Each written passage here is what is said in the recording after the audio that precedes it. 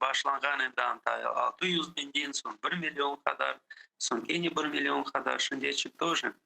Endi hepsinden sahip çıkması kolay değil ama ben bilesem 1 milyondan 2 milyongacha para ödemeye gerek olacak. Bu para cezalar verilgen neler. Sonda endi yılın sonuna administrativный arestler başlandı. Bu da evvelden başından vardı ama çok vakit bunun kullanmaydı. Ama bu son ayların içine bayağı kardeşlerimiz administrativный arest oturup çıktılar. İşte bu şeyler elbet bu yılda oldu. Bu yine Allah'a çok şükür cemaatimiz nazdeyim kol çürmey iş devam ediyor. Sonunda bu en son günleri eğer neyse bu endi Nariman Eskirım'daki Nariman kardeşimizden böyle şey olup geçkenliğe de cemaatimizin yüreklerine pek ağır bu şey oldu da geçti. Endi görgendirsiz çok her türlü rayonlardan, şehirlerden farklar, esli başlar toplanıp bu şekilde uzun narazılığını gösterip söyleyler Nariman. O günü adamlar toplangan edi. Uzun bilen sıcaklık bu balaya getirerek diye son arizalar verili. O konu niye endi anda toplangan yerde endi bu ne için degende bu şimdi çık naz değil bu geçti bu şey Nariman'ın. Endi adamlar çok sıkıldı işitti. Endi bunu devamı endi halk değil kim bu Nariman'a ağırlık getirgen adamlar işte endi bu pıtkalarını yapan adamlar kim Rusça degende ответственный, что polar adamlar tapılsın ve bu adamlar endi bu yapkan şeyler için endi nasıl bu uların kanunlarına göre nasıl ответственность degeni de gerekli niye bu yapan şeyler için. Onun için bu meselede de mesele için arizalar verili. Nariman bu evin yanına toplandığında endi esli başlar kartlarımız anda var idi. Bir 50-60 tane adam var idi kartlardan. Uların arasından kimin layık görüyorlar. Bu adamların işte bilen salayıp işte bu adamlar endi bu neticelerin endi yerine gelgenlerin endi ular koz kulak olup dikkat edip endi gerek olsa varıp sormaya endi ne varıp soracaklar ne oldu ne kaldı diye hemen de cemaatka bildirecekler. На каком этапе bu işler gidiyor. Bu yılda çok şeyler geçti Gülsüm. Bunu bu naz diyeyim bilen birbirinin ardından bu yıl bilen başımızdan geçirdik bu vaktileri. Ямына Сет Усманға nasıl düşünüyorsunuz? Demek yıllar keçkeninen ve Kırım'da represiyalar ne yazık ki çoğlaşkanının Kırım Tatar halkının reaksiyası çok mu fazla denişe? Daha da bu yapılgan represiyalarga böyle birleşuvunu koresiniz, yani birlik olganını ve yanı işte bu direniş, silahsız direniş usullarını meydanga getirgenini ya da aksine bu korkutup siyaseti çalışkanını? Ну, мен өзім fikrim söyleyeyim. То, что bu yapılgan represiyalar kaslarının şimdi söyleyen adı para cezası olsa, administrativный olsun, uголовный olsun, sonra bilen baların hırslayıp pıtkalar yapıp neler olsun. Bu bizim kozumuzun korkutmak için yapılan işler. Ben ulen onu diyeyim. Bu hükümetin siyaseti bizge karşı böyle. Ama halkımız Gülsüm, ben de bakayım, cemaatin içine gezeyim ya. Endi bu siyaset geçmiyor. Ne için degende bu bizim vira birleştiriyor. Ne için degende bu endi represiyalar bütün halkımızda olğanını da herkes alınады. Ne için degende insan yaşayıyor. Mesela кефеде yapılgan, o Приморский көнде yapılgan тоже Тунтув и баланы алып кеткендер. Bu asıl bir çeçikti. Endi bu хоранда bilmeyim bir yerge koşulaydı, koşulmaydı. Endi atacağım bu işte nasıl diyeyim insanların başına geldi de ular şaşıp kaldılar. İşte onların başlarına öyle şey geldi. Ular hiç umut etmeydiler. Ne için degende insanlar düşünürler çıkaran buna aktif olsan bir yere varıp söyleseyin son sana gelmeye olurlar diye çok insanlar böyle düşünüyorlar ama böyle şeylerin görgen son insanlar anlamaya başlarlar. İşte bu любой bir Kırım Tatar korandasına sabah erti ablin gelip Tuntov'nin balasından hırslayıp alıp gitmeye ölen realiniz diyeceğim. Ölen şey var. Bu cemaat onu anlamaya başladı. Yani bu meseleden düşünmeyi istemegen insanlar bu meseleyi düşünüp anlamaya başladılar. Onun için halkımız birleşey. Ve diyeyim de bu buna şimdi çıkmasadan 2 milyon kadar eğer para cezan vermeye netmekçi. Bu halkımız naz diyeyim kuanıp bu 10 kapiten verilir. İşte men de bu güreşte men de özüm elim tutayım diye neteler koşuluydu. Onun için men göreyim, что halkımız vira yıldan bütün bu siyasetlerin almayı başlarlar birleşmeye. Ne için degende biz bir millet olarak biz bu Kırım Tatar halk olarak biz özümüzün korçalamaya oluruz tek eğer biz birlik olsa. Bunu da hepsi güzel alınır. Ve bizden de yıldan bu yapılgan siyasetimiz sen söylegen gibi, что biz Rusça dengi ненасильственная мирная борьба. Onu da halkımız temelinden alınır. Ne için degende başka türlü bizge bu kurešin alып barmaya hiç mümkünatı da yok. Şüphesiz. Kuru bu doğru yol.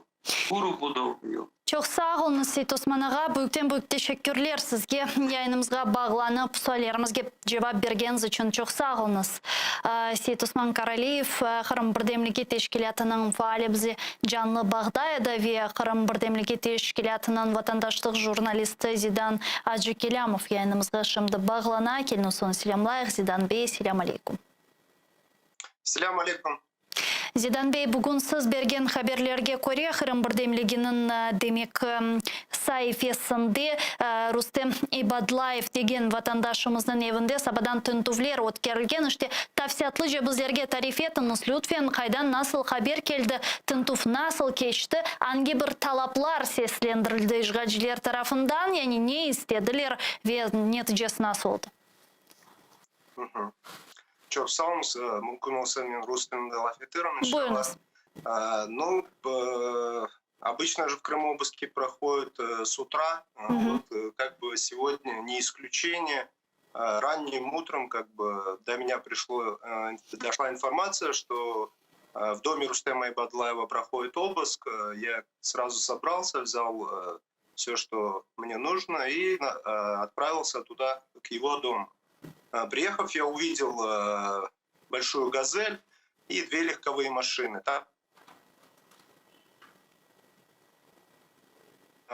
Сколько в доме было, я как бы не знаю. И я сразу подошел к ним, спросил причину, по которой они туда пришли, и как чувствует вообще себя сам Рустем Ибадлаев и его малолетние дети, у него 3 детей. На что они сказали: подождите, сейчас выйдет начальник и как бы ответит вам на вопросы. Ну, я постоял 2-3 минуты, вышел начальник и как бы разъяснил, что все нормально, не переживайте, все как бы сейчас следственное мероприятие пройдет, и мы уедем. Ну, я спросил, говорю, как они себя чувствуют, как дети, не нужно ли туда вызвать скорую помощь, потому что мы знаем, что на таких обысках часто люди себя как бы начинают плохо чувствовать. Но на что они сказали, как бы все нормально, все хорошо. После я уже вел съемку, пришел отец Рустема Ибадлаева, ну его как бы впустили, он зашел, проведал внуков, посмотрел, как там Рустем. вышел, сказал, вроде бы нормально все.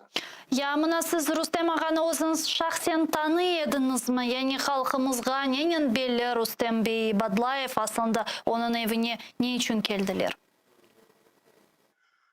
Ну, основная причина, это уже после Рустем рассказал, что они приехали якобы узнать про жильца, который до этого жил. Вот, получается, Рустем Бадлаев снимает эту квартиру, это не его дом.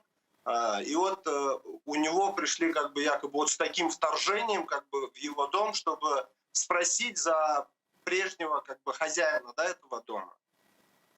Ну, Рустема Бадлаева я знаю, это Яхши Бала, постоянно как бы этот отзывчивый, работает строителем. Ну, плохого я ничего про этого парня не скажу. Пек Яхши Бала. Ну, то есть правильно ли я понимаю, что нет никаких оснований и причин, собственно, верить тому, что это подлинная причина прихода оккупантов, представителей правоохранительных структур в дом Рустема Бадлаева? Гульсум, что-то прервалось, я вас не услышал. Зидан Бей, алло, иштес? Да, повторите, пожалуйста. Менің анлағаныма көре мұна işgalcilerinin seslendірген бұл келме себебі, яғни ақиқат дегіл менің анлағаныма көре сіздің сөздеріңізден. Яғни чүнки 10 yıl evini işte böyle kiraga alған vatandaşımızның işgalcilerinin bunu білмемесі ihtimali çok az деген фикір келі. Ну, знаете, вот смотрите, я как бы не буду как бы давать оценку определенную. Со слов Рустема Бадлаева, со слов, например, самих правоохранителей, они, наверное, же знали, что тот человек, который сдает этот дом, уже 10 лет там не живет.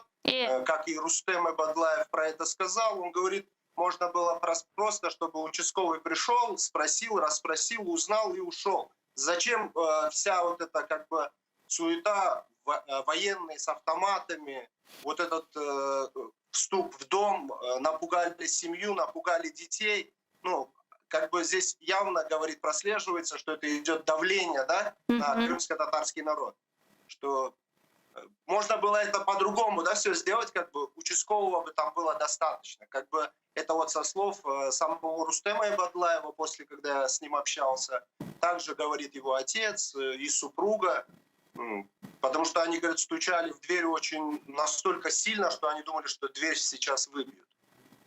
Ve Zidan Bey, neticede mına Rüstem Bey'ni tutmadılar, Allah'a şükürler olsun, ama bilgenimizge göre bu sene hakikaten çok tintuvlar oldu ve birçok bizim korumlu işte vatandaşlarımızı tutup hapishanelerge taşladılar. Siz de bunu vatandaşlık jurnalisti olarak işte Kırım Birdemligi sayfasında aydınlattınız ve gösterdiniz. Umumen bu yılın neticeleri hakkında aytacak olsak, siz şahsen bu yıl nasıl olğanını kaydeder ediniz?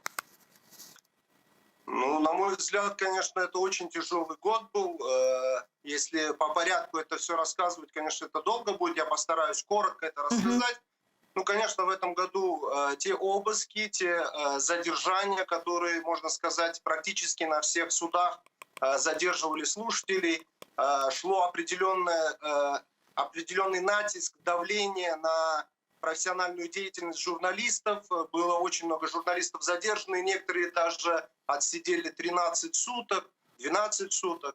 Также задержание адвоката.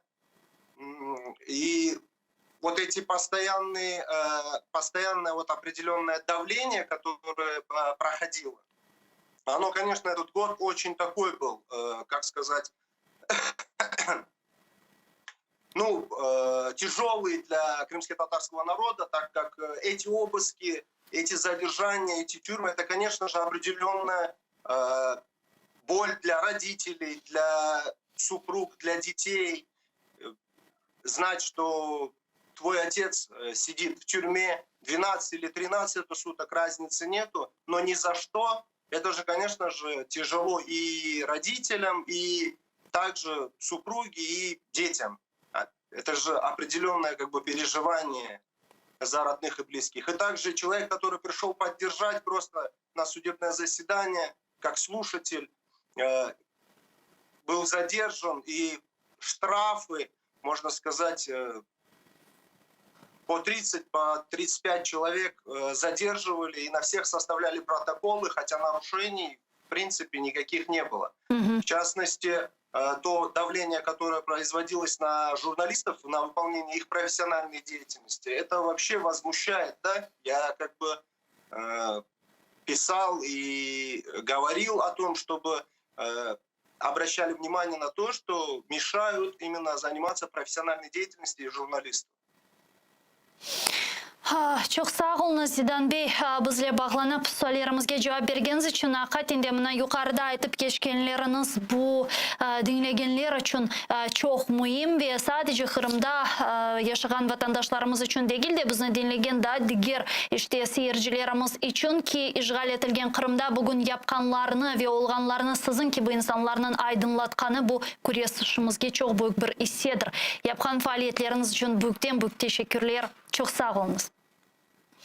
Zidan Джекелямов bizle canlı bağda edi. Vatandaşlık jurnalisti Kırım Birdemliğinin vatandaşlık jurnalisti. Saygılar arkadaşlar, men sizlerle sağlıklaşmayın. Biz şimdi küçük bir teneffüs ilan etemiz. 5 dakikalık teneffüsten sonra bu studiyaga qaytıp yayınımızga teşrif buyuracak musafirler ile biz yılının neticelerini ve bugün kun devamında yüz bergen sonki aktual hadiselerini, onların ekseriyeti dış siyaset ile bağlıdır. Elbette ki muzakere edecekmiz. ATR telekanalının ekranları başından ayrılmanız ve men hatırlatmağa istedim ki biz canlı yayında kunde 6 saat bugün informasyon programmasına alıp baramız ve 6 saat devamında bizlerge telefon açma imkanına sahipsiniz. Hem de ATR telekanalına hem manevi hem de maddi destekni gerçekleştirebilirsiniz. Manevi cihetten bizim YouTube sayfamızga abone olunuz. Bugünkü yüz bergen problemler sebebinden ATR telekanalı Kırım'da sadece internet platformalarında çalışa, uydu bağımız kesilgeni için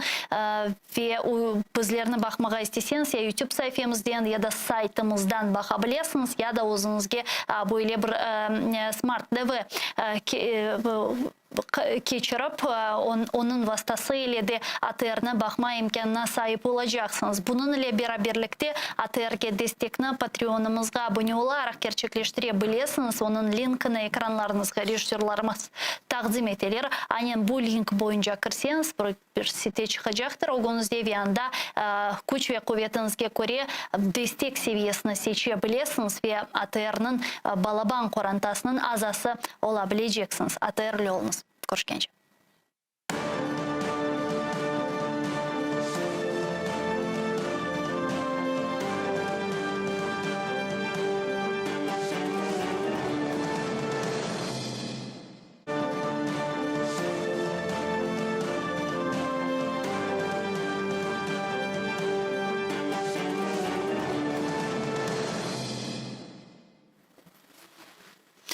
Ассаляму алейкум, хайрлы шамлар. Витаю в эфире телеканала АТР. Вы смотрите информационно-аналитическую программу «Бугунь». В студии для вас работаю я, Гульсум Халилова. И следующий час в этой студии с гостями мы обсудим основные новости и события, которые появились в украинской информационной повестке дня, а также обсудим итоги уходящего 2021 года.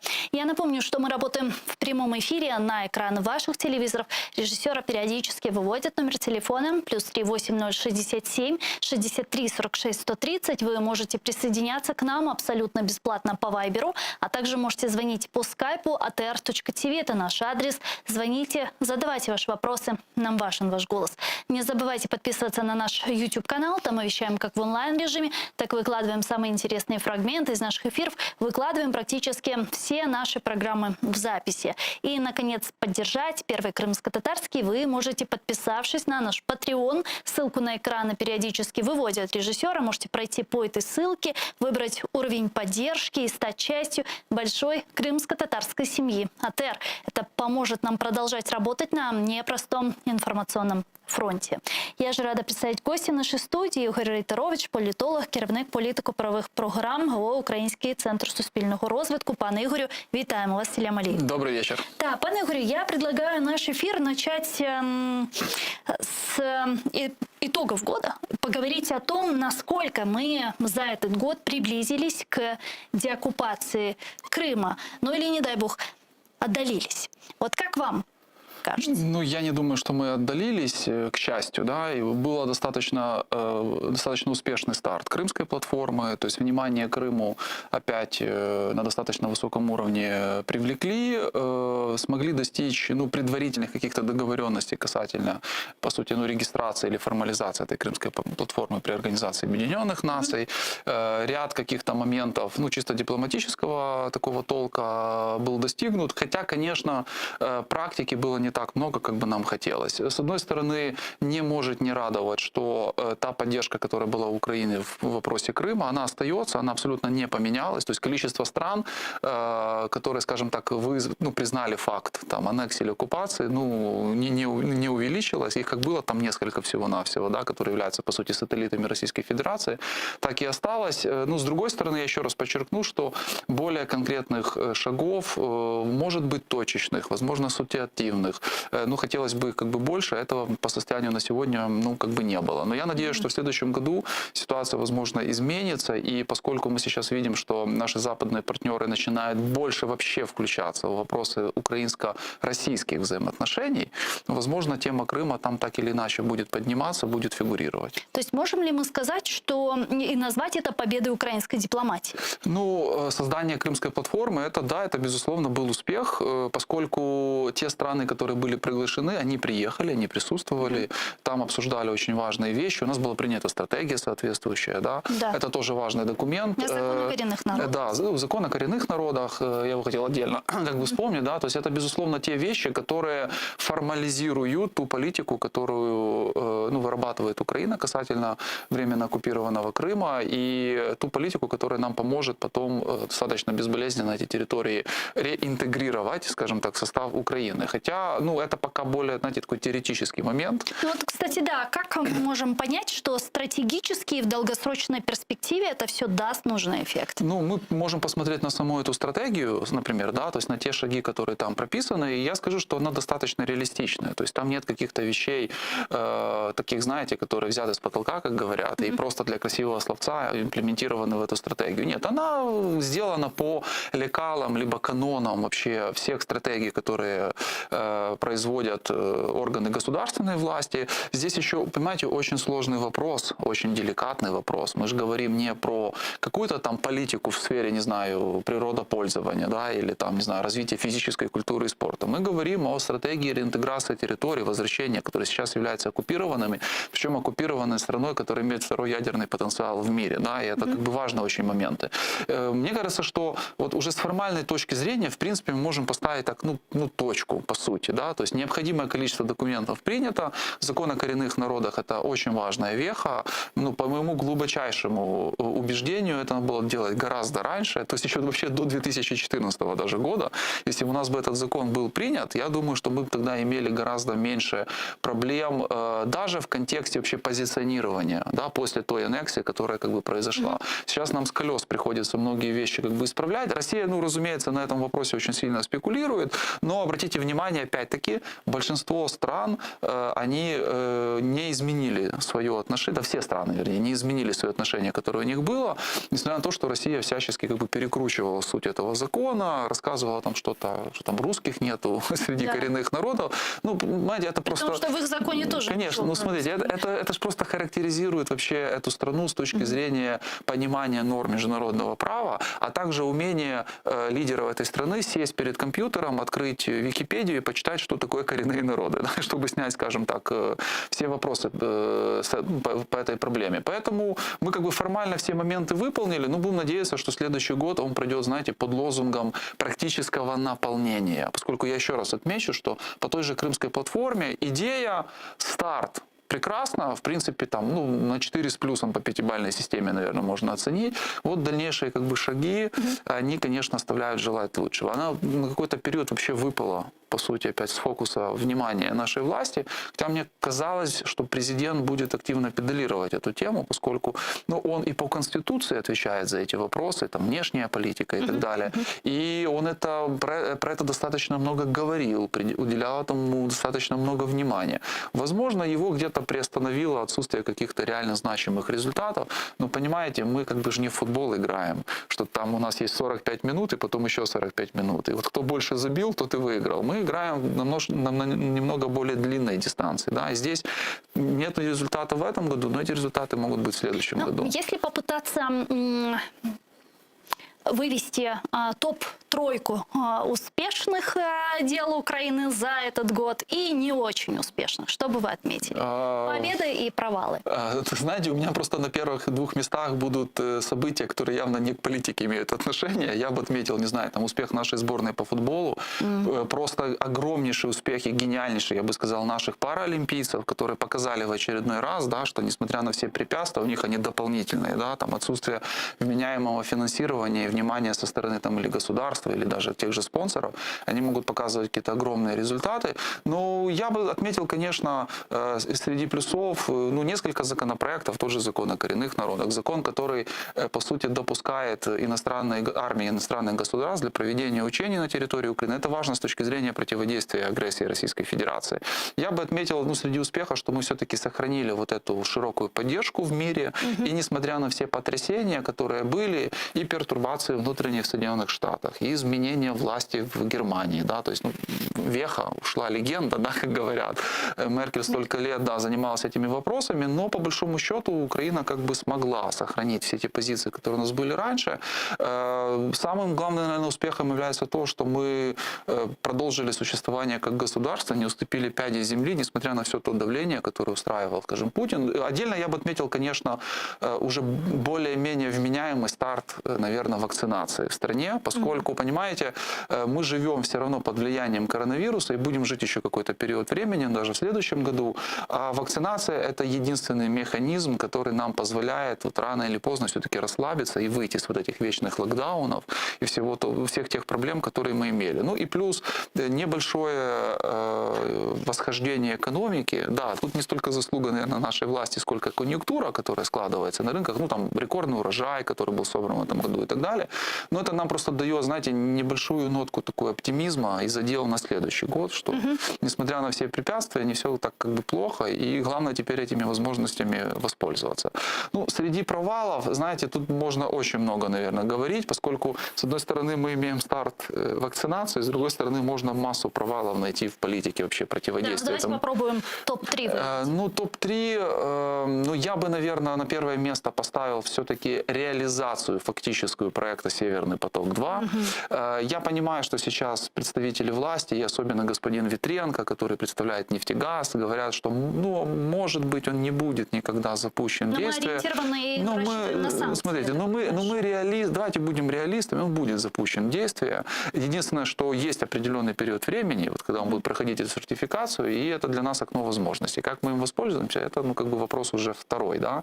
То есть «Северный поток» запущен, и это, конечно, огромный удар в перспективе по Украине. Я бы отметил еще все-таки, знаете, потерю вот фокуса внимания к Украине, и вот это правило там ничего про Украину без Украины, в некоторых моментах оно было нарушено. То есть, смотрите, формально мы... Не только. То есть, смотрите, формально мы как бы сохранили всю поддержку, формально, да, встречи какие-то происходят, переговоры, но все-таки ряд решений, которые принимаются, они принимаются без Украины, и нам про них говорят уже постфактум. Вот простой пример, это началось вот в этом году, заканчивается точнее, да, продолжится сразу в следующем. Встреча, которая будет между Россией и США, и между Россией и НАТО, Россией и ОБСЕ, это будет встреча без Украины. По состоянию на сегодня Украины как субъекта этих переговоров нету. То есть господин Кулеба, наш министр иностранных дел, который, кстати, наверное, один из лучших министров, который, в принципе, у нас есть вообще в правительстве, но он старается по максимуму что-то делать, он сказал, что там за столом переговоров позиция Украины будет представлена Соединенными Штатами Америки. Это, конечно, хорошо, с одной стороны, но с другой стороны, мне бы хотелось там видеть, не знаю, Зеленского или того же Кулебу, чтобы они отстаивали непосредственно интересы Украины. Я бы, наверное, еще отметил все-таки огромное количество внутренних каких-то скандалов. То есть тут нельзя выделить какой-то один, их много. Почему это плохо? Потому что это влияет вообще на восприятие гражданами, согражданами, да, вот действий власти. Это приводит к определенной деинституционализации, десакрализации вообще той власти, которая у нас есть. И это плохо, поскольку если бы у нас не было 120 тысяч сейчас россиян на границе военных, да, которые в любой момент готовы вторгнуться в нашу страну, что со стороны Востока, что со стороны Крыма и со стороны Белоруссии сейчас, то есть это тоже дополнительная проблема. Возможно, бы мы все вот эти скандалы, зашквары, сведения каких-то там счетов и так далее воспринимали бы, ну, знаете, так больше так с юмором.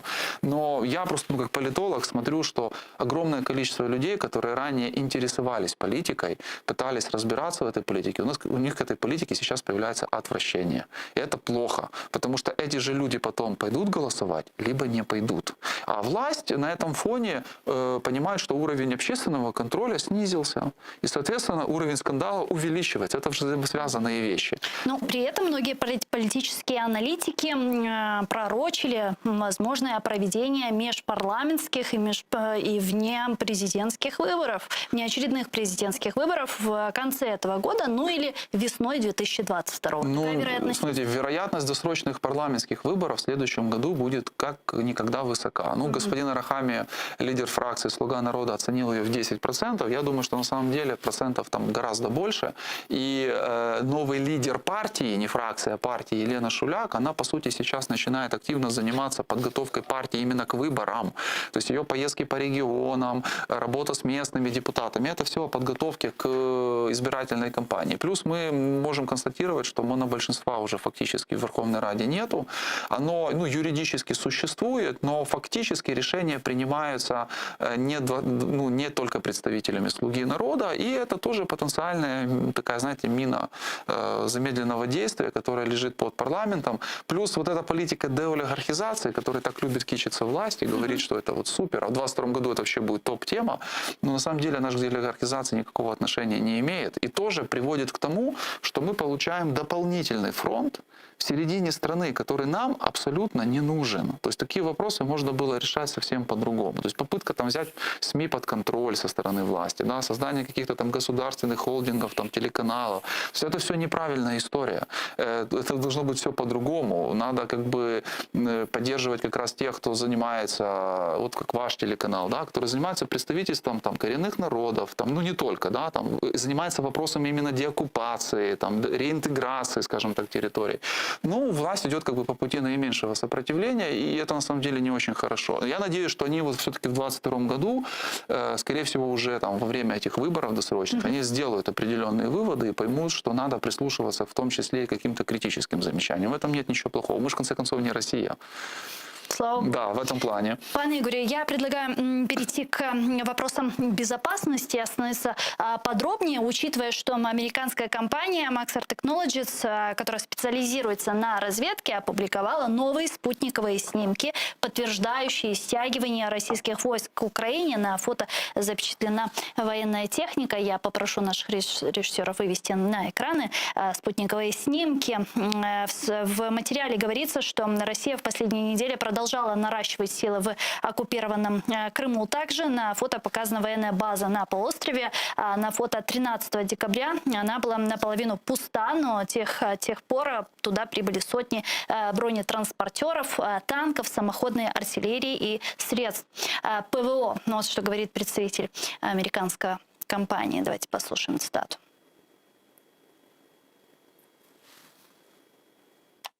За останній місяць наші супутникові знімки з високою роздільною здатністю дозволили зафіксувати ряд нових російських військ в Криму, а також на декількох полігонах на заході Росії вздовж периферії кордону з Україною. В Министерстве обороны Украины также сообщают, что Россия в декабре увеличила поставки боевой техники и вооружения на временно оккупированные территории в Донецкой и Луганской областях.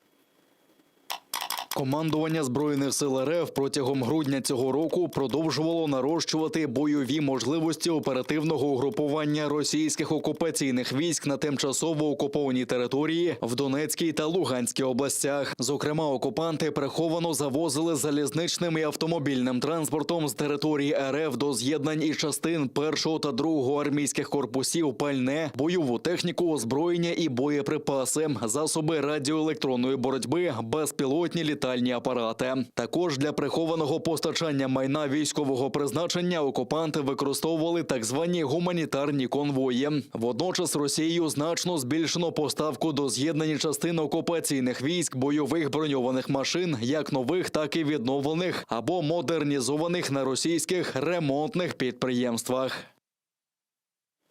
З нами зараз на прямій зв'язі Олександр Коваленко, військовий політичний оглядач. Пане Олександре, вітаємо вас. Салям алейкум. Добрый день. Пане Александр, еще несколько недель назад цифра российских военных на границах с Украиной варьировалась от 80 до 94 тысяч. На прошлой неделе Алексей Данилов, секретарь РНБО, сказал, что уже их там 120. Это много? Ну, в действительности небольшая неточность. Про 80 тысяч личного состава говорилось в середине октября, когда впервые появилась информация в зарубежных СМИ о том, что присутствует угроза вторжения на территорию Украины со стороны России. Но тогда эта информация была воспринята, скажем так, несколько прохладно нашим командованием, поскольку 80 тысяч – это стандартная группировка у границ с Украиной уже на протяжении как 8 лет. То есть 80 тысяч – это стандартное количество. А затем стали отмечаться переброски техники и личного состава в течение нескольких недель, и к началу ноября это количество увеличилось уже до более чем 90 тысяч человек. Что же относительно 120 тысяч, то это результат продолжающейся передислокации сил и средств российской армии как можно ближе к границам с Украиной, которая продолжалась на протяжении ноября и фактически всего декабря. Много это или мало? Смотря с какой точки рассматривать. Если мы рассматриваем данное количество для масштабного вторжения на территорию Украины, то этого на самом деле недостаточно для того, чтобы это вторжение было успешным. Что такое успешное вторжение? Это в первую очередь захватить определенное количество территории и иметь возможность ее удерживать. 120 тысяч недостаточно. Для этого необходимо на сегодняшний день Российской Федерации группировка не менее 150-175 тысяч. Это количество достигается в течение еще примерно месяца, полутора месяцев переброски сил и средств. Но, с другой стороны, если рассматривать это количество в проекции гибридной агрессии, как было в 2014 году, когда использовался в гибридном формате ограниченный сухопутный контингент российских войск, то да, этого количества достаточно для осуществления подобного рода операций. Но опять-таки, Украина образца 2021 года, вооруженные силы Украины образца 2021 года, это не ВСУ образца 2014. И что очень важно, в отличие от 2014 года, мы на сегодняшний день отслеживаем данную ситуацию целиком и полностью. Вооруженные силы Украины имеют поддержку со стороны западных партнеров в получении соответствующей оперативной разведывательной информации о передислокации и перемещении российских войск. То есть готовность и совсем другой технологический и профессиональный уровень могут абсолютно и полностью нивелировать подобного рода гибридный формат. Ну вот, кстати, вопрос по поводу, насколько эти войска находятся близко к границам Украины, потому что в некоторых источниках говорилось, что часть российских военных находится в районе 50 километров от границ Украины. Секретарь РНБО на прошлой неделе сказал, что 122 тысячи находятся там в районе 200 километров, если я не ошибаюсь, от границ Украины, а 143 тысячи там в районе 400 километров. Вот насколько это большая цифра, насколько это много или близко? Ну, разумеется, чем ближе, тем опаснее, это прекрасно понятно. Здесь возникает больше вопрос логистики. И у Российской Федерации на самом деле с логистикой все не так уж хорошо. Поскольку большие количества сил и средств своих войск, она не способна максимально быстро и, что очень важно, незаметно перебрасывать к тем регионам, к тем плацдармам, в направлении которых подразумевается какая-либо спецоперация, либо планируется какая-либо спецоперация. Это обусловлено тем, что на сегодняшний день логистически и технически Россия пользуется достаточно устаревшими, несовременными как техникой, так и дорогами, те же самые железные дороги, которые ограничивают в возможностях ее переброски, оперативной переброски своих войск. С другой стороны, Российская Федерация осуществляет, скажем так, эшелонированное накопление своих подразделений у наших границ и создает определенный резерв в случае, опять-таки, каких-либо войсковых операций, либо явных, либо скрытых гибридного формата. Поэтому, безусловно, то, что находится в пределах 200 километрах от нашей границы группировка численностью 120 тысяч, это такая же самая серьезная угроза для Украины, повышенная угроза, как и 143 тысячи в пределах 400 километрах. А вопрос переброски – это в зависимости от расстояния считанные дни, либо неделя, полторы недели. Но тем не менее, даже этот срок при определенных условиях, тактических, например, позволяет не только сохранять напряженность, либо сохранять интенсивность боевых действий, но и в какой-то степени даже проводить наступательные действия. Пане Олександре, вот если сравнивать нынешнюю ситуацию с ситуацией, которую мы наблюдали весной, то тогда буквально через неделю после переговоров Байден-Путин в Женеве мы видели очень много информационных сообщений о том, что Россия оттягивает свои войска, которые прибыли на территорию оккупированных районов Крыма, Донецка, Луганской областей под видом учений, отходят назад. И это вот буквально через неделю было после переговоров Байден-Путин. То сейчас, после переговоров, видеоконференции между лидерами США и России, наоборот, все больше и больше появляются сообщения об увеличении российского контингента у границ Украины. О чем это говорит?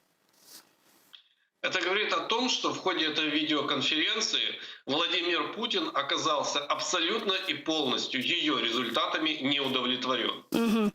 И после того, как Министерство иностранных дел Российской Федерации фактически в ультимативной форме стал выставлять определенные требования Североатлантическому альянсу и странам-членам НАТО, это также подтверждает то, что фактически тех результатов, которые перед собой ставил Кремль, вот подобная эскалация стягиванием войск, ведь это фактически элемент давления, шантажа посредством милитарной составляющей, то, к чему Российская Федерация на дипломатическом уровне уже давным-давно прибегает.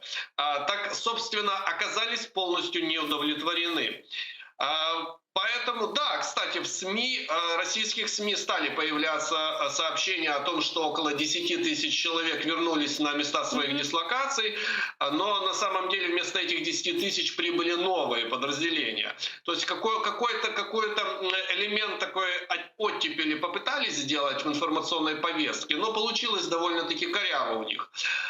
Поэтому, на мой взгляд, до встречи, о которой сейчас многие говорят, которая пройдет в следующем году между президентами США и Российской Федерации, уже очной встречи с глазу на глаз, а также консультации в режиме Россия-НАТО, Россия-ОБСЕ, говорить о какой-либо деэскалации не придется. На мой взгляд, в ближайшее время Россия лишь продолжит накопление своих сил и средств у наших границ, доводя численность группировки вот именно до того количества, о котором я говорил несколько минут ранее, 150-175 тысяч.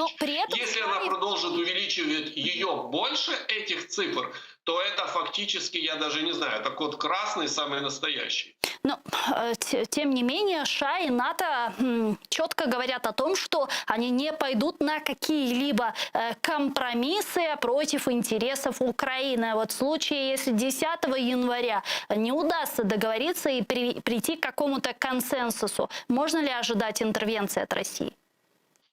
Вопрос на самом деле очень интересный, поскольку в Российской Федерации на сегодняшний день тоже нет единого четкого мнения о том, как себя вести дальше с Украиной. Поскольку в Российской Федерации есть лагерь сторонников жестких действий, фактически войны, так называемая партия войны, а есть определенный пул элиты, причем властной элиты, которой данное обострение совершенно не нужно, поскольку вторжение 2014 года, последовавшие за ним санкции, ограничения экономические, политические и так далее, поставили на сегодняшний день Россию не только в ситуацию страны-изгоя, у которой лучшие друзья — это Венесуэла, КНДР, Иран и иногда еще Беларусь, но и в ситуацию с тем, что страна, у которой была перспектива экономического развития, роста, благосостояния, находится от года к году в хвосте этого экономического развития. То есть здесь даже идет столько не речь о благосостоянии самих россиян или благосостоянии самой России, из-за которого у кого-то там из властных представителей сердце кровью обливается. Нет, речь в первую очередь идет о том, что эти люди стали меньше иметь возможностей, чтобы воровать, пилить бюджет, распределять финансовые потоки внутри своих групп. Таким образом и создается сейчас такой прецедент, когда центробежные явления в Российской Федерации наступают на хвост ее реваншистским, недоимперским амбициям. Борьба элит в какой-то степени может значительно затормозить процесс вот этого реваншизма. Но, с другой стороны, все в первую очередь зависит от того, на какую сторону больше отдаст предпочтение нынешняя действующая власть в России. Здесь даже речь идет уже не столько о том, что вступит Украина в НАТО или не вступит, дадут сертификацию Северному потоку-2 или нет, снимут с него действия энергетических директив Европейского Союза или нет, и так далее, прочие какие-либо претензии, которые предъявляет Кремль странам Запада. Речь уже идет о том, насколько самому руководству в Москве, в большей степени на сегодняшний день в Новоогарёво в своем бункере, но позволят идти по тому или иному пути именно эскалации, не имея уже возможности вернуться назад. Дякую вам дуже, пане Олександре. Чухсагу, що знайшли время і підключились к нам в ефір. Олександр Коваленко, політичний та військовий оглядач, був з нами на прямому зв'язку. Пане Ігорю, ви согласны с тем, что не видать никакой деэскалации как минимум до 10 января?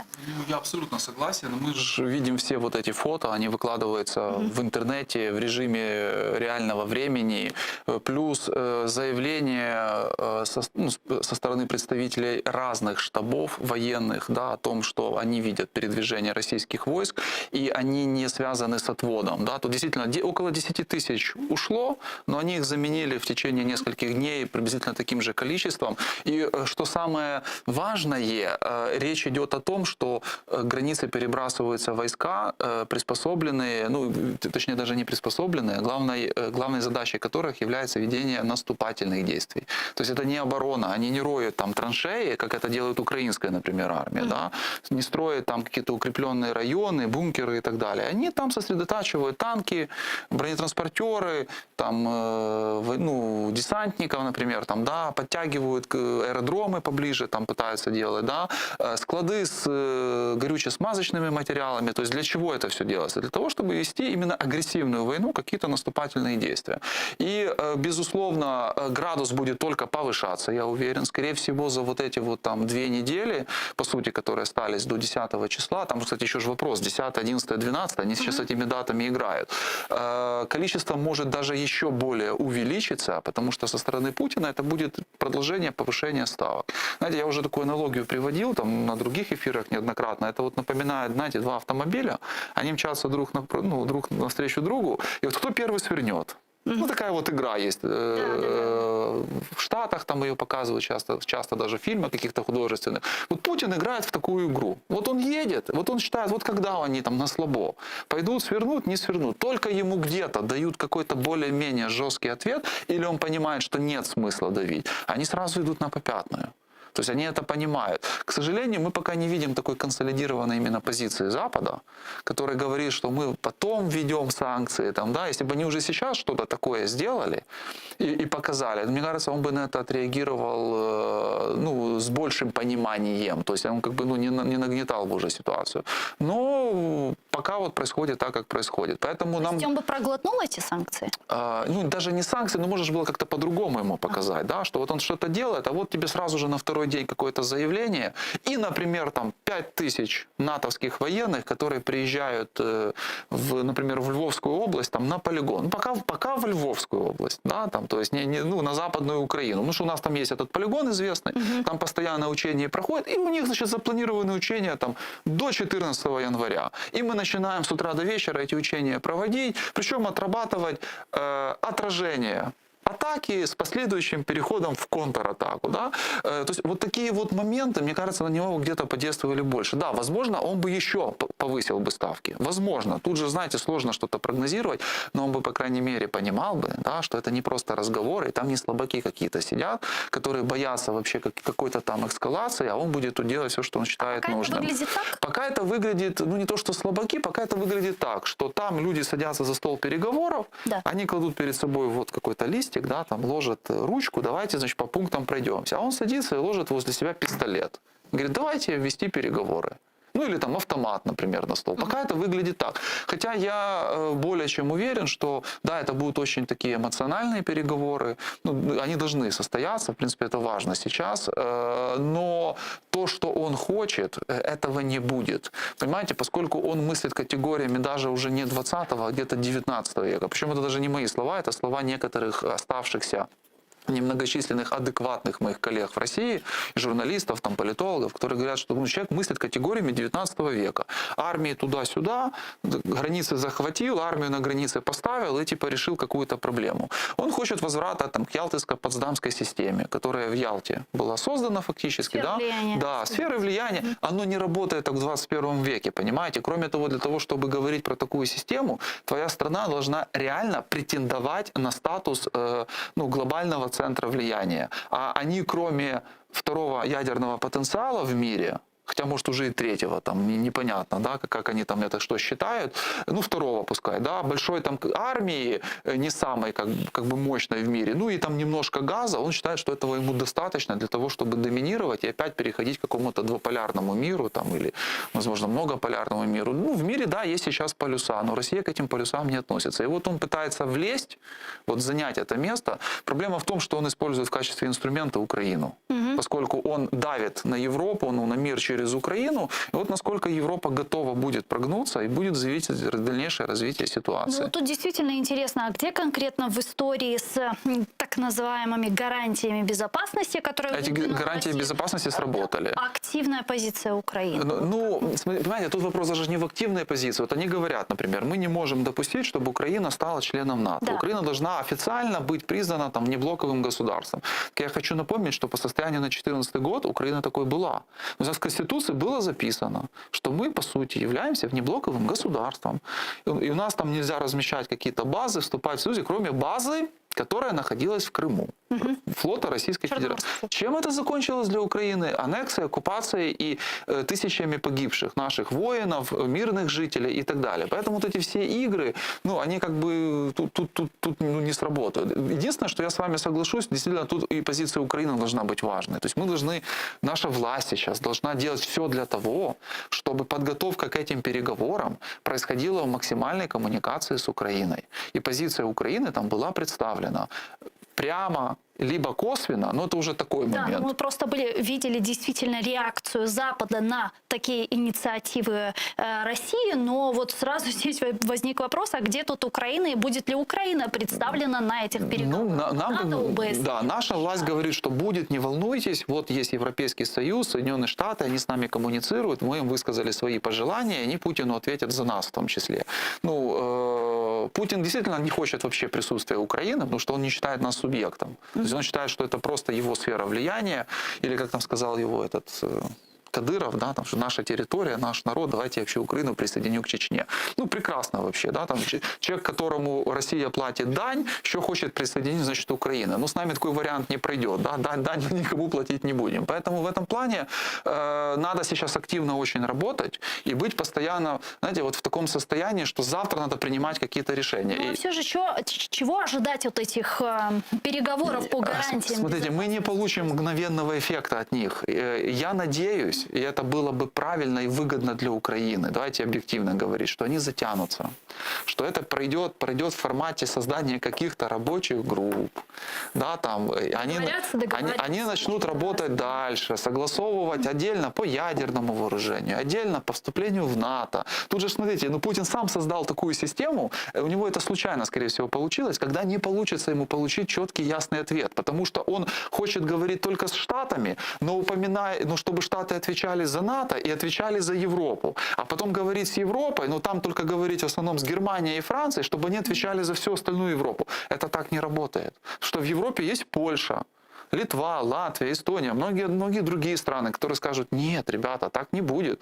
Давайте мы в консенсусом сядем и решим, что мы будем делать. Тут для нас могут быть как плюсы, так и минусы, конечно, потому что есть страны, которые, где-то готовы, я не скажу закрыть глаза там, на эти сферы влияния, но готовы согласиться на условия, например, неприсоединения Украины в НАТО даже там в обозримом каком-то будущем. Неспроста все гарантии безопасности и по взаимоотношениям между Россией и США, и по взаимоотношениям с НАТО были отправлены именно в Соединенные Штаты Америки, учитывая, что те стоят в авангарде. В авангарде. И поскольку Путин считает, что и живет в парадигме середины 20 века, что вот холодная война, в его понимании это не столько война между Советским Союзом и западными странами НАТО, сколько в первую очередь война между СССР и США. Ну, вот он все примитивизирует, упрощает, скажем так. Поэтому он как бы к Штатам и обращается. Что вот давайте вы там все расскажите. И здесь, смотрите, Штаты могут в эту игру играть с ним. Они могут сказать: окей, давайте садиться, договариваться. Но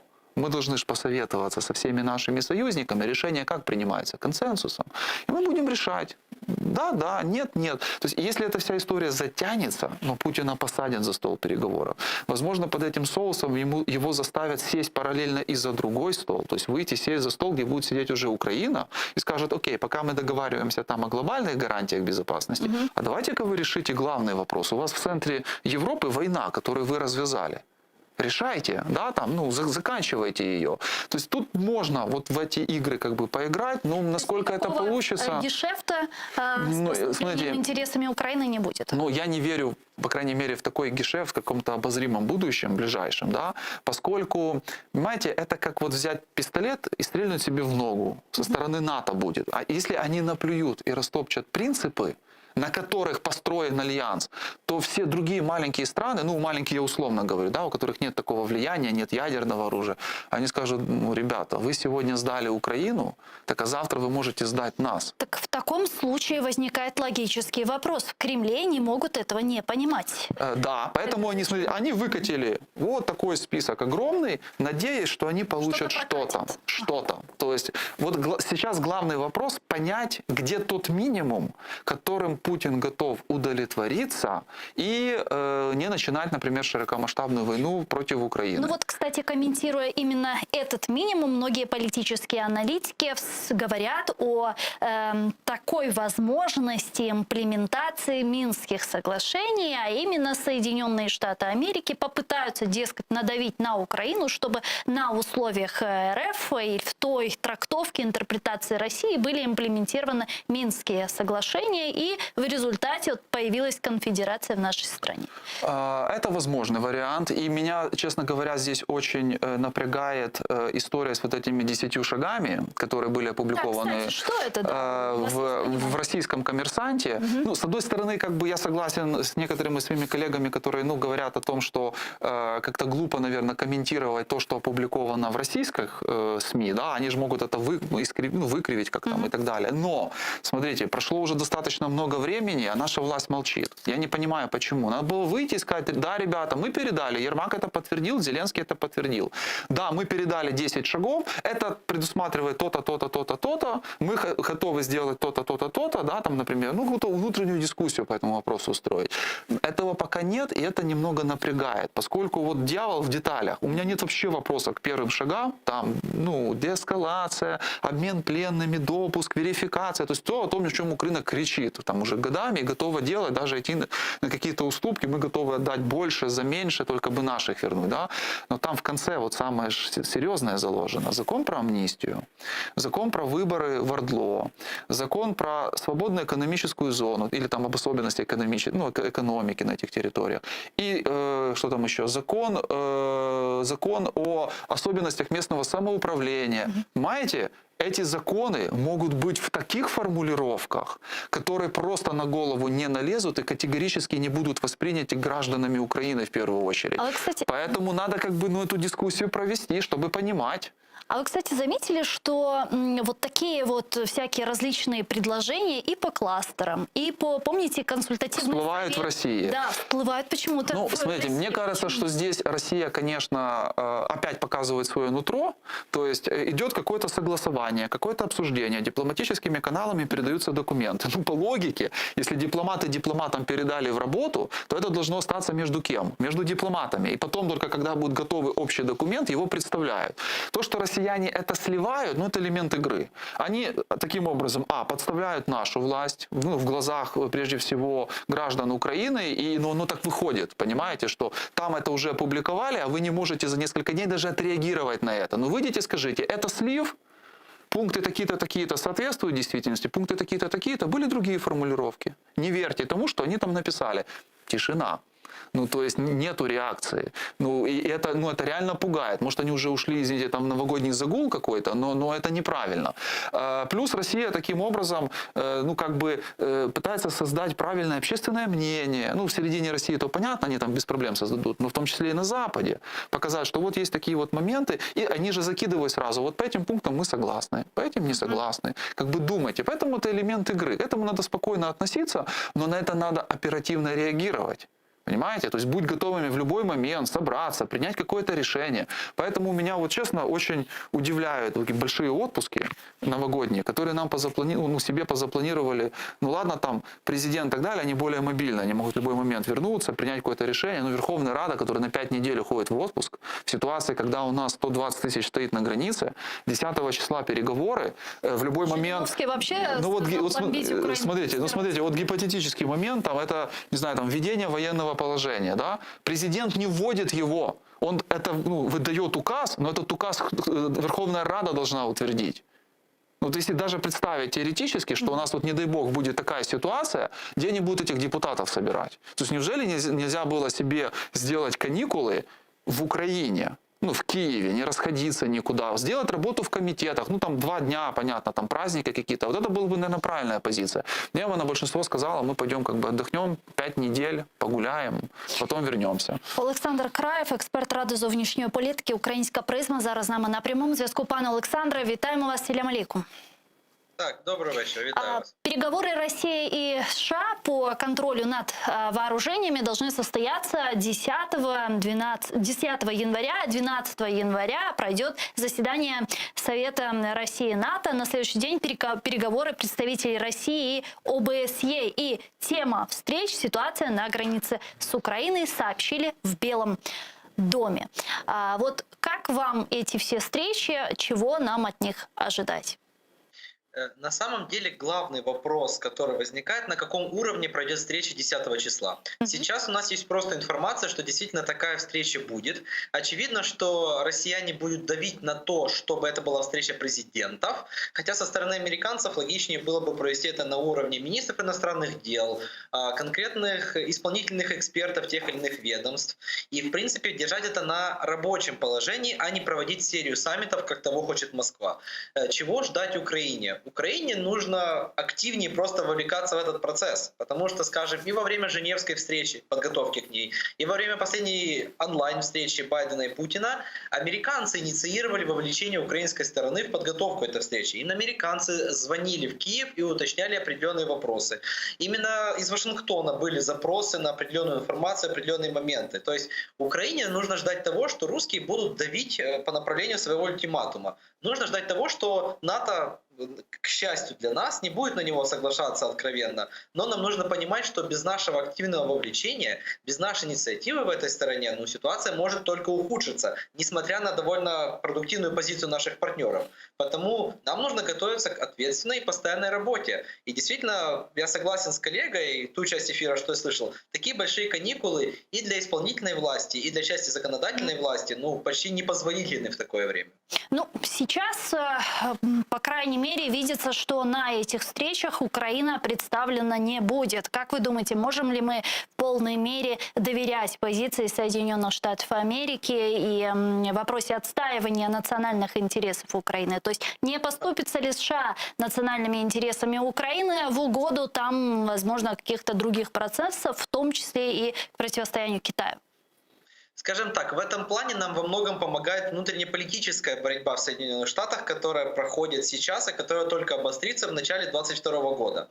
Мы знаем, что кроме промежуточных выборов в Конгресс, которые запланированы на осень и к которым уже сейчас начинает готовиться весь истеблишмент, идет довольно жесткое противостояние между политической и военной частью истеблишмента, потому что военная часть явно видит, что их интересы нивелируются. Это было показано тем, как Байден долго подписывал военный бюджет. Они видят, что ситуация с Афганистаном, к несчастью, может стать паттерном, что все-таки США могут все больше военной составляющей отходить с международной арены. И потому так или иначе, но вопрос Украины уже становится важен не просто потому, что это Украина, а потому что это вопрос статуса, это вопрос имиджа Соединенных Штатов, и это вопрос даже просто бюджета Соединенных Штатов. Потому так или иначе, ну пока что я не вижу возможности того, что Штаты отступят на украинском направлении или по украинским позициям. Просто потому что это прагматично не соответствует интересам национальным Соединенных Штатов Америки. В таком случае, если попробовать проанализировать эти гарантии безопасности, которые выдвинула Россия, мы прекрасно понимаем, что и Соединенные Штаты Америки, и Североатлантический альянс не пойдут на какие-либо компромиссы, поступая с интересами Украины, то в чем тогда цель России? Чего она добивается этим?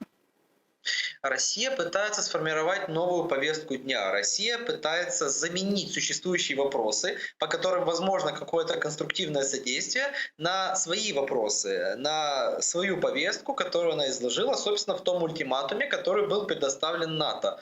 Фактически Россия пытается сделать классический дипломатический ход по замещению одного ряда вопросов на другой. И таким образом поставить Запад в неловкое положение дипломатическое, когда или они обсуждают вот эти, ну извините, идиотские требования Москвы, или они в принципе закрывают диалоговое окно. Уже по утверждению русских на Западе есть часть политиков и офицеров, которые именно так видят этот вопрос.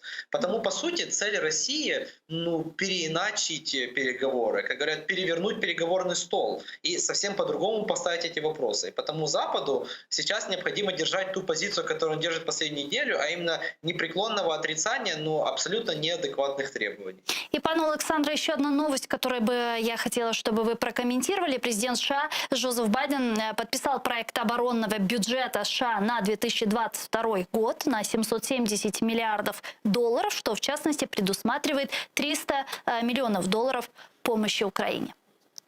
В принципе, видите, это как раз часть вот этого конфликта политика военного истеблишмента показывает, что все-таки Байдена и из-за вопроса выборов, и из-за вопроса Афганистана, в принципе, так или иначе прижимают по вопросу Украины. Даже если были какие-то идеи, как это у нас называют, сдачи национальных интересов или уступок России, ему не дадут это сделать. И плюс к этому я бы еще добавил, что сегодня посольство США объявило, что Украине выделяется отдельно от этого бюджета дополнительные $25 миллионов на усиление украино-белорусской границы. То есть так или иначе мы видим абсолютно четкую линию на усиление нашей обороноспособности. И даже если определенные политические акторы в США не готовы активно противостоять России, общая американская система так или иначе их уравновесит. Дякую вам дуже, пане Олександре. Чохсагано, що в наше время і підключились к нам в ефір. Олександр Краєв, експерт Ради зовнішньої політики «Українська призма», був з нами на прямому зв'язку. Пане Игорю, и еще один очень важный вопрос, буквально 3-4 минуты до завершения нашего эфира. Вопрос Северного потока-2, учитывая, что президент Украины Владимир Зеленский недавно сказал, что уже санкции против Северного потока нужно вводить сейчас. Сейчас они постфактум, после нападения России России в возможного нападения в Украину. Вот видите ли вы готовность США сегодня, в частности, к таким шагам? Смотрите, давайте будем реалистами.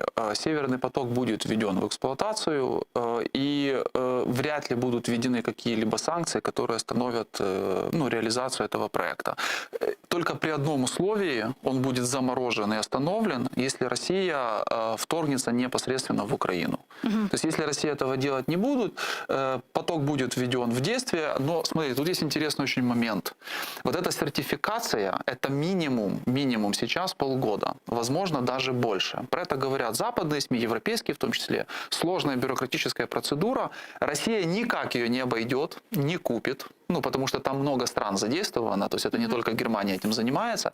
И для нас это открывает определенное окно возможностей. Так. За вот эти полгода или больше, то есть мы должны показать значимость Украины, транзитного потенциала, заключить договора трехсторонние, не с Россией, а трехсторонние с европейскими странами на поставки газа, транзит и так далее. То есть максимально использовать это время для того, чтобы, внедрить Украину вот в ту новую систему энергетическую, которая на сегодняшний день строится в Европе.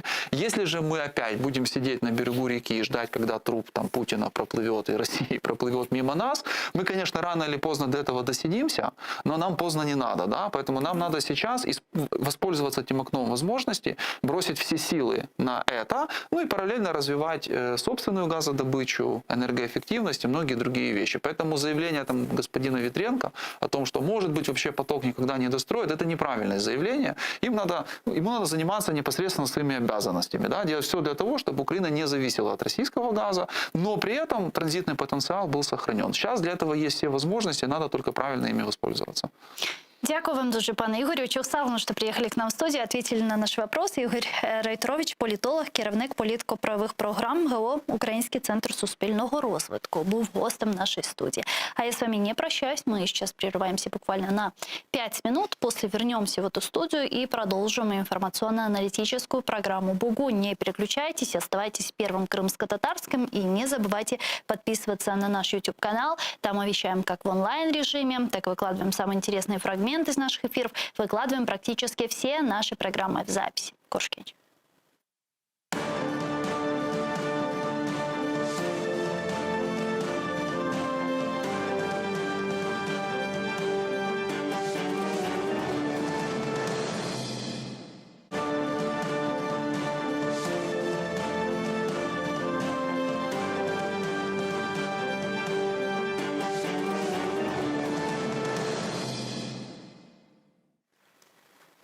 Ассаляму алейкум, хайрлах шамлар, витаю. В эфире телеканала АТР. Вы смотрите информационно-аналитическую программу «Бугунь». В студии для вас работаю я, Гульсум Халилова. И следующий час в этой студии с гостями мы обсудим основные новости и события, которые появились в украинской информационной повестке дня, и подведем итоги уходящего 2021.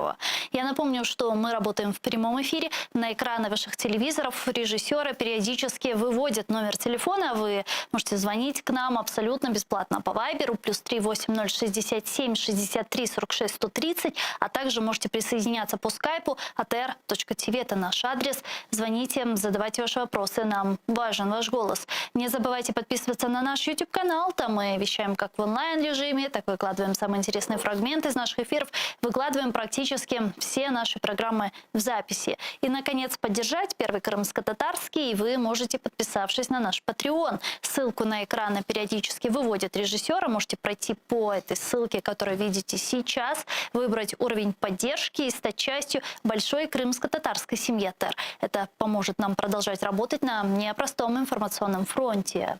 Я же рада представить гостя нашей студии, політичний аналитик Валентин Хладкех. Пане Валентину, витаем вас, ассаляму алейкум. Добрый вечер. Да, давайте попробуем начать наш эфир с подведением итогов 2021.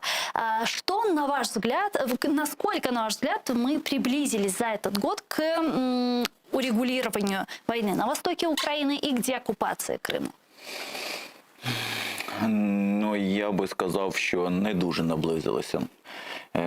Швидше за все і в кращому випадку можемо говорити про те, що ми продовжуємо формувати якийсь плацдарм, причому плацдарм в даному аспекті дипломатичний, який в подальшому, можливо, дозволить нам вирішити ці проблеми.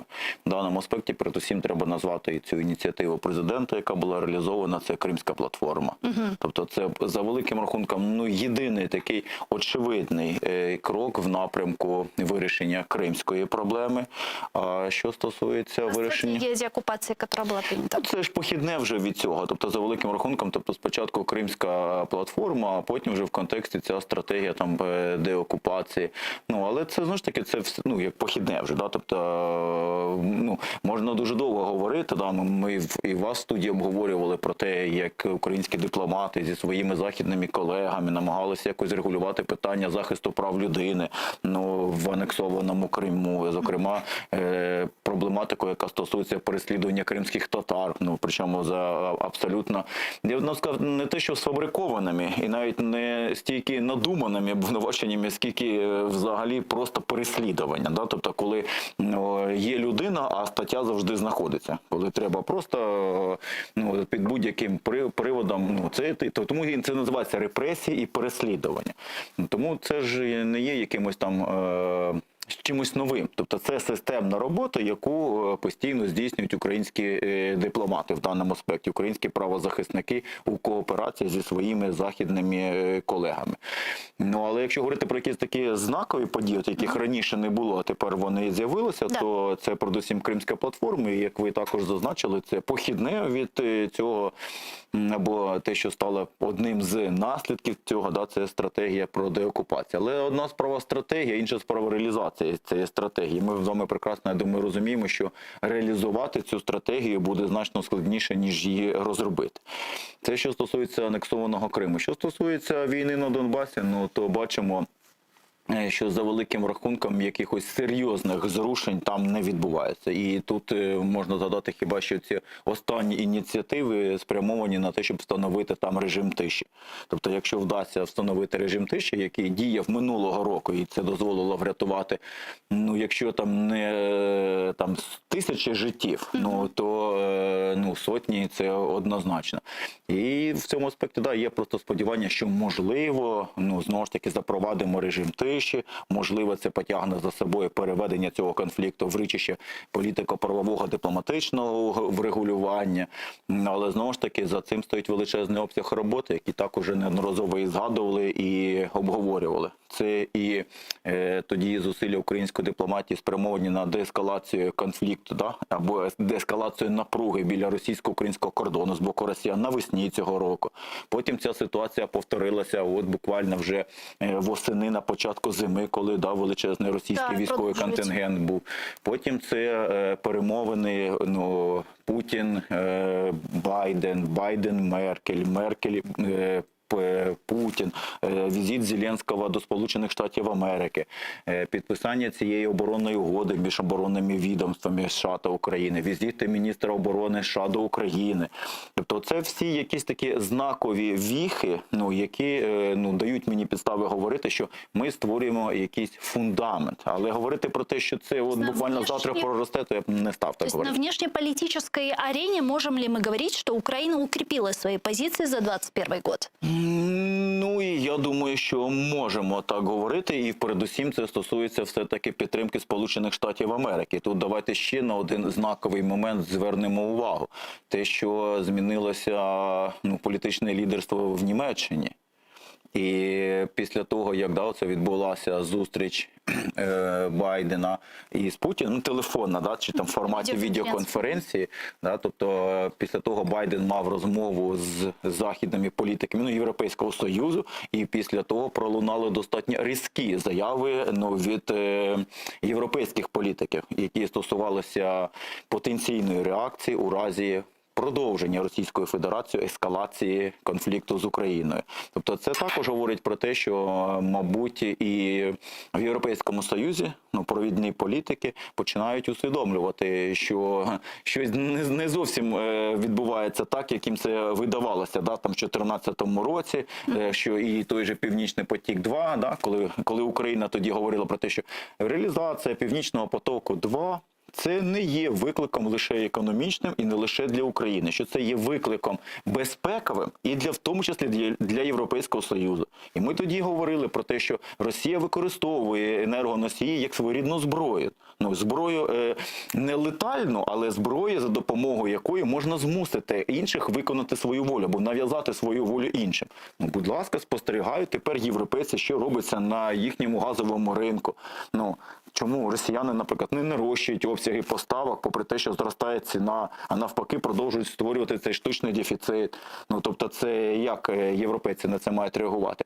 Тому тут я думаю, що наступному році на нас чекає дуже такі серйозні виклики і зона турбулентності.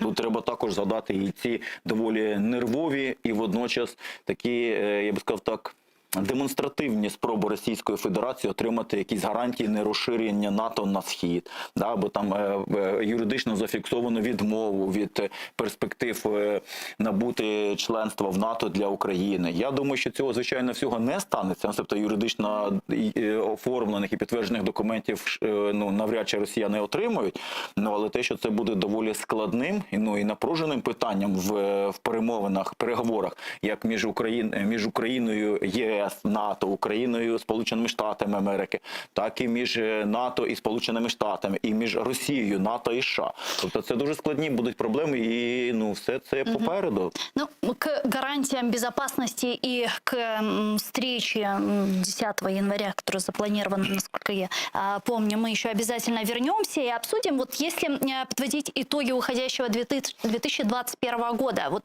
внутриполитическая ситуация, внешнеполитическая и так далее, вот какие успехи руководства Украины вы бы отметили и какие минусы, которые произошли за этот год? Давайте попробуем определить топ-пятерку. Ну, давайте, якщо я назвав кілька знакових подій, які відбулися на міжнародній арені, я б туди ще додав цю ініціативу Зеленського стосовно підписання двосторонніх декларацій про перспективи ЄС. 7 стран, если не ошибаюсь. 7 країн вже підписали. Ну, це буквально за півроку, тому що ця ініціатива достатньо свіжа. Я вважаю, що це правильний крок, тому що чим більше таких двосторонніх декларацій ми підпишемо, тим важче потім буде керівництво Європейського Союзу, там дуже складна, звичайно, ця вся процедура. Тим не менше, ігнорувати і не зважати на позицію держав-членів ЄС вже буде складніше. Тобто це також такий, рух в правильному напрямку.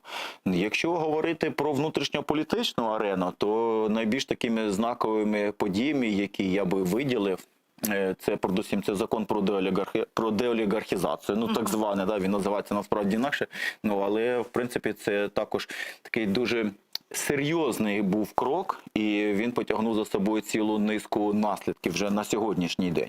І, відповідно, ще одна подія пов'язана з цим законом, і яку також визначив би, це зміна спікера в українському парламенті. Тобто відставка Разумкова і призначення Стефанчука. Тобто це важливий такий політичний крок, і я схильний пов'язувати все-таки, що останньою краплею це було схвалення цього закону і позиція Разумкова щодо закону про деолігархізацію, так званий. І думаю, що також не можна оминути увагу ще одну дуже важливу подію, це справа Медведчука і Порошенка. Тобто це спроба притягнути до кримінальної відповідальності цих двох персонажів. І для мене не є дивним, що саме за таким сценарієм все розгортається. Тому що я говорив, коли почалася справа проти Медведчука, я і тоді говорив, і зараз можу хіба що повторити, якщо у діях Медведчука, які йому інкримінують, є насправді склад злочину, якщо насправді можна буде довести його провину якимись документами, свідченнями, в будь-якому випадку довести, тобто якимись цими, то це неминуче потягне за собою притягнення до відповідальності президента України 5-го Петра Олексійовича Порошенка. Чому? Тому що всі ті оборудки, які інкримінують Медведчуку, Медведчук не міг реалізувати сам. Без волі і без відома і згоди. Ми можемо просто з'ясувати міру участі Порошенка в тих оборудках, але те, що у нас президентом тоді був не Медведчук, а був Порошенко, і Медведчук не мав повноважень політичних для того, щоб реалізувати все те, що йому інкримінують. Тобто в будь-якому випадку це робилося не без відома і не без згоди тогочасного військово-політичного керівництва України.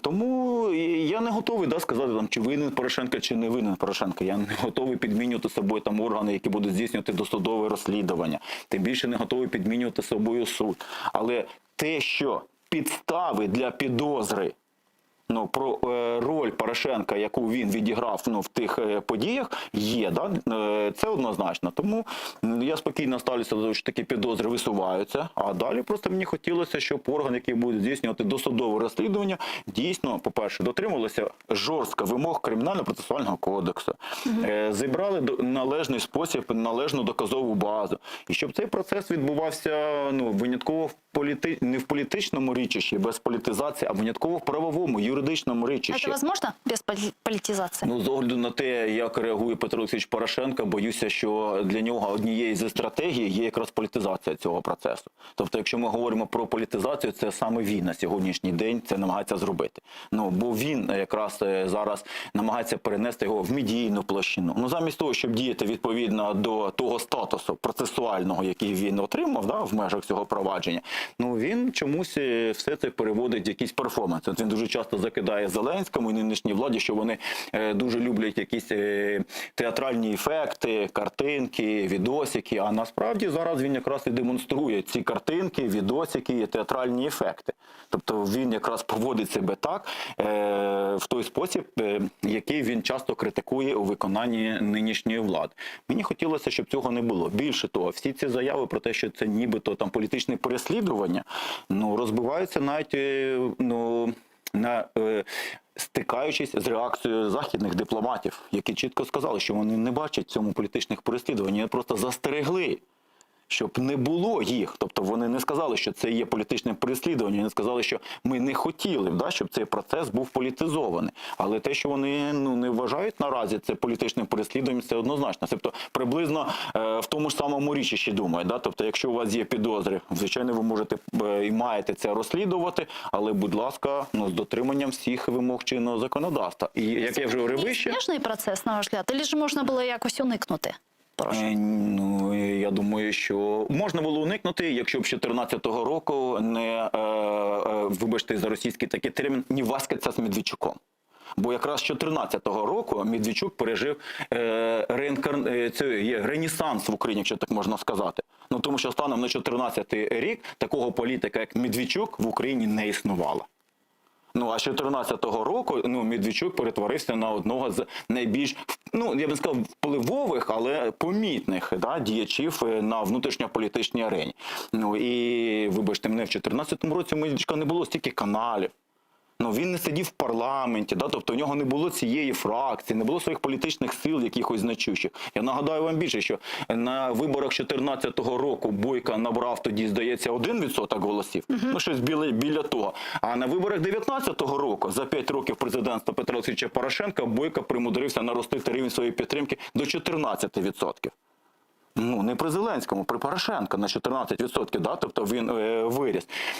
І тут є багато запитань, особливо в контексті, я розумію, що ті плівки, які оприлюднювали, так звані плівки Бігуса, Медведчука, тобто це все більше, знову ж таки, інформаційна кампанія, ніж правова. Але я думаю, що Петро Олексійович Порошенко знає відповіді на дуже багато питань. Він же знає, чим він насправді займався ці 5 років.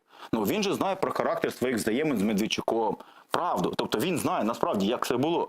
Він знає, хто ще був залучений, що вони робили, як вони робили, хто може дати відповідні свідчення. Тому і я думаю, що ця його реакція доволі, я би сказав, така нагадує трошки переляк, коли тоді біля Верховної Ради йому намагалися вручити цей документ, де він продемонстрував володіння російською мовою, зокрема ненормативною лексикою, і втік. Тобто це не додає йому честі і не робить йому, знову ж таки, якогось такого плюсу, це швидше відвертий мінус. Тому я повторю ще раз, що в контексті того, що інкримінують Медведчуку, Якщо там є склад злочину, якщо є докази його винуватості, то це неминуче потягне притягнення Порошенка. Тому що Медведчук не міг все це зробити. Не впливав Медведчук на той момент на роботу міністерств, на роботу уряду, на роботу Служби безпеки України. Не міг Медведчук дати команду СБУ, щоб вони везли кеш на непідконтрольну територію. А якщо Медведчук впливав на роботу СБУ, і Медведчук роздавав вказівки, що треба вести кеш непонятно кому, незрозуміло як, на непідконтрольну територію, тоді в мене ще більше питання до Порошенка. Тому тут, ще раз повторю, що принаймні питань, на які повинні дати відповідь слідства, є дуже багато. Які будуть відповіді на ці питання, і наскільки ці відповіді будуть достатніми для кримінального переслідування, і визнання винуватості саме в кримінальному розумінні цього слова, я не готовий говорити. Це нехай слідчі працюють, і нехай прокурори працюють, а далі нехай буде відкритий судовий процес, змагальний, і ми побачимо. Я як представник суспільства, думаю, українське суспільство всі і симпатики Порошенка, і його там не симпатики, вони реально хотіли би дізнатися відповіді на дуже велику кількість запитань, які стосувалися характеру взаємин Медведчука і Порошенка впродовж 5 років президентства Петра Олексійовича. Побачимо ще разом. Пане Валентину, я предлагаю перейти к следующей не менее важной теме, которую мы с вами уже затрагивали вскользь. Это вопрос безопасности и переговоров США, России и НАТО. И начать обсуждение этого вопроса я бы хотела со следующего информационного сообщения, учитывая, что американская компания Maxar Technologies, которая специализируется на разведке, опубликовала новые спутниковые снимки, подтверждающие стягивание российских войск к Украине. И на фотоматериалах запечатлена военная техника. Я попрошу наших режиссеров вывести ее на экраны. Новые спутниковые снимки подтверждают, что Россия в последние недели продолжала наращивать силы в оккупированном Крыму. На фото показана военная база именно на полуострове расположенная. На фото от 13 декабря она была наполовину пуста, но с тех пор туда прибыли сотни бронетранспортеров, танков, самоходной артиллерии и средств ПВО. Вот что говорится в материале от компании. Давайте вместе послушаем цитату. За останній місяць наші супутникові знімки з високою роздільною здатністю дозволили зафіксувати ряд нових російських військ в Криму, а також на декількох полігонах на заході Росії вздовж периферії кордону з Україною. Військовий експерт Дмитро Снегирьов зараз з нами на прямому зв'язку телефоном. Пане Дмитро, вітаємо вас. Селям алейкум. Добрый вечер. Да, добрый вечер. Пане Дмитро, что означает продолжение стягивания российских войск к границам Украины, а также в оккупированные районы Донецкой и Луганской областей, как сообщают в разведке Минобороны Украины, а также на оккупированный полуостров? Давайте, по-перше, пояснимо, про які бази йде мова. Скорше за все, на території окупованого Криму це полігон Апук. Він знаходиться 250 кілометрів від, власне, скажімо так, умовної лінії розмежування. Що стосується кордонів, чи то розташування російських військ біля периферії, як то наші західні спеціалісти говорять, то йдеться знов-таки полігон Пагонов, він 300 кілометрів, і інші військові бази, які знаходяться на відстані, яка дозволяє говорити, що це не контингенти вторгнення. Це перше. Друге запитання до наших західних партнерів, які мають таку можливість фіксувати переміщення техніки. Це, власне, стосується Автономної Республіки Крим. Я нагадаю слова Расмусена, датовані 2014 роком. Це, власне, генсек НАТО, який сказав про те, що ми проспали передислокацію російських військ і, відповідно, сам момент окупації Автономної Республіки Крим. Тому, підсумовуючи цю тему, я хотів би зауважити, що варто звертати увагу на інформацію, власне, української сторони. І українська розвідка володіє всім необхідним обтягом даних щодо переміщення, передислокації техніки і, відповідно, планів російського командування. Але що стосується, власне, планів Кремля, давайте проаналізуємо останні заяви Путіна і, власне, сьогоднішні заяви високопосадовців країни-окупанта. На мою думку, йдеться про те, що Російська Федерація готується до так званого абхазького сценарія. Себто заява Путіна, що у разі, якщо НАТО не пристане на фактичний шантаж з боку Російської Федерації щодо кордонів нерозширення Північно-Атлантичного блоку, то Російська Федерація залишає за собою право на адекватну, з точки зору Путіна, відповідь, в тому числі військову. Тут я хотів би згадати певні історичні паралелі, чи то навести певні історичні паралелі. Справа в тім, що практично слово в слово подібна риторика звучала в 2008 році. Після, власне, Будапештського саміту, на якому було прийнято рішення щодо можливості залучення до НАТО, власне, Грузії і, відповідно, України. І вже серпень 2008 року, власне, показав, що Російська Федерація, власне, перейшла від заяв щодо військового можливої відповіді блоку НАТО до конкретних дій у вигляді окупації і вторгнення на територію суверенної Грузії. Наразі, коли ми говоримо про абхазький сценарій, буде йти мова про те, що Російська Федерація буде розглядати окуповані території Луганських і Донецьких областей як можливий плацдарм для ескалації військової напруги. Але разом з тим хотілося б зауважити, що ЗСУ зразка 21-го року – це не ЗСУ 14-го року. Відповідно, ніякого бліцкрігу, на який розраховує Путін, не буде. Тут варто зауважити і згадати слова президента Зеленського, який говорив про те, що ми готові до будь-якого розвитку ситуації, в тому числі військової ескалації з боку Російської Федерації. Тому на подібні сентенції з боку Кремля варто реагувати відповідно. Тобто жодної паніки, жодних різких якихось, знаєте, рухів у вигляді термінової купівлі квитків в аеропорту Бориспіль та інше. Я ще раз повторюю, українська сторона готова дати гідну відсіч. Наразі чисельність Збройних сил України – це 261 тисяча. Перша хвиля мобілізаційного резерву – 150, плюс приблизно до 500 000 мають досвід, практичний досвід ведення військових дій в зоні АТО і ООС. Тому, коли нас лякають контингентом 70-100 тисяч, це викликає певні запитання і до поінформованості країн колективного Заходу, і відповідно щодо психічного стану здоров'я російських можновладців.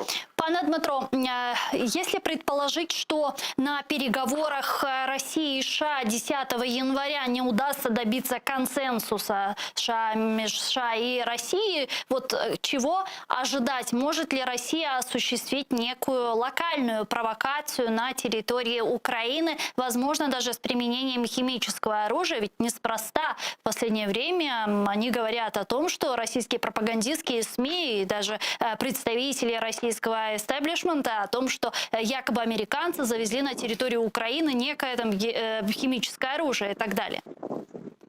Це, власне, оці сценарії можливі. Більше того, я хотів би зауважити, що правою справою зафіксована наразі наявність російських ТОС-1, це тяжола огнеметна система на території окупованих районів Луганська. Вони в останній раз були зафіксовані нами в 2015 році, тоді місія ОБСЄ чи не вперше підтвердила факт їх присутності на окупованих територіях. Тобто мовиться про те, що скорше за все Росія дійсно буде розглядати і розглядає сценарій можливих локальних загострень на лінії зіткнення. Про це, власне, і свідчить формування батальйонно-тактичних груп поблизу лінії зіткнення на окупованих територіях. Це в районі Хрустального, це Луганська область, окуповані райони, зосереджено близько 70 одиниць бронетехніки до 20 одиниць реактивних систем залпового вогню ГРАД ПМ-21. До речі, місія ОБСЄ знов-таки підтвердила інформацію правої справи. Тут запитання до місії ОБСЄ, хто більше поінформований, власне, чому вони підтверджують нашу інформацію, а не, скажімо так, діють на випередження. Але менше з тим, на території окупованих районів Донецької області, поблизу Тернового, так само створено ударне угрупування, яке налічує приблизно до 100 одиниць важкої бронетехніки. Щодо хімічної зброї, цілком слушне запитання, Гюсум, дякую вам. Власне, йдеться про те, тут знову інформація на випередження, що готуються провокації, власне, на контрольованій території. Скорше за все, об'єктом буде місто Слов'янськ, вирішується декілька питань. Власне, звинуватити Україну в моменті так званого геноциду проти руського населення і використати це як привід для ескалації безпосереднього військового вторгнення. І відповідно друга ціль – це заблокувати можливе розробку родовищ скрапленого газу. Власне, в 2014 році це і було причиною власне появи там Гіркіна. Оце можливі сценарії дійсно російської провокації, але не на лінії зіткнення, але вже в оперативному тилу, власне, Збройних сил України. Тому варто грати на випередження, як то кажуть, і дати можливі сценарії щодо провокації російських спецслужб. Поява про хімічну зброю, вона не випадкова. Тим більше вона лягає в контекст заяв Путіна щодо геноциду руського населення на окупованих територіях і відповідно в Україні. Власне, ця теза і буде можливим, скажімо, сценарієм і локальних провокацій, і безпосереднього можливого військового вторгнення з боку Російської Федерації. Дякую вам дуже, пане Дмитро. Чого що знайшли время і підключились к нам в ефір. Дмитро Снегирьов, військовий експерт, був з нами на прямому зв'язку. Пане Валентину, многие политические военные аналитики говорят о том, что какой-либо деэскалации не будет как минимум до 10 января. А наоборот, мы еще больше и больше будем видеть различного рода сообщения о стягивании российских войск к границам Украины и на оккупированные территории. Вы согласны? Ну, швидше так, ніж ні.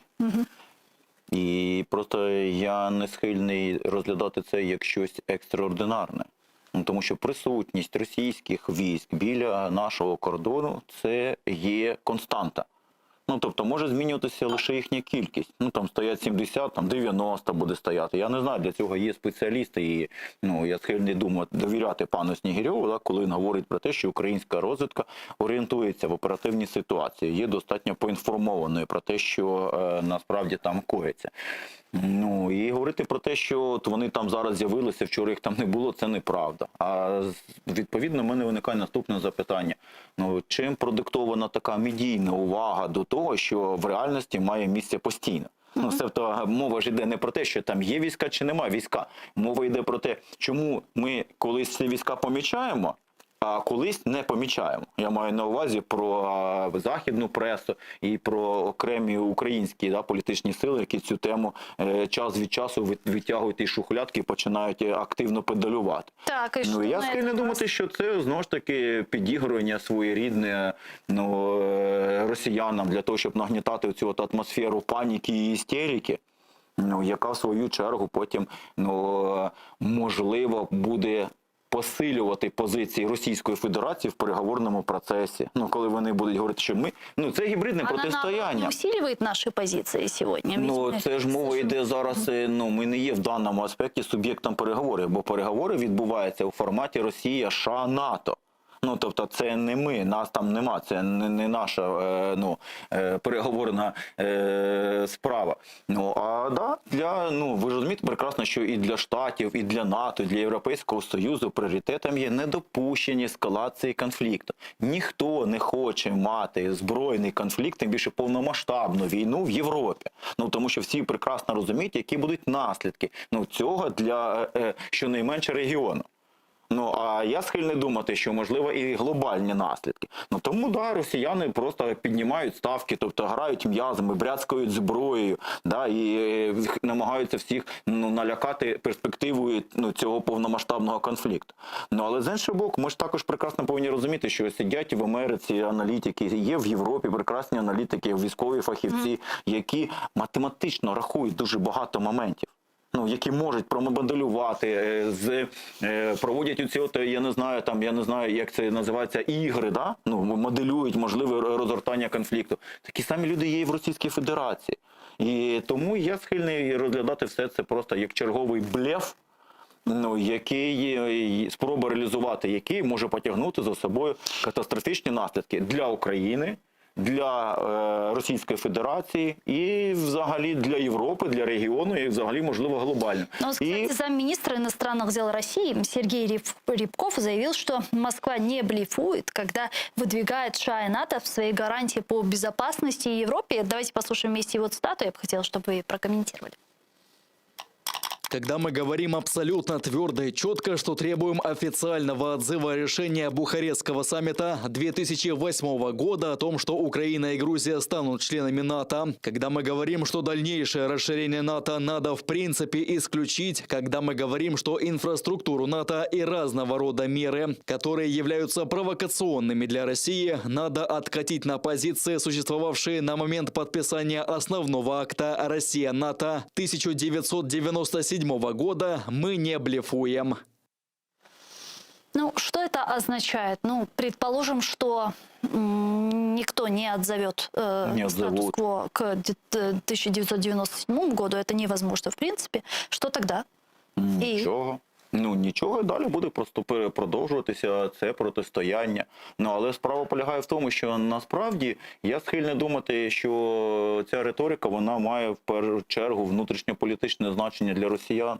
Ну, тобто вона насправді використовується російським політичним режимом, ну, російським військово-політичним керівництвом для того, щоб нав'язати власному населенню оцю от ілюзію про агресивний блок НАТО, про те, що Росія – це є фортеця в облозі, про те, що всі ті складності, які сьогодні мають місце в Російській Федерації і які лягли на плечі пересічних громадян, а не вищого військово-політичного керівництва Російської Федерації, вони обґрунтовані якраз бажанням захистити матушку Росію. Ну, але я думаю, що в Росії прекрасно усвідомлюють, що ніякого юридично засвідченого документу вони отримати не можуть. Ну, відповідно, їм потрібен цей привід лише для того, щоб формалізувати, або, якщо хочете, знайти формальну підставу для цієї холодної війни. Але наголошую, наше прагнення вступити до НАТО продиктована російською агресією, яка на сьогоднішній день в Україні не є якоюсь ілюзорною і умоглядною, бо ми її вже відчуваємо. Да? У нас Росія, по суті, анексувала частину території. У нас Росія розв'язала війну на нашій території. Ну, російські військові кадрові, російські працівники кадрові спецслужб, російські найманці воюють з Україною на нашій суверенній території. Не ми воюємо на їхній території, вони на нашій території воюють. Тобто ми цілком обґрунтовано сприймаємо Російську Федерацію як загрозу своїм національним інтересам і національній безпеці. А заяви про те, що Україна становить якісь загрози для російських інтересів, вони є умоглядний характер. Тобто ми жодного ніде не становимо і ніколи не демонстрували якоїсь агресивної політики по відношенню до Російської Федерації. Ми просто хочемо захистити себе. Тому в даному аспекті, серйозно, я не думаю, що це бряцкання якогось насправді справляє на міжнародній арені. І ще один нюанс. Кажется, что Россия, в принципе, уже этим бряцканием оружия добилась своей цели, а цель была вот начать с ней переговоры на высшем уровне. Почали, так це нормально. Ні, рукопожатними вони не стали. Це знову ж таки це ілюзія. Я, по-перше, не зовсім розумію цю метафору там рукопожатні, не рукопожатні. Політика це ж не те, що ми, друзі, зібралися на вечірку. І ми всі один одному подобаємося, нам дуже подобається спілкуватися. Ні, політики, і особливо міжнародна політика, це коли тобі доводиться спілкуватися з людьми, яких ти, може, зневажаєш, вважаєш покидьками, мерзотниками. Але це твоя робота, ти маєш з ними спілкуватися і розмовляти. З якою метою? З метою досягнути певних цілей. В даному моменті це взагалі важлива мета. Це глобальна безпека на кону стоїть. Тобто і всі прекрасно розуміють, адекватні люди, що так, Російська Федерація може бути або важливим складником глобальної системи безпеки, або може бути так само джерелом небезпеки. Для цієї глобальної системи безпеки. Знову ж таки, якби це тавтологічно не виглядало. Тому, да, будуть говорити. І говорили, не треба думати, що з росіянами не говорили раніше. І раніше говорили. І коли була Берлінська криза, ще Радянський Союз був, говорили. І коли була Карибська криза, з ними говорили. І коли була ситуація в Кореї, говорили. І коли була ситуація в Афганістані, говорили. Ну і перший раз, коли радянське вторгнення було, і коли радянські війська виходили з Афганістану, теж говорили, також їм давали гарантії виходу цих військ російських, ну радянських ще. І коли американці починали свою кампанію в Афганістані, так само з росіянами говорили. Бо росіяни так само надавали допомогу для американців, коли йшла ця антитерористична операція в Афганістані. Тому треба усвідомлювати, що насправді характер стосунків між Росією, НАТО, між Росією, США, між Росією, Європейським Союзом, він значно має складнішу конфігурацію. І там на кону стоять дуже важливі речі. Там не навколо України все обертається. Тобто там є про що їм говорити. Але треба розуміти, що це не одностороння гра. Тобто якщо ми думаємо, що це всі йдуть до Росії, бо від Росії щось залежить, і вони там просять щось до Росії, це не зовсім так. Росія прекрасно усвідомлює, що вона значно більшою мірою залежить від цивілізованого світу, ніж цивілізований світ від неї. Тобто це навіть не та історія про змію і черепаху, що якщо я її вкушу, вона мене потопить, або якщо її потоплю, вона мене вкусить. Навіть не так виглядає. Так, Росія має певні ресурси і певні інструменти для того, щоб змусити враховувати свою позицію. Але Захід, колективний Захід, причому я навіть сказав би не тільки Захід, а взагалі цивілізований світ, в своєму розпорядженні має значно більше інструментів для того, щоб змусити себе чути і також зважати на свої інтереси. Тому що російська економіка, вона повністю зав'язана під світові ринки. Тобто вони продають там і купують, по суті, все, що їм треба. Ці інструменти зараз задействуються? Безумовно, вони використовуються. Я повторю ще раз, що я схильний розглядати все це, знову ж таки, в першу чергу, як для внутрішньополітичного використання. Це внутрішньополітичний товар, він не назовні. Тому що назовні, я не вірю, ніколи не повірю, що російські дипломати не розуміють, що вони висувають зараз вимоги, які в принципі не можуть бути виконаними. Це мені нагадує перемовини з цього фільму «Хоробре серце». Пам'ятаєте, коли Вільям Воллас дав умови до англійців, за яких умов ми готові розійтися. От такі самі умови зараз намагається висунути Путін. Тільки тут баланс сил не на його користі. Тобто і Путіну треба усвідомити, що якщо він розпочне війну в Україні, то в Україні будуть гинути українці і росіяни. Тобто, якщо він думає, що він в Україні воює з НАТО, або з Америкою, як вони дуже часто це розказують, то ця конструкція дуже швидко впаде. І вона і зараз не витримує раціональної критики. І я думаю, що наслідки, так, для України буде мати катастрофічні наслідки. Але для Російської Федерації це буде мати так само катастрофічні наслідки. І якщо ми поставимо все те, що у Путіна сьогодні є, і все те, а відповідно все те, що він може втратити в результаті цієї авантюри, і те, що він може здобути в результаті цієї авантюри, то це абсолютно неспівставні речі. Тому що він може втратити все. Бо він має все сьогодні. Тобто він панує, він і його оточення панують, по суті, на величезній території, які мають практично необмежені ресурси природні. Вони насолоджуються всіма принадами життя в усьому світі. В усьому світі. Вони маєтки мають по всьому світу. Їхні гроші лежать за кордоном. Їхні діти вчаться за кордоном і живуть за кордоном. Вони лікуються за кордоном, вони вчаться за кордоном. Вони їздять на закордонних машинах, їдять іноземну їжу. Тобто і на сьогоднішній день, яка є така примарна мета, заради якої вони готові були всім цим ризикнути? Є прекрасний російський політолог, політологиня, Катерина Шульман. Це міф, це абсолютний міф. Тобто це профанація. Вона якраз на цю тему і пише. Російський режим є клептократичною автократією. Це не є тоталітарним режимом. Тоталітарні режими завжди націлені на мобілізацію. А російський режим, він не мобілізує суспільство. Тобто він дозволяє людям тікати. А що таке авторитарний клептократизм? Це індивідуальне правління певної когорти людей, які використовують його винятково з метою самозбагачення. Російська військово-політична еліта, я наголошую, не діє в інтересах російської держави і в інтересах російського народу. Тобто російський народ це повинен усвідомити. От і все. А коли там порівнюють його зі Сталіним чи там з Гітлером, бачили цей прекрасний мемчик, коли там Гітлер і Путін, і Гітлер слова Гітлера. Будь ласка, не порівнюйте мене з цим лайном, яке не спроможне навіть дороги побудувати. Тому що якщо ми подивимося на що відбувалося в Німеччині, яка готувалася до Другої світової війни, і те, що відбувається сьогодні в Росії, це різні процеси. Якщо ми подивимося, що відбувалося в Радянському Союзі, коли Радянський Союз готувався до Другої світової війни, і те, що сьогодні відбувається в Росії, це різні процеси. Ну, тобто немає ніякої мобілізації. Путін, можливо, і хоче оцю загрозу НАТО використати як чинник для мобілізації і згуртування суспільства. Але з огляду на те, що відбувається в Росії на внутрішньополітичній арені, бо я час від часу відстежую також їхні соціально-політичні процеси, зокрема в контексті цього його прес-конференції славетної, то я вам скажу, що кількість невдоволених серйозно зростає. І всі ті репресивні інструменти, які сьогодні запроваджуються російською владою по відношенню до власного населення, якраз і є опосередкованим свідченням того, що, мабуть, російська влада дедалі більше буде покладатися на репресивний апарат для того, щоб зберегти своє перебування при владі. Тобто рівень легітимності російського політичного режиму в очах самих росіян на сьогоднішній день є не таким великим, як видається. Тобто все, ця екзальтація пройшла. Оці от сумасшедші бабки їхні, бачили, там оцей відомий, популярний. Це кумедно і це абсурд. Тобто, насправді, нема у них всього того потенціалу для того, щоб вв'язатися в цю війну і гарантовано її виграти. Пане Валентине, я предлагаю підключити к нашому ефіру Віктора Савинюка, експерта міжнародника. Він зараз з нами на прямому зв'язку. Пане Вікторе, вітаємо вас. Ассаляму алейкум. Так, добрый вечер. Да.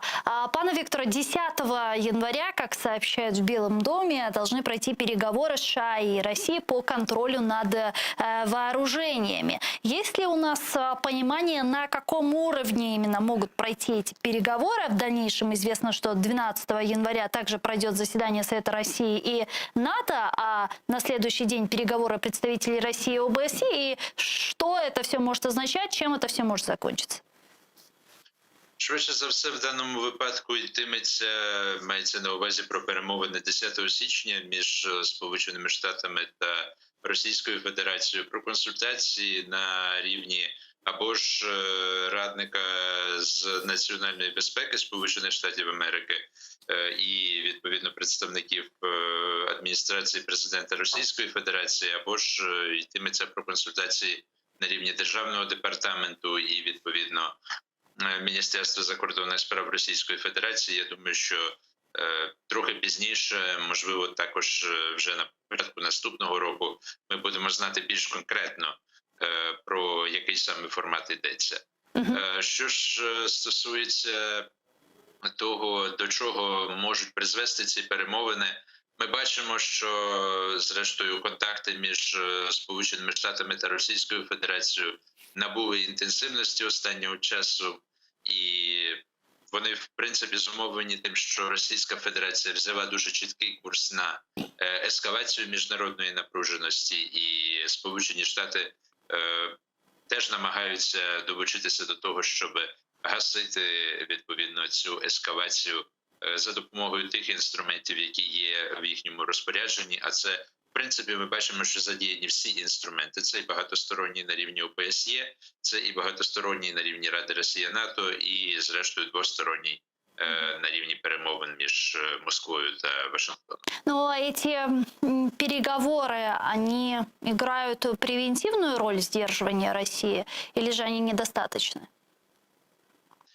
Я думаю, що певну превентивну роль вони грають, і, зрештою, дуже важливим в умовах ось такого наростання конфліктності є перебування, можна сказати, що до певної міри в контакті. І це показали, зрештою, приклади попередніх міжнародних криз, зокрема, і якщо брати американо-російські або ж американо-радянські відносини, то можна провести деяку умовну аналогію також із Карибською кризою 1962 року. І тоді, власне, нестача ось цієї комунікації між столицями, які були, можна сказати, що включені в цей процес наростання конфліктності, він, зрештою, сприяв тому, що ця криза свого часу наростала. І, зрештою, в даному випадку, знову ж таки, для Сполучених Штатів важливо якимось чином тримати зв'язок із Кремлем для того, щоб для того, щоб Кремль не зайшов занадто далеко і, зрештою, не зважився на якусь суттєву ескалацію.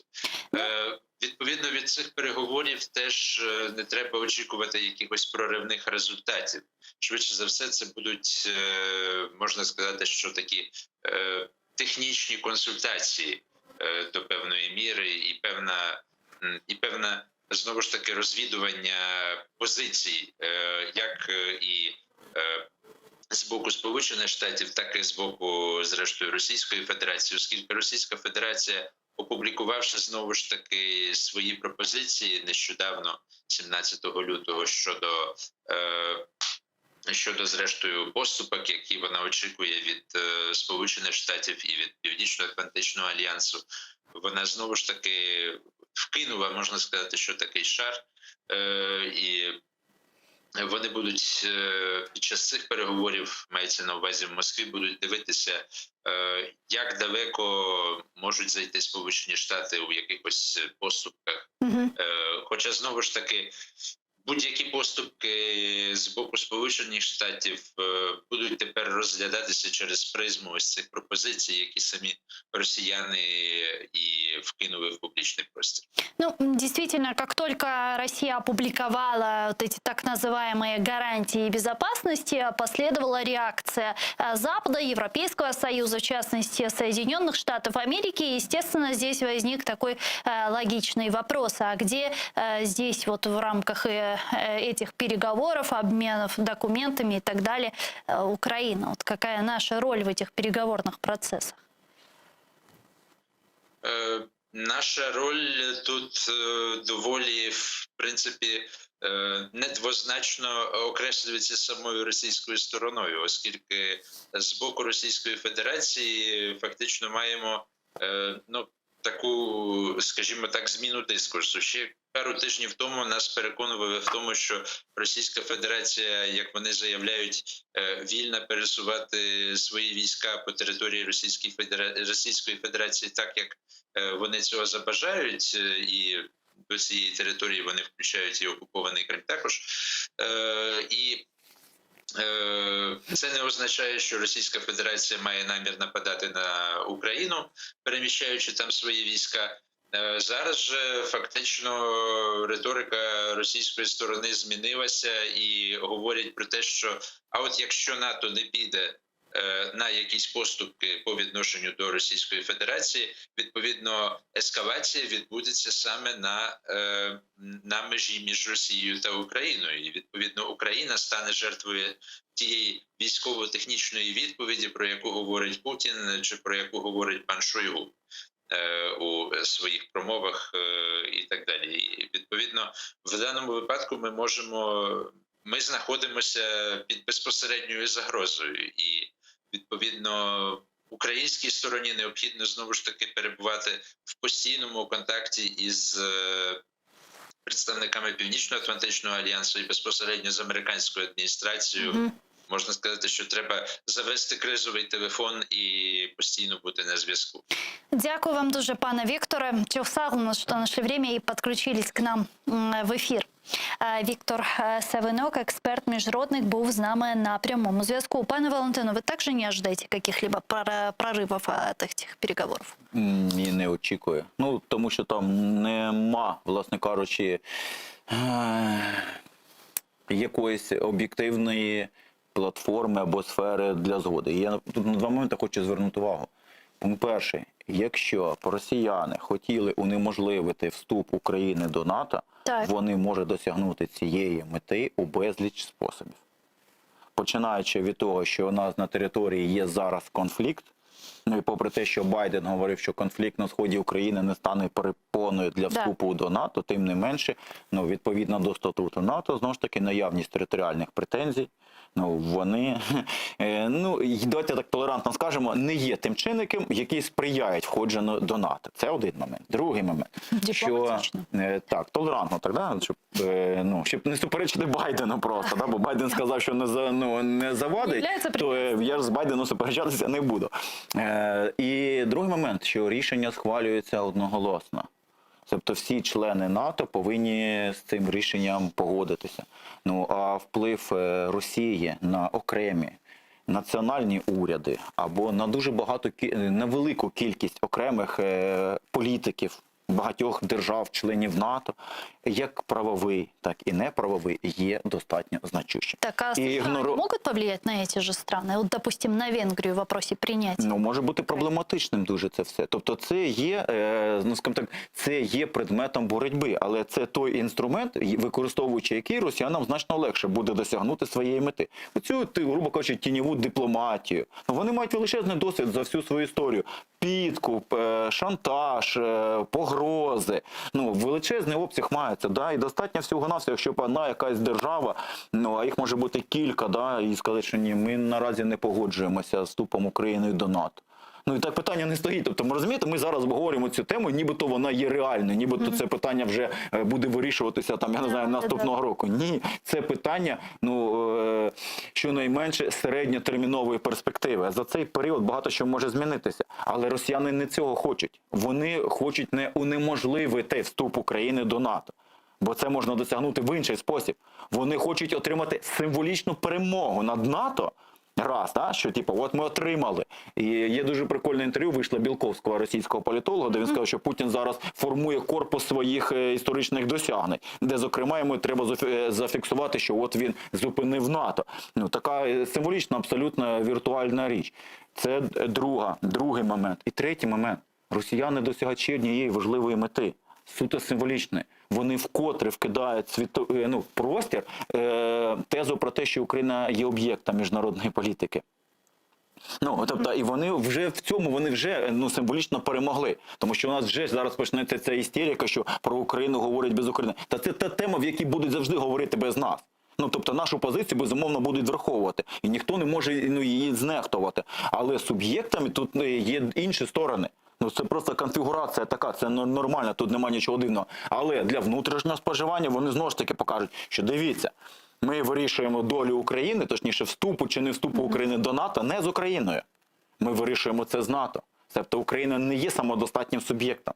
Ну, зрозуміло, да? Якщо ви можете вирішити за когось якісь геополітичні питання. На этих переговорах по гарантиям безопасности о нерасширении НАТО по Востоку не должна быть представлена Украина? Ну, а в статусі кого? Ну, Україна не є членом НАТО, це переговори членів НАТО. Ну, просто це, може нам бути неприємно, але так і є. Тобто суб'єктами, які мають певну проблему, тут є, Росія і, відповідно, НАТО, і Сполучені Штати Америки. Когда НАТО проводит саммиты министров иностранных дел стран НАТО, туда нас приглашают, хотя мы не являемся. Так, але це їхнє. По-перше, коли вони проводили нещодавно, то, наприклад, не запрошували. Нікого не запрошували. Там були винятково представники країн-член НАТО, бо це було їхній внутрішній порядок денний, вони його розглядали так, як вони вважали за потрібне. Тому я до чого це все веду? Нам не треба в даному аспекті потурати російській пропаганді і відтворювати зараз цю риторику про те, що питання України розглядається без України. Це не так. Це просто те питання, де Україна не є суб'єктом за самою постановкою питання, якщо так можна сказати. Тобто тут немає нічого такого. Але росіяни, досягають своєї мети, вони зараз скинуть, що дивіться, ми розглядаємо Україну. Для нас Україна все одно лишається об'єктом. Україна це нібито якась розмінна карта, яку зараз можна, ми вирішимо з Америкою чи ще з кимось. От мені хотілося, щоб ми зрозуміли, що це не так, що позицію України все одно доведеться враховувати. І не може вирішити нашу долю ніхто, крім нас самих. Да, вони можуть робити рішення, які вирішують їхніх національних інтересах. Це їхнє суверенне право. Я маю на увазі як членів НАТО, так і Російської Федерації. Це їхнє право, ми не можемо їм нічого накинути. Але і ми будемо робити те, що ми вважаємо за потрібне. Зрозуміло, що вони зважають на нашу позицію, і ми зважаємо на їхню позицію. Це і називається міжнародна політика. Це один важливий момент, на який би хотів, щоб ми звернули увагу. І другий момент, коли порівняння проводиться з абхазьким сценарієм. В зоні того конфлікту росіяни перебували в статусі миротворців з міжнародним мандатом. Зрозуміло, да? Тобто, а в якому статусі вони перебувають сьогодні на Донбасі, і в якому статусі вони перебувають сьогодні в Криму.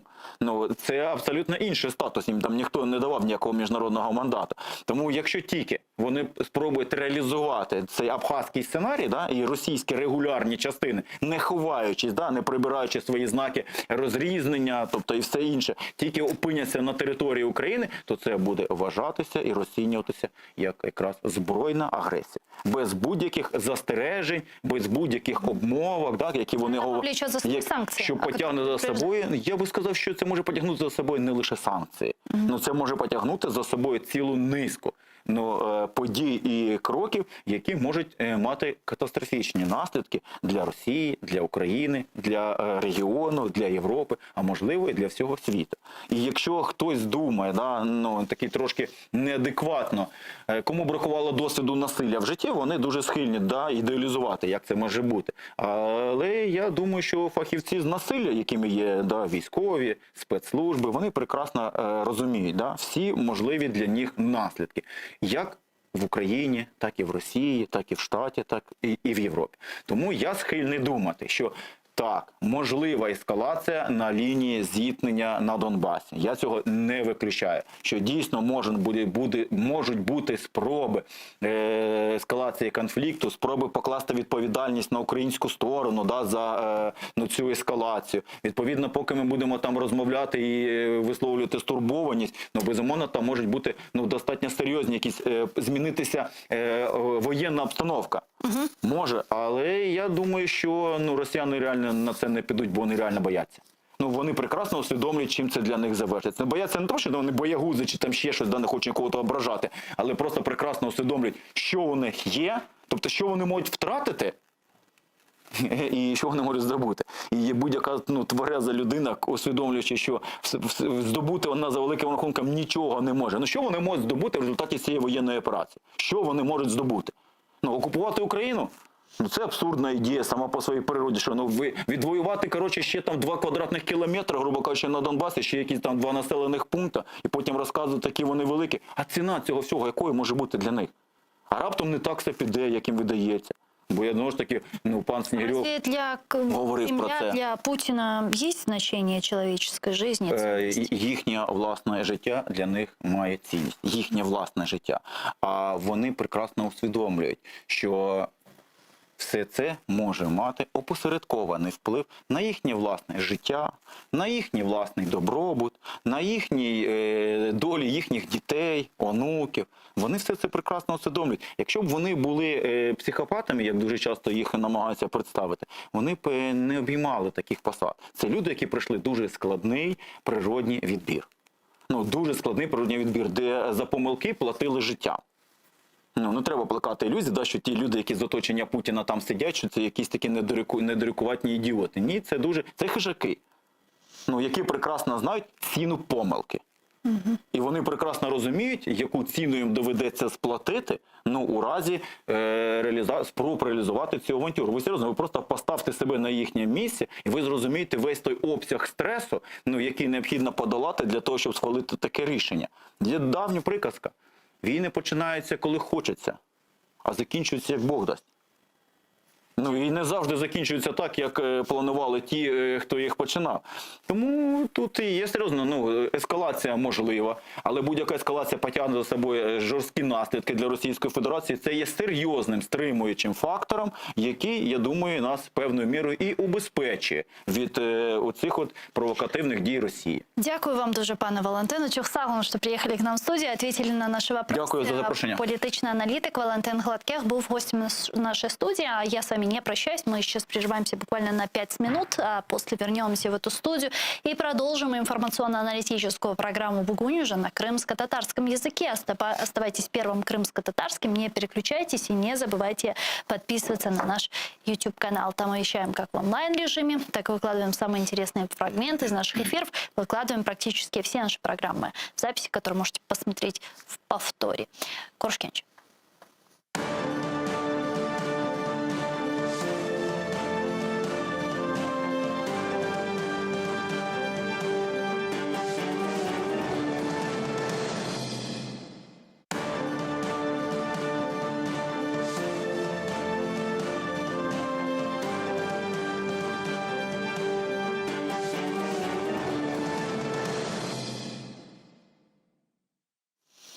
Ассаляму алейкум, харлы шамлар, сайгыла ТР телеканалының телесерджілері. Бүгін информацион программасыны сейретесін. Студияда сізлер үшін мен Гүлсом Халилова чалшам ве невбеттеке 45 дақиқа бұл студияда яйнымызға тешреу бұрған мұсафирымыз еле біз елінің нәтижелеріні мұзакер етежекміз ве күн девамында юзберген сон кәдиселеріні işgal етілген Қырымда, хусусан юзберген адиселердің лаф етмеге планлаштырдық. Мен хатырлатам ки біз жанлы яйында чалшамыз, экранларыңызға режиссерларымыз әрдайым телефон номерларын тақдим ете 067-63-46-130 біздерге Viber вастысыйлы қошыла білесіңіз, еді Skype адресімізді қоланыңыз atr.tv бұйырыңыз біздерге телефон açınız, сізін сесіңіз біздер үшін чоқ мұйым. Бұның іле бераберлікте ATR телеканалына дестекні YouTube сайфемізге абоне оларық керчеклештіре білесіңіз, әмде патреонымызға YouTubeға абоне олмақның мұйымлігі, құсусан бұл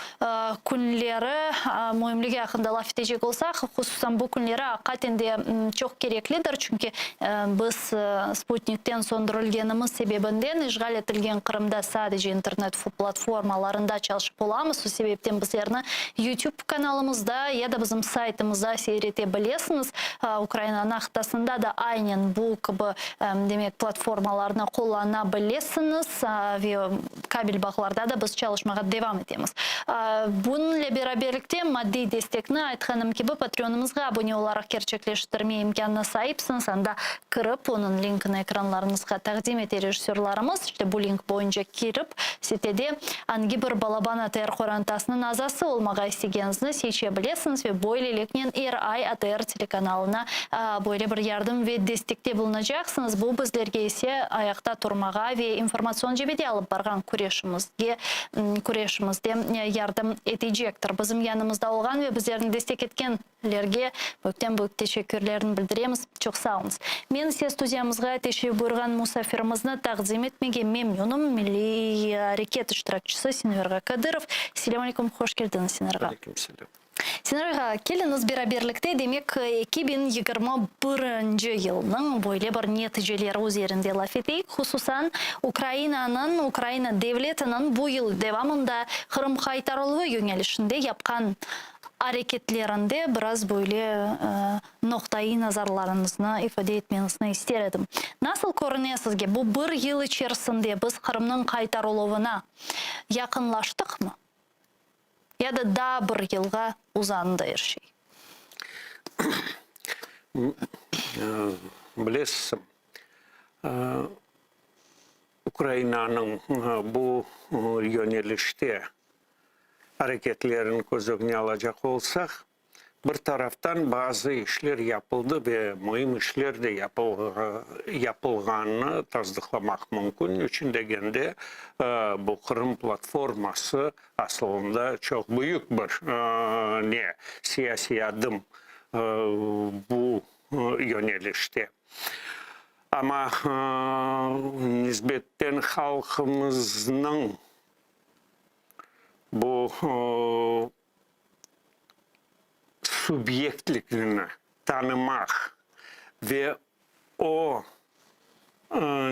onun hareketinde, onun yönelişinde adımlar yapıldı ama bu ben bilesem biraz korka o adımlar yapıldı ve gene de kes bu bizim halkımızın tanılması, statusu meselesi çözüldü demege biraz tilmaylanmayın için degende şüpheli bir vaziyette ne için deseniz birinciden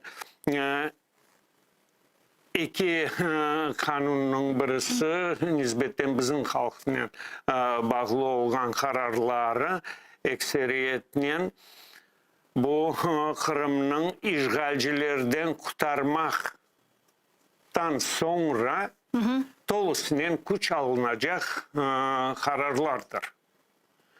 Ondan sebep elbette bu yerde biraz şüpheler var. Ve lakin ona bakmadan elbette 2021 senesi geçken 5-6 seneyle tengleştirecek olsak, kıyas edecek olsak, evet de büyük bir adımlar atıldı. Мына келіңіз, мен шымды бірер язам да yuqarıda айтқаныңыз şeylerini, олардың üzerinde biraz tavsiyalı cevap etmege ister edim. Mına birinci айтқаныңız bu Kırım platforması. Oldu 23 avgust günü ötkerilgen inaugurasyon summit Kırım platformasından evvel ise, men yanlışmasam iyun ayının başlarında, mayıs ayının sonlarında ya da yok, barının başında Kırım stratejiyası kabul edildi. Kırım kaytarılov stratejiyası ve onun çerçevesinde demek Kırım platforması hakkında da söz yürütülü. Buna hakikaten inaugurasyon summit'in ötkerilmesini biz çok bekledik ve çok destek aldık. Çok zaten beklegenimiz gibi çok mühim böyle bir tezisler seslendirildi, çıkışlar yapıldı, çok böyle güzel sözler aytıldı Ukrayna'ya destek olarak ve fakat biz sizin şubeler hakkında da laf eteydik bu stüdyada Kırım platforması ötkerilmezden evvel ya ondan sonra ne olacak dep. İşte şimdi bu sualını vermek vakti geldi dep düşünüyorum ki Kırım platforması ötkerildi hakikaten de ve ondan sonra şimdi biz neni bekleyimiz? Nasıl Kırım platformasının çalışmalarını koruyorsunuz?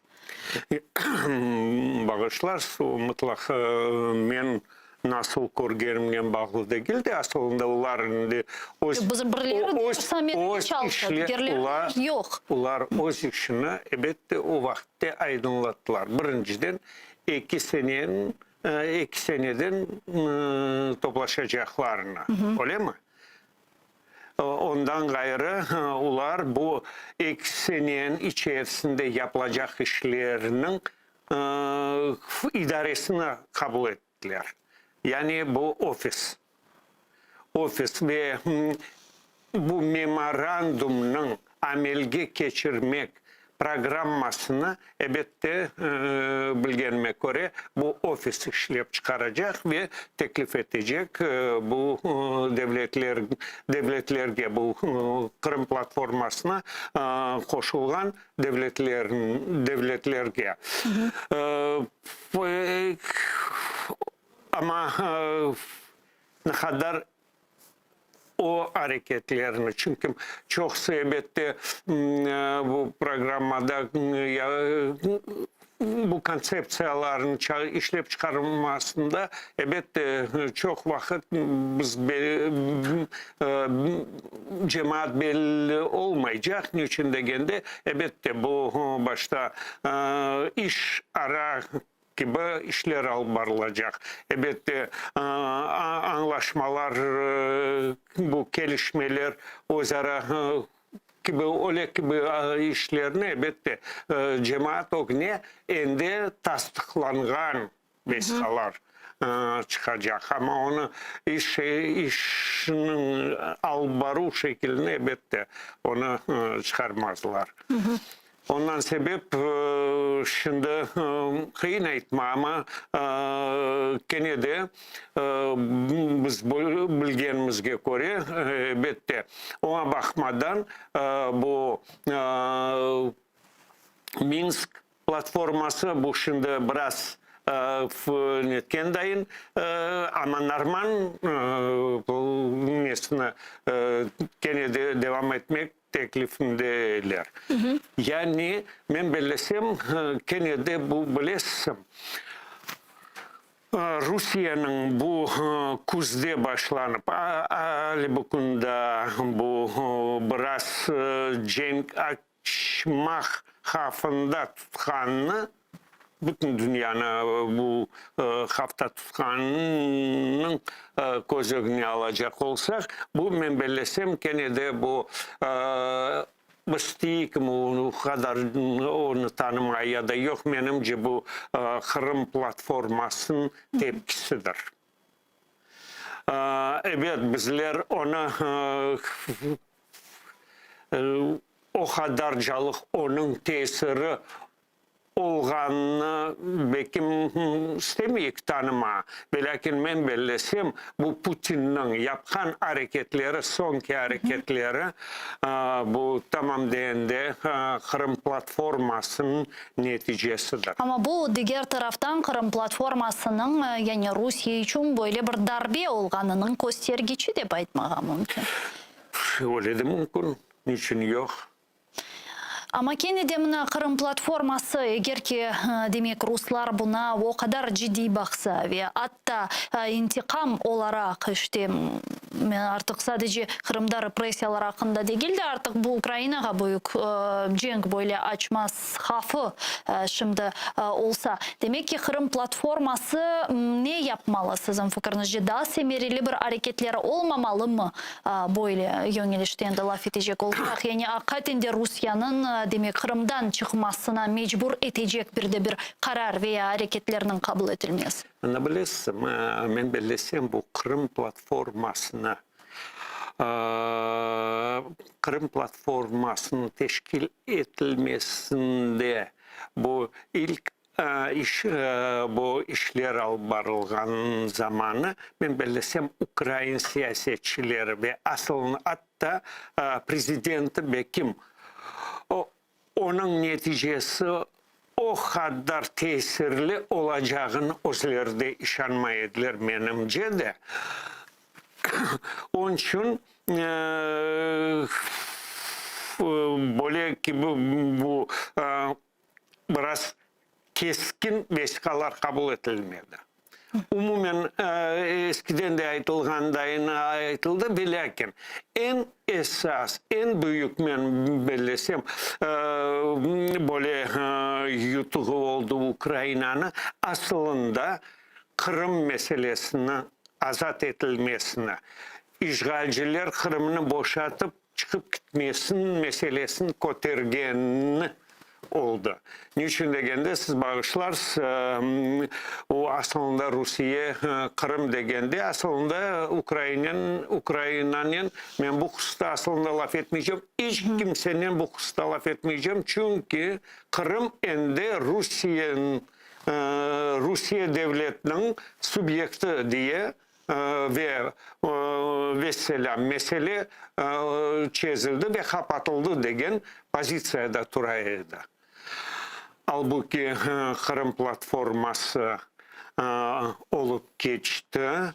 Memorandum kabul edildi ve siz bağışlarsınız Donetsk, Lugansk, ondan evvel tek Donetsk ve Lugansk hakkında laf edildi. Ve ekseriyetle bu Minsk platformasında aslında Kırım hakkında söz yürütülmeydi. Çünkü o platformanın içerisinde o Kırım meselesi görünmüyor. Ama Kırım meselesi ortaya çıkanken o birinci yerge geçiyor. Rusya'nın siz bağışlarsınız bu Donetsk ve Lugansk meselelerinde Rusya'daki lafın biri de bizim hiç alakamız yok. Siz Donetsk'le Lugansk'le anlaşın. Ama Kırım'a gelgende o ende öyle aytıp olamayı çünkü o özü ayta Kırım ende Rusya. Yani kimle anlaşma temiz Rusya ve Ukrayna'nın arasında olup geçecek anlaşmanın neticesinde Kırım'ın geleceği bakılmakta. Böyle alda eğer ki Rusya olmasa Kırım platformasında yani Rusya'sız bir de bir Kırım'ı kaytarılıp için yol haritası çizmege mümkün mü? Evet, niçin yok? Nasıl? Birinciden gelin bakayım. Siz bu barda kabul edilen strateji hakkında ettiniz. Ama aslında bu Kırım'ı işgalcilerden kurtarmak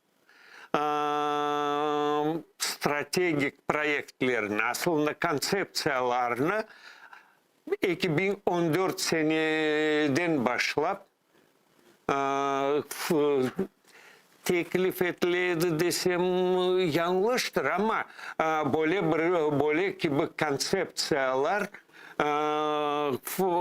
vaktinin peyda olaydı ve bu kısta elbette fikir yürütülüyordu. Ama devlet tarafından bu konsepsiyalar kabul edilmedi. Vesika şeklinde kabul edilmegenden sebep biz ona onlar hakkında aytmayız. Biz şimdi bu platformadan evvel kabul edilgen konsepsiyani, strategiyani ko'zokni alamız. Ve men bellesem birinciden ilk bu strategiyanın ekseri bu yönelişini öz vaktinde Poroshenko aytkan edi. Bu biz biz cenkleşip Kırım'ı net olamamız. Tarıp olamamız. Ama biz nasıl onu kaytarabiliriz? Ne zaman Ukrayna'nın iktisadi tarafından yükselişi, halkının yaşayışı yükselişinin bu kıyaslama şeklinde Kırım'daki yaşayan Ukrayna vatandaşları elbette bu meseleye biraz başkaca bakarlar da onların hareketinin neticesinde Kırım kaytabilir degen pozisiyada turaydı. Bu çok güzel pozisiya ve lakin menimce o zaman o yanlış pozisiyaydı. Niçin degende ekseriyetle o pozisiya bilesim ne zaman hakikaten de güçlü pozisiya dep sayma mümkün olur edi. Eğer de kozogне tutulgan olsa tamır halk, Kırım'ın tamır halkı Kırım Tatarlar. Niçin degende Kırım Tatarlar referandumda iştirak etmedi. Onlar başında öz pozisiyasını bildirdiler ve eğer de Ukrayna o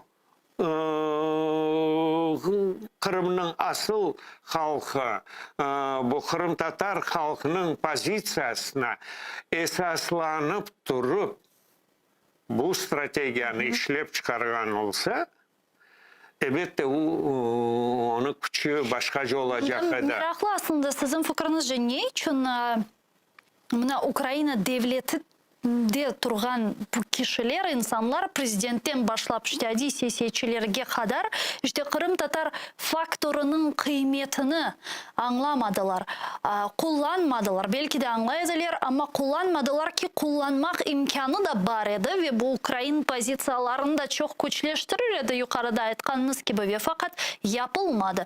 Ne için anlamaylar mı Kırım Tatar faktörünün kıymetini? Men belesem eğer de bizler anlamaylar desek bizler yanlışacağımız. Mında hatten de kullanmaganları umutlaq anlamaganlarından sebep değil. Ular pek yaxşı anlaylar. Eğer de ular o temel üstünde biz aytkan bu strategiyanın temeli Kırım'ın asıl halkı ve onun hukukları meselesi dursa ve ona esaslanıp durup strateji kurulsa. Bu yerde elbette Ukrayna tanımak gerek olacak ve bizim kalgan de aklarımız. Ama bizim tarihimiz. Yani mantık ne diyeyim? Ne Kırım Tatarlarının güçlenmesi istenilmemek? Bakın, bunda çok meraklı vaziyet. Niçin degende Rusya'da işletmeydi o faktörünü. Rusya'nın da çaresi var da Kırım Tatar halkının aklarını tanıp bu nege esaslanıp deklaratsiyaga esaslanıp 89 senenin deklaratsiyasına esaslanıp ular sonra bu halklar sürgün etilgen halklarının aklarını yerine getirmek kararı kabul ettiler. Ama mında bir Ama o kanun Kırım Tatarlarını Kırım Tatarlarını çalışmayı. Ve Ukrayna'da da çok kanunlar, bu gibi kanunlar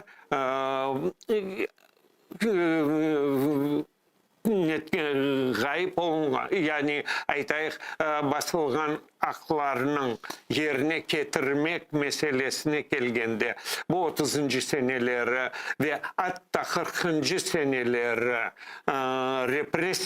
represiyalarının rehabilite etmek kanunu var Ukrayna'da. Ve lakin o kanunda Kırım Tatar sürgün etilgen Kırım Tatar halkı gözge alınmayı.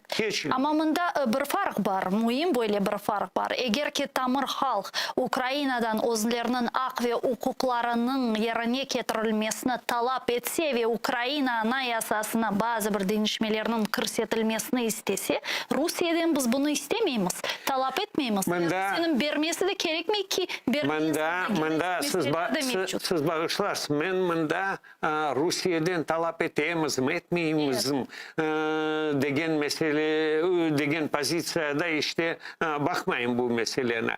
Taktik şeklinde.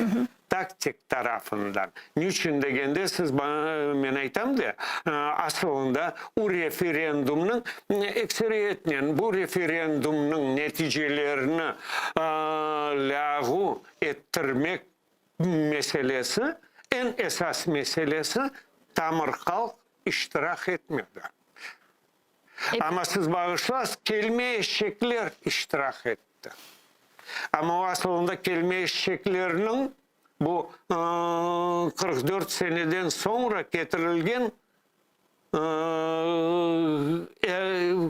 getirilgen insanların ve onların balları, torunları iştirak etti bu referandumda. Onların aslında hakkı da yok idi. Kırım hakkında kaysı bir böyle bir kararlar kabul etmeye. Böyle olsa mı mümkün de mantığa kaytacak olsak ve anlamaya tırışacak olsak, eğer ki bugün de bugün Kırım meselesinin demek böyle informasyon vasıtalarda hala da bulunmasının sebebi Kırım Tatarlar. Kırım Tatarlarga ne yazık ki yapılgan represiyalar ve Kırım Tatarlarının bu demek işgalcilerini kabul etmemesi olsa, ne için hala da bu kıymet meselesinde Ukrayna devleti yüksek seviyede bunu bizlerge yeterlice göstermeyi bu kıymetini? Çünkü devlet Ukrayna'nın devlet hacimleri ekseriyetle devlet kozogune devletinin kurmak meselesinde ve onun yönelişinde, onun inkişaf edilmesinde ve onun geleceğinde asıl gelecek bu ne de aslında fikir etmiyorlar. Niçin degende onlarga mal gerek. Kırım'ın ular bilesizim. Kırım bu onun toprağı. Ekseriyetle yalı boyunda ve çölde de toprakların içinde agrar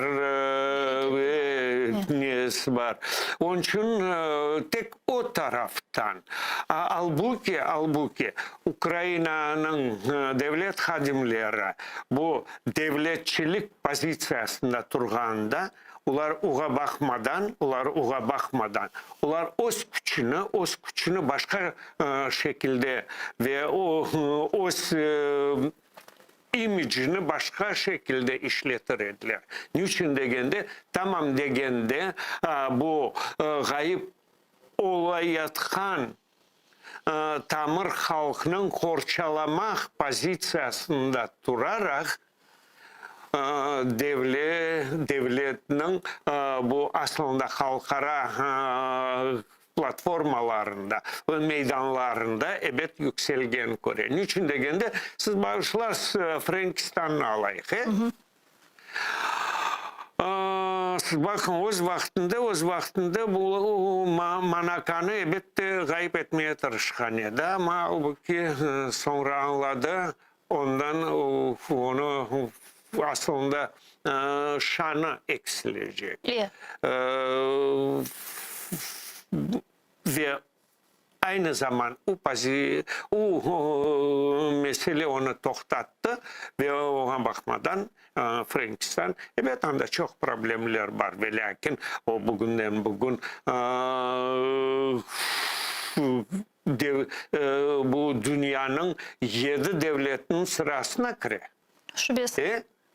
Onun için ben belirlesem ama o gibi o pozisyonlarga, o yükseklerge koterilmek için birinciden bu iç siyasi meselelerini çözmek gerek Ukrayna ve tek ondan sonra o iktisadiyatını koterip olur. Niçin degende bu eserinin dağılması ekseriyetle bağlıydı. Ne kadar para ve güç sarf edildi bu basıp algan halklarının özün sınırlarında tutturmak. Bu bayağı güç sarf edildi. Aslında büyük böyle imparatorluklar her daim çok topraklarga yayılganı sebebinden tutup olan. Hem Çingiz Han'ın imparatorluğu, Roma imparatorluğu. Yok, Çingiz Han'ın biraz gene de onu dıştan yıkmadılar. O içinden o zara biraz bunda Çingiz Han imperiyalarının bu Sovet imperiyasının tengleştirmeye çok olmaz. Niçin degende Çingiz Han imperiyasının ekseriyeti bu Türkiye halklarının birleşmesiydi. Anda biraz başka, anda miraslık meselesi var idi. Anda menlik meselesi çünkü ular çoklaştı ve beter ki Moz'un menligini onun neticesinde bu Çingiz Han'ın ama aklınızda mı geçenlere Putin press-konferensiyada bilmem seyrettiniz mi yok böyle mühim bir şey ayttı. O dedi ki işte Rusya'nı dıştan demek böyle zapt etmek, yıkmak mümkün değil. Rusya içeriden dağılabildiğin böyle bir tezisini öz nutkundan seslendirdi. Bundan evvel bu gibi tezislerini biz işitmegen edik. Şimdi ayta. Bilesem, Rusya'nın da bu Ukrayna'ga olgan münasebeti ve Beyaz Rusya'ya olgan münasebeti çok mühim. Niçin degende Rusya elbette özün geleceğini düşüngenden sebep. Siz bağışlarsınız, bu Ukrayna ve Beyaz Rusya ama ekseriyetle Ukrayna halkı Rusya devletinin ekseriyet ne şekilde işletiydi? Donor şekilde. İşte başka şekilde değil. Bugünden bugün siz bağışlar bu yani demografik meselesini öğrenip gelsek Rusya'da Putin elbette anlay yakın arada daha bir 15 yıl geçmez Rusya'nın vaziyeti biraz bambaşka olacak. Aslında şimdi Rusya bilesin ne devrini hatta bu ne inkılaptan evvel bu 17. senenin inkılabından ve 19. asırın başlarında Rusya'da Biz İsmail Bey Gasparan'ın Rusya Müslümanları hakkında fikrini yürütetilgen eğer de akılga düşürsek o zaman Rusya çarlığında tamam deyende 50'ge 50 edeye Müslümanlarla bu Hristiyanlar, Slavyanlarla işte Hristiyan halkları. O zaman ya o bir Duma'da ende Müslüman fraksiyaları peyda olgan edi ve Müslüman halklarının Müslüman halkları hep güçleşip durgan devre geledi ve onların birleşmesinin neticesinde elbette onların siyaseti de güçleşecek edi ve nisbetten çarının albargan siyasetine çok büyük tesir eder edi. Halbuki ondan sebep siz öğrenip gelseniz sebep de bu sürgün olunan halkların ekseriyeti kim edi? Müslümanları. Evet. Bu 30. seneler, 30. evet aytalar, şunu aytay Galadomor. Ama Galadomor Ukrayna'dan başlamadı. Kırım'dan ve Kazakistan'dan başlandı. 20. senelerinde. Kırım'da da kim hepsinden çok zarar gördü? Kırım Tatar halkı. Kırım Tatar halkı çünkü bizler azlık edik. Azlık olgandan sebep siz bağışlarsınız elbette kimisi aytabilir. Anda bilmeyeyim 10.000 misal olarak bizler için 10.000 ben bilmeyeyim kaç faizi. Ruslar için 10.000 aslında duyulmaz ve lakin bizler için ne kadar çok duyular. Ondan sebep siz bağışlarsınız o zaman çok ne olgan edi. Ve unutmayık biz daha özümüzge kelip yetiştirmedik. Niçin degende 19. asırının men 19. asırında 19. asırının ortalarında bu yani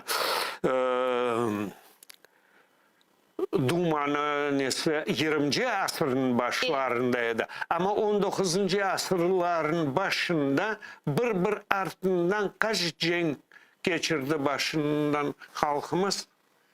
Birinciden işgal olundu. Ondan sonra Kırım cenki.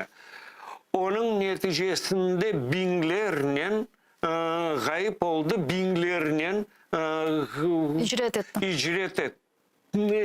Mecbur kaldı. Evet. Ne kadar kaldı ve unutmayık ona ekseriyetten gayip olundu ve icret mecburi alındı. Kırım'ını taşlap gitti. Bu Kırım'ın halkımızın o devirdeki intelijensiyası. Denizlerde ne kadar kayıklar gayip olundu. Ama inteligensiyanı oluşturup büyütmek bayağı vakit alır.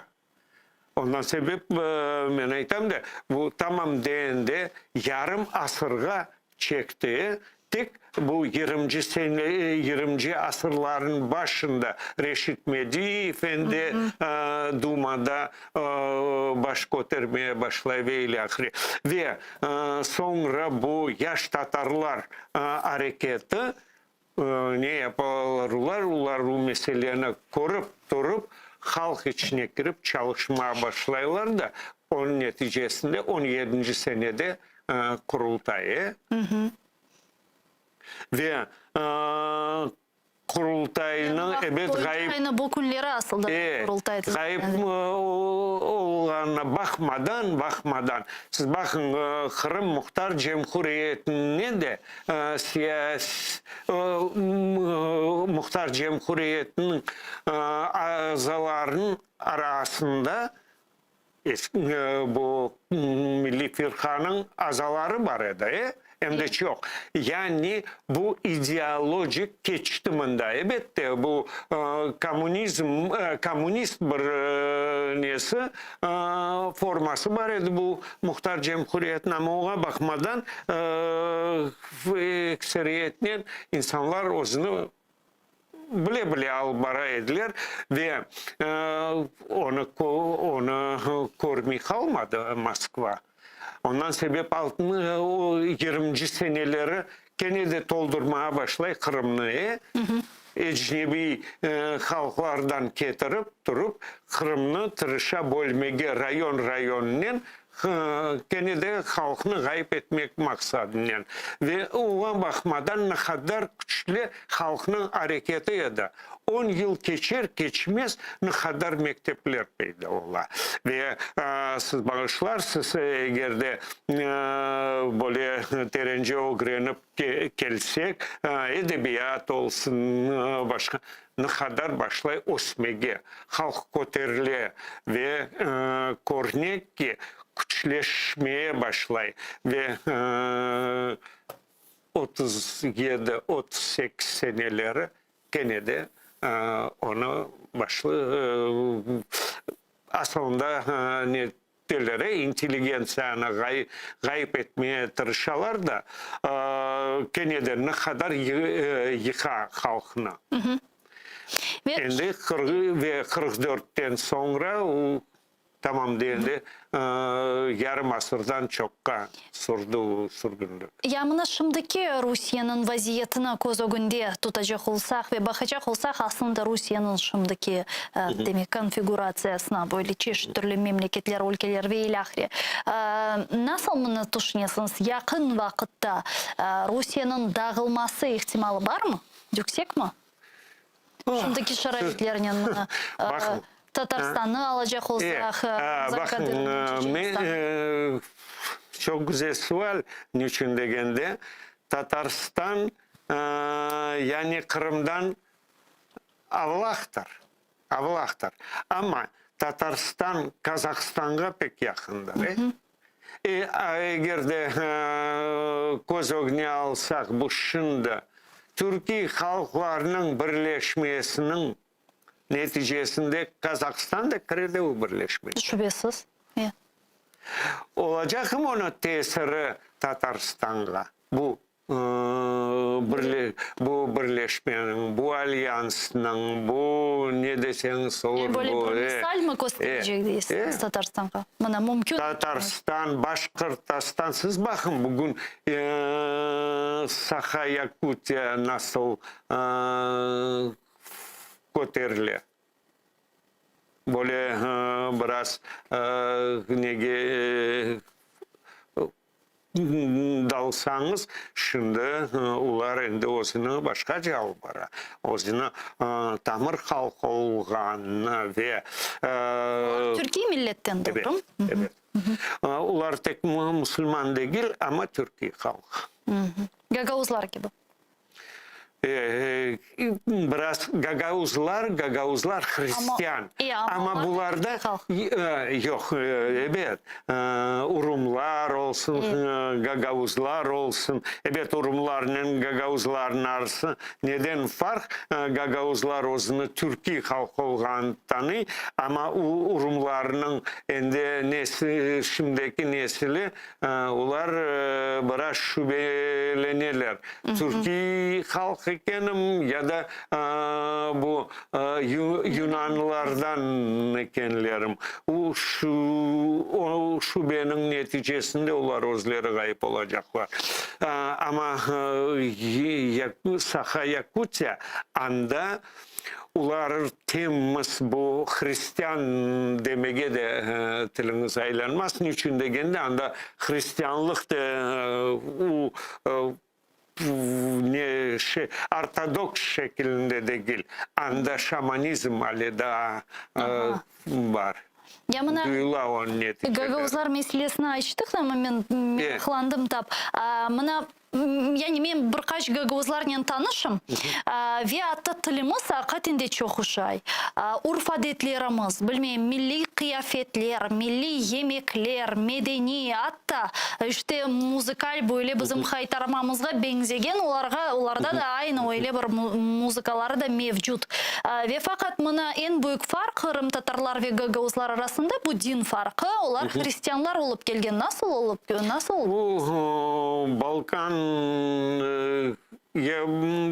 Bulgaristan çok meraklı onun tarihi. Bulgaristan aslında milletinin tarihi çok meraklı. Onun adı aslında Türkiye halkının adı. Bulgarlar. Bulgar. Evet. Kırım'da bir zamanları Volжская Bulgarya degen nelerge bakaydı. Malkarlar mana Kafkas'da.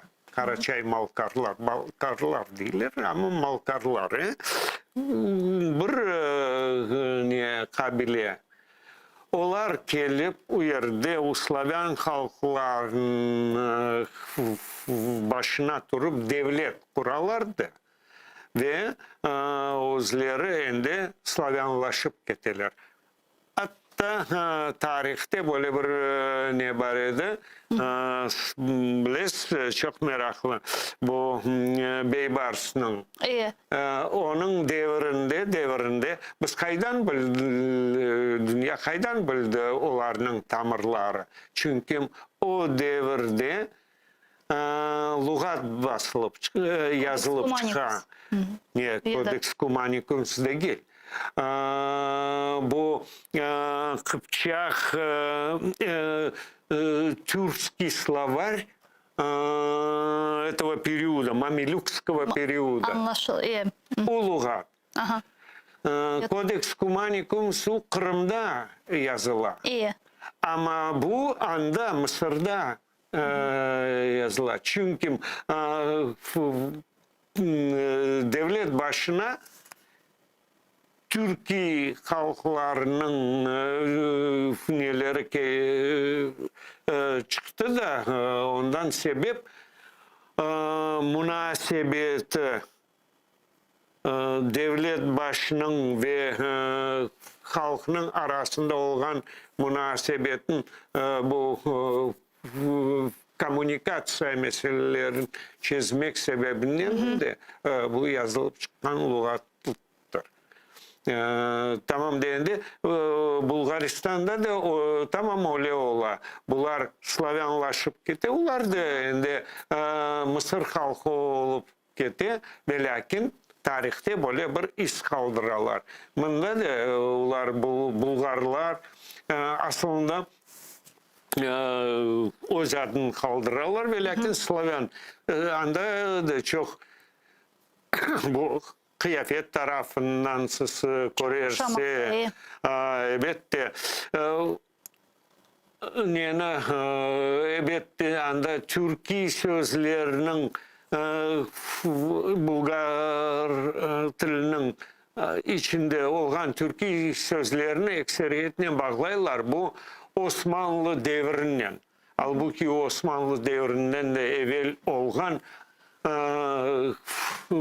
anda kelimeler de vardır. Niçin degende aslında o devletini asıl etken Türkiye kabileler. Бұларны көз өгіне алажақ олсақ, яғни бұндан евел берген сөйлеме қайтажақ олсақ, бұл ихтимал, яғни шымдыки шарайтлерде пек yüksek olmasa da бар деп айтмаған мүмкін. Білесім, олар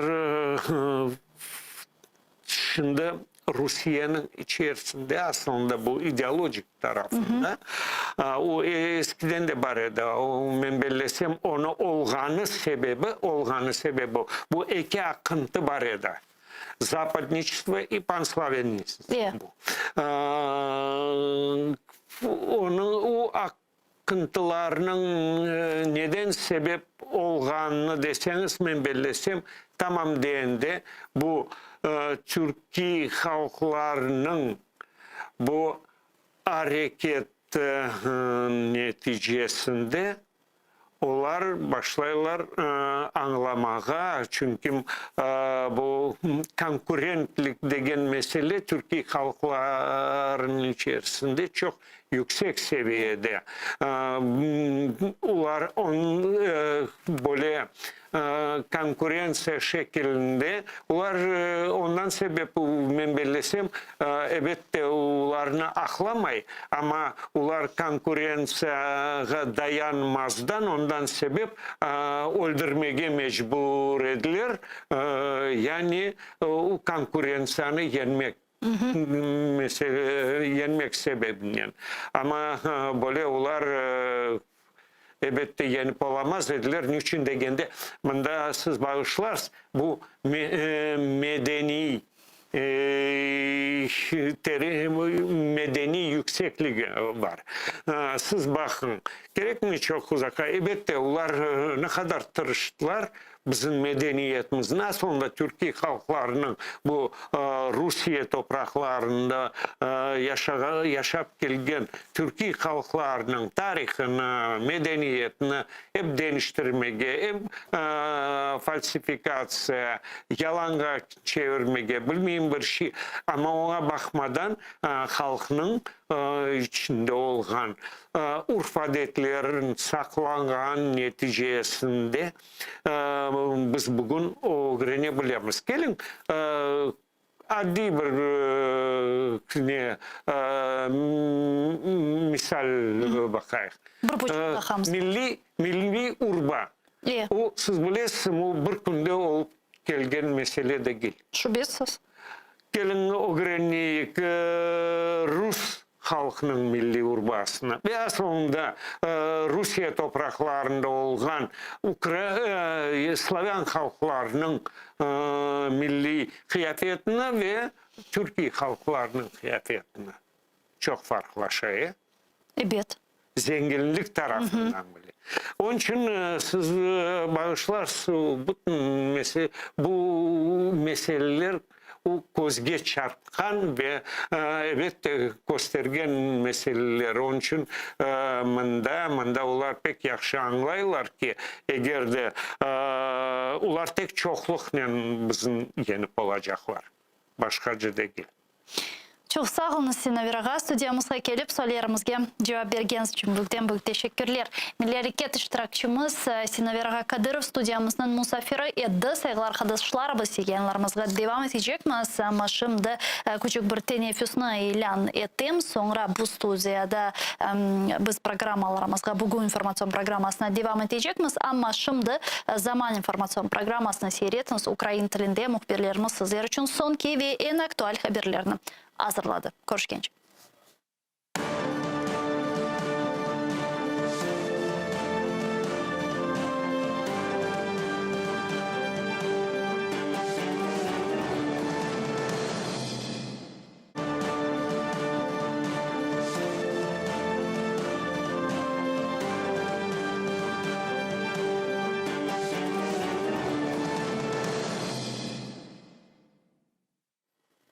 Салям алейкум, хайрлы акшамлар, витаю. В эфире телеканала АТР. Вы смотрите информационно-аналитическую программу «Бугунь». В студии для вас работаю я, Гульсум Халилова. И следующие 35 минут в этой студии с гостем мы обсудим основные новости и события, которые появились в украинской информационной повестке дня, которые непосредственно касаются временно оккупированных территорий, а также подведем итоги уходящего года. Я напомню, что мы работаем в прямом эфире на экраны ваших телевизоров. Режиссеры периодически выводят номер телефона. +3 8067 63 46 130. Вы можете присоединяться к нам абсолютно бесплатно по Вайберу, а также можете звонить по скайпу atr.tv. Это наш адрес. Если вам есть что сказать, звоните. Нам важен ваш голос. Не забывайте подписываться на наш YouTube-канал. Там мы вещаем как в онлайн-режиме, так и выкладываем самые интересные фрагменты из наших эфиров. Выкладываем практически все наши программы в записи. И поддержать первый крымско-татарский вы можете, подписавшись на наш Patreon. Ссылку на экраны также выводят режиссеры. Можете пройти по этой ссылке, выбрать уровень поддержки и стать частью большой крымско-татарской семьи АТР. Это поможет нам продолжать работать на непростом информационном фронте. Я же рада представить гостя нашей студии, народный депутат Украины 8-го созыва пані Ганна Губко. Вітаю вас, пані Ганна, селям алейкум. Селям алейкум, вітаю вас в студии. Ну что ж, давайте попробуем подвести итоги 2021 года. На ваш взгляд, за этот год чего нам удалось добиться в направлении урегулирования войны на востоке Украины, а также деоккупации Крыма? То есть насколько мы приблизили процесс деоккупации и реинтеграции наших территорий? Ну, насправді, я думаю, що це важливий рік для того, щоб підбити підсумки 30 років з часу відтворення державності і відновлення нашої незалежності після розпаду Радянського Союзу. Якщо говорити про 2021, які є реальні зовнішньополітичні здобутки, тобто де ми маємо якийсь очевидний прогрес, ну то багато хто говорить, що це інавгураційний саміт Кримської платформи, коли питання повернення Криму, а це теж частина нашої загальної боротьби з відновлення територіальної цілісності, воно було поставлено на такий високий рівень, хоча хотілося б бачити зростання кількості держав, які приєднуються, зокрема, до заключної декларації. Це так само і угода про авіаційний простір, яка була підписана в рамках нашої співпраці з Європейським Союзом. Якщо говорити про реальні просування у мирному врегулюванні, то їх немає. Давайте будемо відверті. Тому що перемир'я, яке було там обіцяне, воно не працює. Ми маємо щотижня загиблих, поранених, і питання, зокрема, звільнення політичних в'язнів чи заручників, воно поставлене на паузу. Навпаки, ми бачимо, що в Криму кількість репресій і проти кримських татар, і проти, взагалі, українських громадян збільшується. Так само і в окупованих тимчасово територіях Донецької і Луганської областях ми бачили указ Путіна про фактично гуманітарну економічну експансію. Ми бачимо, що паспортизація продовжується, тому говорити про якийсь реальний прогрес, ну, на жаль, його немає. А що ми маємо натомість? В цьому році, це 8-й рік російської збройної агресії, замість того, щоб побачити прогрес, зокрема, і міжнародної коаліції антипутінської, що Путін почав виводити війська. Ми бачимо навпаки скупчення і новий шантаж, нові погрози чергового вторгнення. І тут мають зробити висновки і наші західні партнери, зокрема президент США Байден, який, будучи віце-президентом, він якраз відповідав за Україну під час адміністрації Обами, де Захід через певні поступки, чи такий епісмент, як то кажуть, умиротворення, і навіть той же проект Північного потоку-2, це теж, я вважаю, що цей діл чи домовленості Байден-Меркель, вони показали слабкість Заходу. Коли Путіна треба було ставити на місце і якраз його дотискати, а не дозволяти Меркель, яка вже залишала, йшла на пенсію, фактично послаблювати позицию коллективного Захода. Во время предвыборной кампании в Соединенных Штатах Америки действительно в Украине очень много надежд возлагали на Джозефа Байдена. Его все считали ястребом в внешней политике, опираясь на его бэкграунд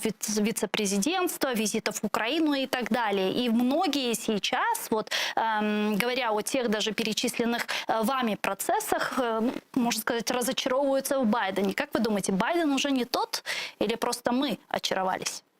Ну, насправді, українці повинні за 30 років з відтворення державності зробити кілька висновків. Успішну Україну маємо будувати ми. І в цьому питанні ми маємо бути достатньо прагматичними. І після Будапештського меморандуму ми маємо теж зрозуміти, що Збройні сили України, економіка – це наше українське суспільство, яке буде чинити опір. Це наша запорука.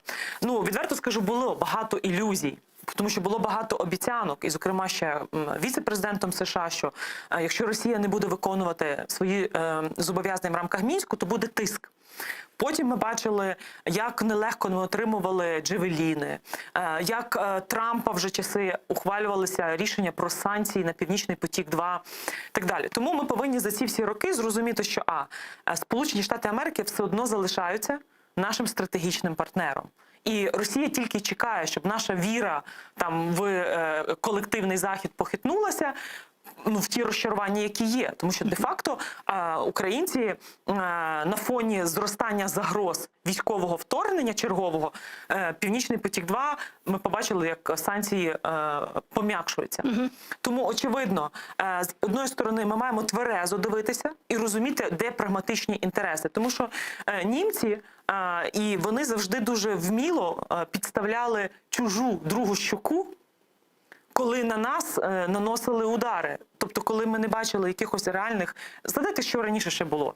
Експропріація українських компаній. Ще абсолютно... Тобто, за всі ці часи ми тільки чули заяви. Але вже з часу російського вторгнення відбулося і Алеппо, застосування хімічної зброї. Відбулося і отруєння, і Солсбері, і Навальний, і Білорусь. Ми побачили впродовж 8 років російської збройної агресії проти України, ми побачили наступ на західну цивілізацію у вигляді підірваних складів з боєприпасами в Чехії. Ми побачили так звану кризу мігрантів як атаку на НАТО і на Польщу, Литву. Тому мені здається, що ми зараз повинні зрозуміти, що з однієї сторони путінська Росія показала свою агонію, але з іншої сторони Захід показав, що комерціалізація чи шредеризація теж почала підривати їхню якусь спроможність грати на випередження. І тому завдання зараз України не просто продовжувати стримувати навалу, але й допомагати Заходу усвідомити свої певні прорахунки, і що за наш рахунок далі вирішувати щось, домовлятись не буде. І це важко, тому що хотілося б бачити на рівні держуправління більше професійності, компетентності, більше гри національної збірної. Тому що ми бачимо, як між собою чубляться в парламенті, коли те, що мало би бути топ-пріоритетом порядку денного, воно не є. Тому, очевидно, незрілість як українського суспільства, і тут не тільки електоральна незрілість, це про вибори 2019 року, коли наївно всі повірили, що нам всім потрібні слуги. Ні, людям, які відчувають себе самодостатніми, їм не потрібні слуги. Тому я думаю, что треба робити певні висновки на майбутнє. Ну вот, когда мы делаем итоги 2021, подводим, ну или в целом 30-летней истории Украины, независимой Украины, в истории каждой страны были такие события, которые делали эту страну поистине значимой в мировой истории. Если взять, допустим, Францию, то после казни Людовика XVI, да, то есть Франция Бурбонов уже не была той Францией Марсельеза и Наполеона. Если взять Англию, то после революции, которую организовал Оливер Кромвель, и казни Карла I в 1649, Британия, которая была до, уже не была той Британией после Карла I. То, что произошло в 2014 году, это уже необратимый процесс. Вот тот североатлантический интеграционный, европейский интеграционный путь Украины. Да, ну вот как вы думаете, это необратимый процесс? Мы уже переступили этот Рубікон или нет? Ну, дивіться, якщо подивитися на динаміку зростання підтримки серед громадян України вступу в НАТО більше 56%, в Європейський Союз понад 67%. Тобто йде до зростання. Тобто навіть якщо ті партії, які раніше там кричали проти НАТО, навіть вони зараз пом'якшують свою риторику, бо вони розуміють, що тренди в суспільстві, люди все одно, навіть якщо бачать, що влада імітує там реформи, багато з них це такі псевдо якісь кроки. Так? Багато заяв, але мало якихось реальних кроків. Але суспільство вже розуміє, чому потрібно там ставати членом НАТО. І це зростання підтримки ми бачимо. Але тут теж треба зрозуміти, що за ці 30 років Україна показала, що ми демократія в дії. Democracy in action. Тому що подивіться на пострадянському просторі з колишніх республік. Тобто Україна, в принципі, показала, що попри наші постійні там, чи в нас є провали, чи якісь прогреси в реформах, ми все одно динамічне суспільство. Ми все одно суспільство, в якому є free and fair elections. Вільні і демократичні вибори. Навіть якщо нам пропонують гірше з гіршого, і нас не задовільняє, хто в виборчому меню, але тим не менше у нас ці вибори є. Це не так, як, вибачте, в Білорусі, чи так, як в Російській Федерації, коли Путін змушений вже був після падіння рейтингів вносити зміни в Конституцію. Да. Тому ми все-таки показали, що цінність України – геополітична актуальність. Это ментальность украинцев играет роль? Тут я думаю, що от за ці, ну, по-перше, чому 30 років? Тобто я завжди кажу, що наступні 10 років вони такі визначальні. Да. Тому що це якраз у тих 40 років Мойсеєвого шляху, коли потрібно покоління, щоб дійти до цієї землі обітованої і побачити, нарешті, це зміна, так само і ментальна. І от коли ми бачимо навіть за ці 30 років, попри створену ще Кучмою олігархічно-кланову систему, і ми досі відхаркуємо оці всю монополії, які є, і все решта. Попри те, що дійсно середній клас в Україні тільки в процесі, немає його як такого, є величезної розбіжності. Попри багато зовнішню агресію. Але все одно стійкість українського суспільства, вона дуже потужна. І громадянського суспільства в тому числі. Тому в мене є оптимізм. Тому що якщо подивитися, що далі, тобто я все одно бачу Україну як такого трендсеттера. Країну, яка задає напрямки, яка формує порядок денний всього регіону. І ми якраз і можемо підтягувати Молдову, Грузію. От наступний рік буде історична парламентська асамблея НАТО в Києві, де в травні збереться 600 делегатів і будуть говорити про там НАТО, парламентарі країн-членів, і Україна в тому числі. Тобто це говорить про те, що Україна драйвить якісь реформи. Тобто ми не скотилися в авторитаризм, попри те, що спроби нас повернути і в сферу російського впливу, і в сферу тут диктатора, вони були неодноразові. Да, і є до сих пор. І досі загрози ці є, і ми повинні розуміти, що ці спроби можуть бути навіть під соусом популізму, під соусом простих рішень, коли суспільство відключає критичне мислення і думає, що це так все легко, і не хоче боротися далі. Тому я б якраз закликала громадян більше читати, більше аналізувати, особливо історичні факти, тому що ми дуже дорого заплатили. Коли кажуть, а чому в Україні так довго немає там, коли ми дочекаємося свого Вашингтона? Ну, тобто там у Британії була Тетчер, там у Ізраїля від Бен-Гуріона, Голди Меєр, Вацлав Гавел в Чехії, Шарль де Голь у Франції і так далі.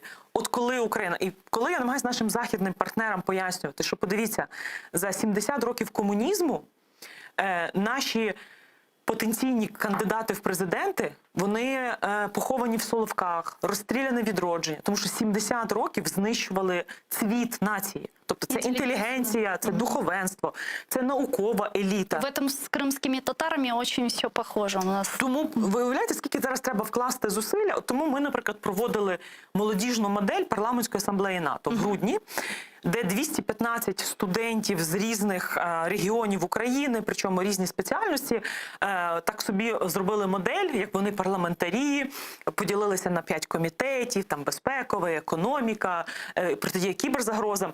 Я побачила в молоді українській, я думаю, що це вже, мабуть, ця еліта, яка через 5-10 років, якщо ти зараз інвестуєш час, буде готова до відповідальності, буде мати навики, буде мати розуміння від геополітики до дуже професійності в конкретних напрямках.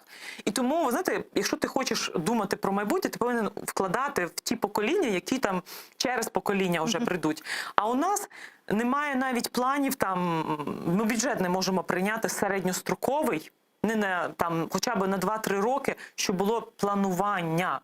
Тому що, як то кажуть, бракує компетенції, і не хотілося б мені примітизувати і казати, що красти на дорогах найпростіше, але тим не менше має бути якась конкретна візія. От запитаємося, а яка візія України 2030? От у мене є, наприклад, там бачення.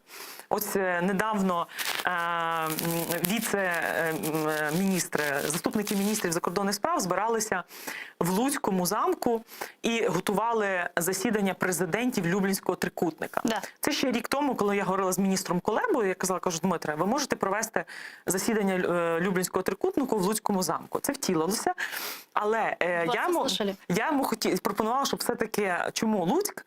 Давайте, як візію, щоб ми дуже сподіваємося, що Україна, якщо це станеться швидше, це буде добре. Але, як уявімо, в 2029 році в Луцьку ми можемо святкувати членство України в НАТО. А чому 2029? Тому що це буде 600 років, коли в Луцькому замку був з'їзд королівських династій Європи. Це 1429 рік.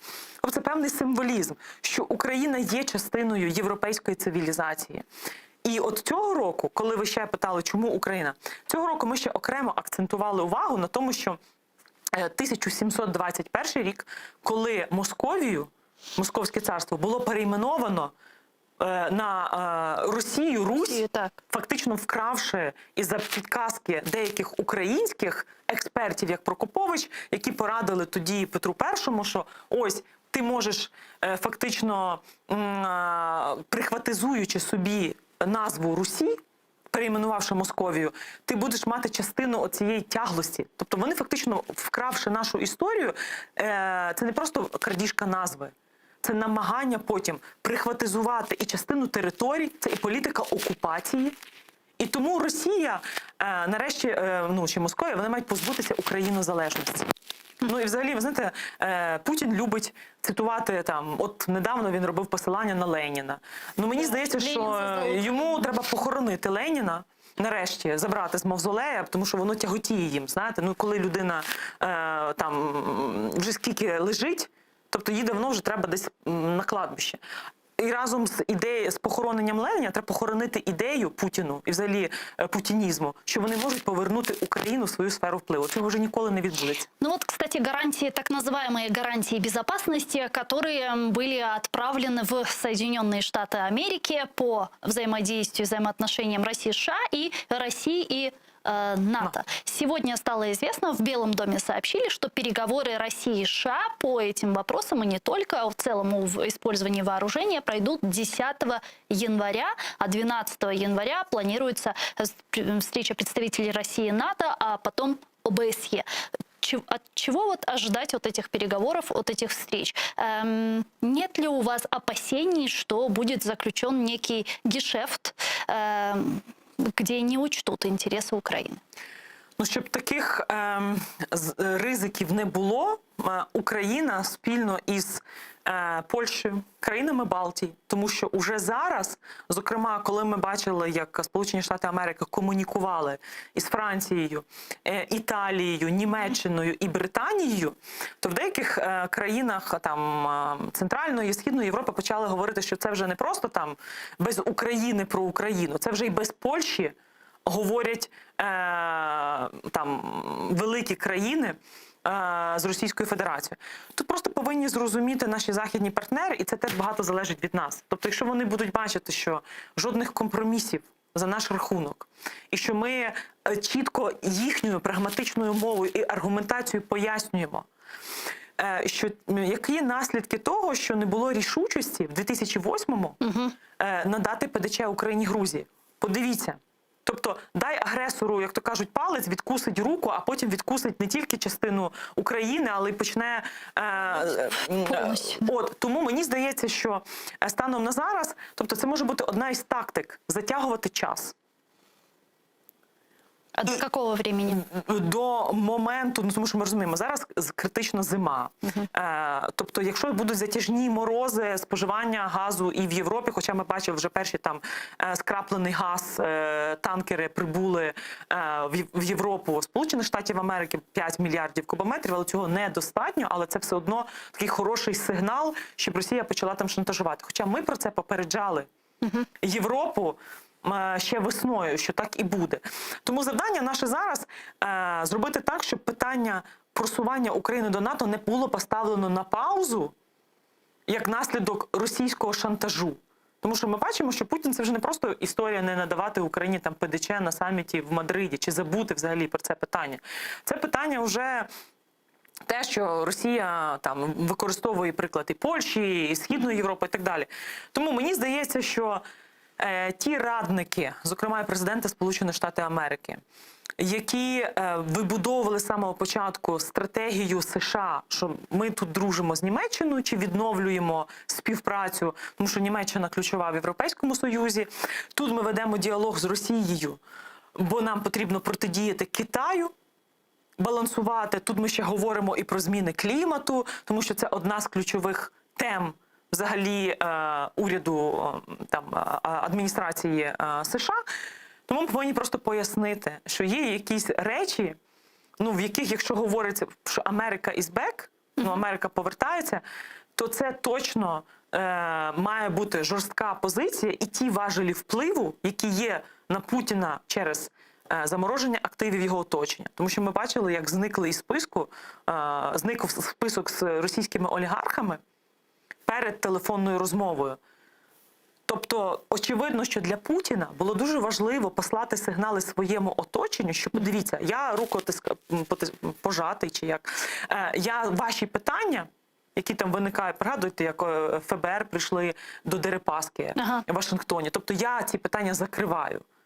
Зі мною рахується, тому що у Путіна теж є всередині проблеми. Давайте говорити про падіння його рейтингів і підтримки. Рекордно низьке. Давайте говорити про те, що ви дивилися його розмову із Сокоровим. Ні, к сожалению. От це дуже важливо подивитися, тому що там в емоціях, не стримуючи навіть себе, Путін говорить про 2000 конфліктів з територіальними претензіями. Путін гримає і в такій агресивному тоні говорить про те, що ви що, хочете превратити Росію в Московію? Цього хоче НАТО, але цього не буде. Второї Югославії ніхто не допустить. Тобто він фактично озвучує ті проблеми мимоволі, які реально є всередині Російської Федерації. І тому, як на мене, ми повинні теж розуміти, і не тільки завжди, як то кажуть, стримувати, захищатись, але розуміти, як асиметрично з агрессором діяти, зважаючи на їхні ахиллесові п'яти. Да, а как в данном случае правильно было бы поступить Украине, потому что так или иначе эти переговоры, насколько я понимаю, пройдут без представительства Украины? Ну, по-перше, дуже хотілося, щоб до перемовин була розмова, але не на рівні Блінкен і Зеленський, так? А все-таки Байден-Зеленський. От. Я думаю, що дуже важливо зараз українській дипломатії працювати з Конгресом. Там є двопартійна підтримка, і навіть, можливо, перед цими зустрічами, я думаю, що парламентська дипломатія треба відправляти, але не просто представників партії «Слуга народу», а робити потужну делегацію «Слуга народу», «Європейська солідарність», «Голос», ключові комітети, щоб це все були перфектна англійська чи хороша англійська, розуміння разом з МЗС, скоординовані тези, позиція України. Оцей One Voice Policy. Національна збірна їде від парламенту, говорити з Конгресом, озвучувати всі ризики, які ми відчуваємо. Тобто нагадувати і Сполученим Штатам Америки, зокрема і досвід 20-го сторіччя. Давайте нагадаємо, що під час Голодомору геноциду Сполучені Штати Америки визнали дипломатично Радянський Союз. Тобто коли українці пухли з голоду, тоді для США прагматично було вести торгівлю і, як то кажуть, деякі види товарів позбувати в Радянський Союз. І це сталося на очах, коли ми в лізі тоді ще націй домагалися зупинити геноцид. Ми побачили, як США. Тому зараз потрібно задіювати всі, тому що є в оточенні Байдена частина команди, які чомусь так от налаштовані сідати з Росією, такі от великі держави мають про що знати. По-перше, давайте подивимося на останню там карту GDP, ну, ВВП, як подивитися, де там Росія, на якому взагалі місці. Тому мені здається, що так, можна довго всіх шантажувати ядерною зброєю і в такий спосіб собі виторговувати якісь кращі позиції, чи постягувати військ. І якщо ти не бачиш якоїсь такої достойної відповіді у вигляді там СВІФТу чи реальних пекельних санкцій, то тоді можна йти далі. Тобто це черговий такий, вже б я сказала, навіть геополітичний розводняк, тому що Путін хотів зробити такий переможний бліцкриг. Ну, очевидно, что сегодня пока Запад как превентивная мера не готов вводить эти жесткие санкции, о которых мы с вами говорим. Это SWIFT, эмбарго на нефть, там, ограничение рубля, его конвертации, я не знаю, там разве вот эти драконовские санкции, о которых идет речь в законопроекте Конгресса США. Пока эти санкции не вводят, а пугают санкциями, что в случае полномасштабного вторжения, или точнее, если говорить их формулировками, дальнейшей агрессии России, их введут. И здесь, естественно, возникают несколько вопросов. А что будет называться агрессией России? Кто будет решать, является ли это агрессией или не является это агрессией? И помогут ли эти санкции уже постфактум, когда будут умирать люди? Ну, насправді, це те, коли деякі наші парламентарі поїхали в Вашингтон і пишуть, що коли, кажуть, друзі, треба грати на випередження, тому що насправді за 8 років навіть сам факт паспортизація продовжується. Тобто далі роздають паспорти українським громадянам під тиском. Чому це не може бути підставою до застосування жорстких санкцій? Не шантаж Заходу, що ми нападемо знову. У Путіна вже з'явилася така поліваріантність, звідки можна там, чи ескалація на Донбасі, чи через мілітаризацію Чорного моря спробувати там вразливий нас південь, звідти зайти. Тому виникає питання, і це те, що українська дипломатія, українські парламентарі мали би пояснювати. І для цього, спілкуючись із головами комітетів у закордонних справах парламентів країн Балтії, тобто вони готові їхати. Там, наприклад, той же Жегіміндас Павільйоніс, голова парламентського комітету у закордонних справах Литви, який був колись послом Литви у США. Чи Ріхард Кольц, тобто, друзі, голова українського комітету, Литва, тому що там швидше почують литовців, швидше почують поляків, але коли ми будемо разом із ними і пояснювати, що нам не потрібно, тому що у Сенат має важелі впливу, Конгрес має на Держдеп, на Пентагон. Тому що коли ми бачимо у бюджеті 2022 року 300 мільйонів доларів як допомоги військової, це добре, але цього недостатньо. Тобто вже зараз Україна мала би отримати все, щоб захистити себе з повітря. Тобто ми розуміємо, що протиповітряна і протиракетна оборона – це те, що для нас одне з першочергових завдань. Тому наші парламентарі мали бути би озброєні від Міністерства оборони списком, як робила Голда Меїр в часи становлення держави Ізраїль. Тобто вона їхала в Білий дім, виступала з промовами, очевидно озброєна чітким баченням і розумінням, як протидіяти там ворогам Ізраїлю, і привозила реальну військову допомогу. Тобто наші парламентарі повинні туди їхати і привозити до Сполучених Штатів Америки. Чи це буде в партнерстві з країнами Балтії і так далі. Але ми повинні обороноздатність України зараз посилювати і розказувати, що, друзі, не треба, коли нападе. За 8 років Путін жодного прогресу по виконанню домовленостей, ні по першому пункту ceasefire, припинення обстрілів, ні по виведенню важкої артилерії, ні по обміну полонених немає.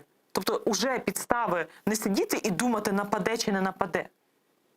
І оце якраз і мали би бути одні з наших меседжів. А як ви вважаєте, нападе?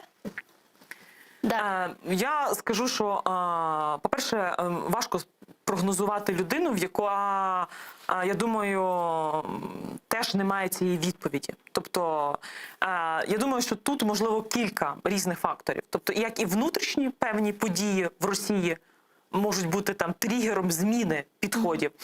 Так само, як і на міжнародній арені, в залежності від чого. Але я можу сказати, що там теж зважують наслідки і прекрасно розуміють, що не вийде швидких перемог, тому що в 2014-му Путіну ж хотілося, ви розумієте, показати дуже швидко, як вони захоплюють Крим, після Криму Донбас, після цього Новоросія. Давайте згадаємо, Новоросія – це була Одеса, це була Харківщина, тобто повністю Чорне море відтяпати від нас і так далі. В них це не вийшло.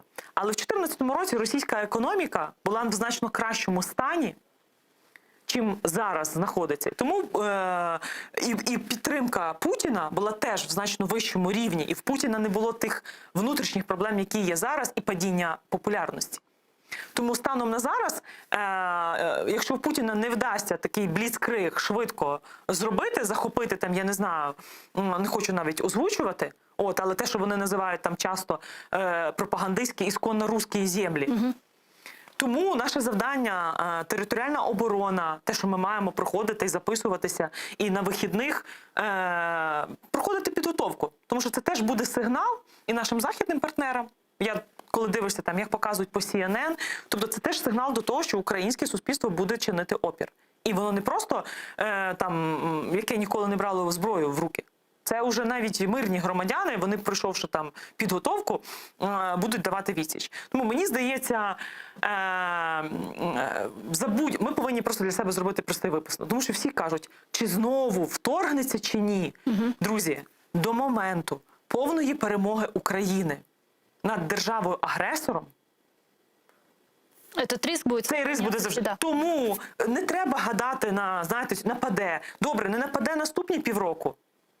Він це може зробити ще через півроку, розумієте? Тому тут не треба думати, щоб менше було питань і страху, тому що я бачу, як багато людей там телефонують, а чи треба пакувати, а де ж ці бомбосховища, а чи вивозити дітей на Західну Україну і так далі. Друзі, з таким настроєм не треба підігрівати в когось якісь наміри напасти чи ще щось. Ні, ніхто на нас, друзі, нападати, якщо вздумає, то це йому так дорого обійдеться, що він буде дуже довго зважувати. Но вот многие политические аналитики со скепсисом относятся к возможному полномасштабному вторжению России в Украину, но говорят о том, что угрозами войны Россия больше добивается, чем так вона вже войной, а именно выторговывая некие политические преференции. Так це вже видно. Зустріч в Женеві. Росія? Наприклад, Росія добилася того, що... Возвращение на мировую арену, внешнеполитическую арену, переговоры и так далі. Путіну треба було показати, що з ним рахуються. Що він не маргіналізований агресор, а що з ним Байден піднімає слухавку, коли йому треба зробити так, щоб із списку зникли російські олігархи і вони не потрапили під пекельні санкції. Тобто, коли Путін може виставити взагалі неадекватні проекти рішень там щодо НАТО і розказувати, що, друзі, давайте підпишемо ще якісь документи, не просто там домовленості, а про те, що не буде розширення НАТО і Україна, там, мовчу про Грузію, решта взагалі не буде стояти на порядку денному перспективи просування там України в НАТО. Перестаньте забезпечувати зброєю Україну і так далі. Тобто він самими погрозами зараз отримує більше, ніж реальним вторгненням. І це теж був один з його розрахунків. Просто, розумієте, пригадуєте колись, коли в Сирії, чи часів Трампа було, коли одна з ракетних удар по базі військовій, де в Сирії американці вдарили по базі, де були і російські військові. Да. Тобто це демонстрація сили, яку Путін достатньо серйозно сприйняв. Тому агресори типу Путіна, вони не розуміють західних підходів у вигляді домовлятись і політики умиротворення. Тобто це восприймається як слабость? Так. Оце і є. Слабкість Заходу стає силою Путіна. Він починає нахабніти, викатувати нові шантажі, ультиматум і так далі. Я розумію, що Байдену потрібен був певний час для того, щоб поїхати в європейське турне, коли була саміт НАТО в Брюсселі, потім саміт Сімки в Британії, для того, щоб ще раз послати сигнали і колективний Захід знову зробити єдиним, і, зокрема, в Німеччині під час цього переходу. Але, знову ж таки, в нас зараз мала би бути повна мобілізація нашої дипломатії для того, щоб співпрацювати з новим урядом Німеччини, новим Бундестагом, і їм пояснювати, що, друзі, це дуже добре, що ви провели Меркель під музику українського композитора Дмитра Бортнянського. Але ваші подвійні стандарти і такі підходи далі ми не будемо толерувати. Ми будемо прямо говорити, як це називається. Шрьодеризація Заходу теж дорого обходиться вже і Заходу. І це вже не питання просто виживання України.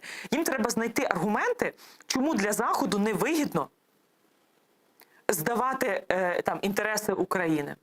Как экс-глава парламентского комитета по вопросам внешней политики. Вот по состоянию на конец 2021 года, как вы оцениваете українську внешнеполітичну обстановку? Ну, насправді, суб'єктність України і забезпечення підходів нічого про Україну без України, вона вимагає мудрості. Я б хотіла побажати все-таки нашому президенту, нашому спікеру парламенту, також голові МЗС і віце-прем'єр-міністерці шукати побільше партнерів всередині країни. Не ділитися на партії, не згадувати, що ось ці люди пов'язані там з 5-м президентом, а ці працювали колись ці, а ці про мене поганий коментар зробили і ще щось. Мобілізація зараз має бути всіх, від експертів до тих, в кого є авторитет на Заході, тому що зараз відбуваються серйозні процеси. І якщо Україна не включиться, дуже багато речей будуть без нас. І вже ми маємо не дуже такі, як то кажуть, приємні сигнали, і ми маємо певні здачі якихось позицій. Тобто я хотіла б якраз мудрість, тобто треба вставати і молитися, і просити про те, щоб ця мудрість з'явилась. Не думати про найвеличніший там лідер і якісь уявні перемоги. А коли ми побачимо, як Путін почне відводити свої не просто стягнуті на кордоні війська, а війська із тимчасово окупованих територій, це будуть оці tangible results. Це meaningful, це ті, які можна нащупати, побачити результати дипломатії. Не просто саміти інавгураційні Кримської платформи, а ми побачимо якісь реальні кроки. І от тоді, і коли Захід не буде, і Байден буде дзвонити спочатку Зеленському, і після розмови так само. Але для цього треба, вибачте, коли ти береш зобов'язання, що буде конкурс САП, і цей конкурс відбудеться відразу після повернення, а не буде затягуватись для того, щоб там якісь корупціонери поставили своїх людей. Тобто Зеленському треба не наступати на помилки попередників. Порошенко теж свого часу Байдену обіцяв, що Шокіна приберуть, що будуть реформи. Цього не було. Тому ми повинні зрозуміти зв'язок між внутрішніми перетвореннями, які роблять нас сильнішими, і успіхами на зовнішній політиці. Тому що просто заявами, що ми контриб'ютор європейської безпеки, наша сила в нас самих. Дякую вам дуже, пані Ганна. Чохсаглен, що приїхали к нам в студію, ответили на наші вопроси. Народний депутат України 8-го скликання Ганна Гопко була гостем нашей студии. Я с вами не прощаюсь, мы сейчас прерываемся буквально на пару минут. Далее эфир телеканала АТР продолжает информационная программа «Заман» на украинском языке. Наши журналисты подготовили самые актуальные новости для вас. А после мы вернемся в эту студию и продолжим наш эфир уже на крымско-татарском языке. Коршкенч.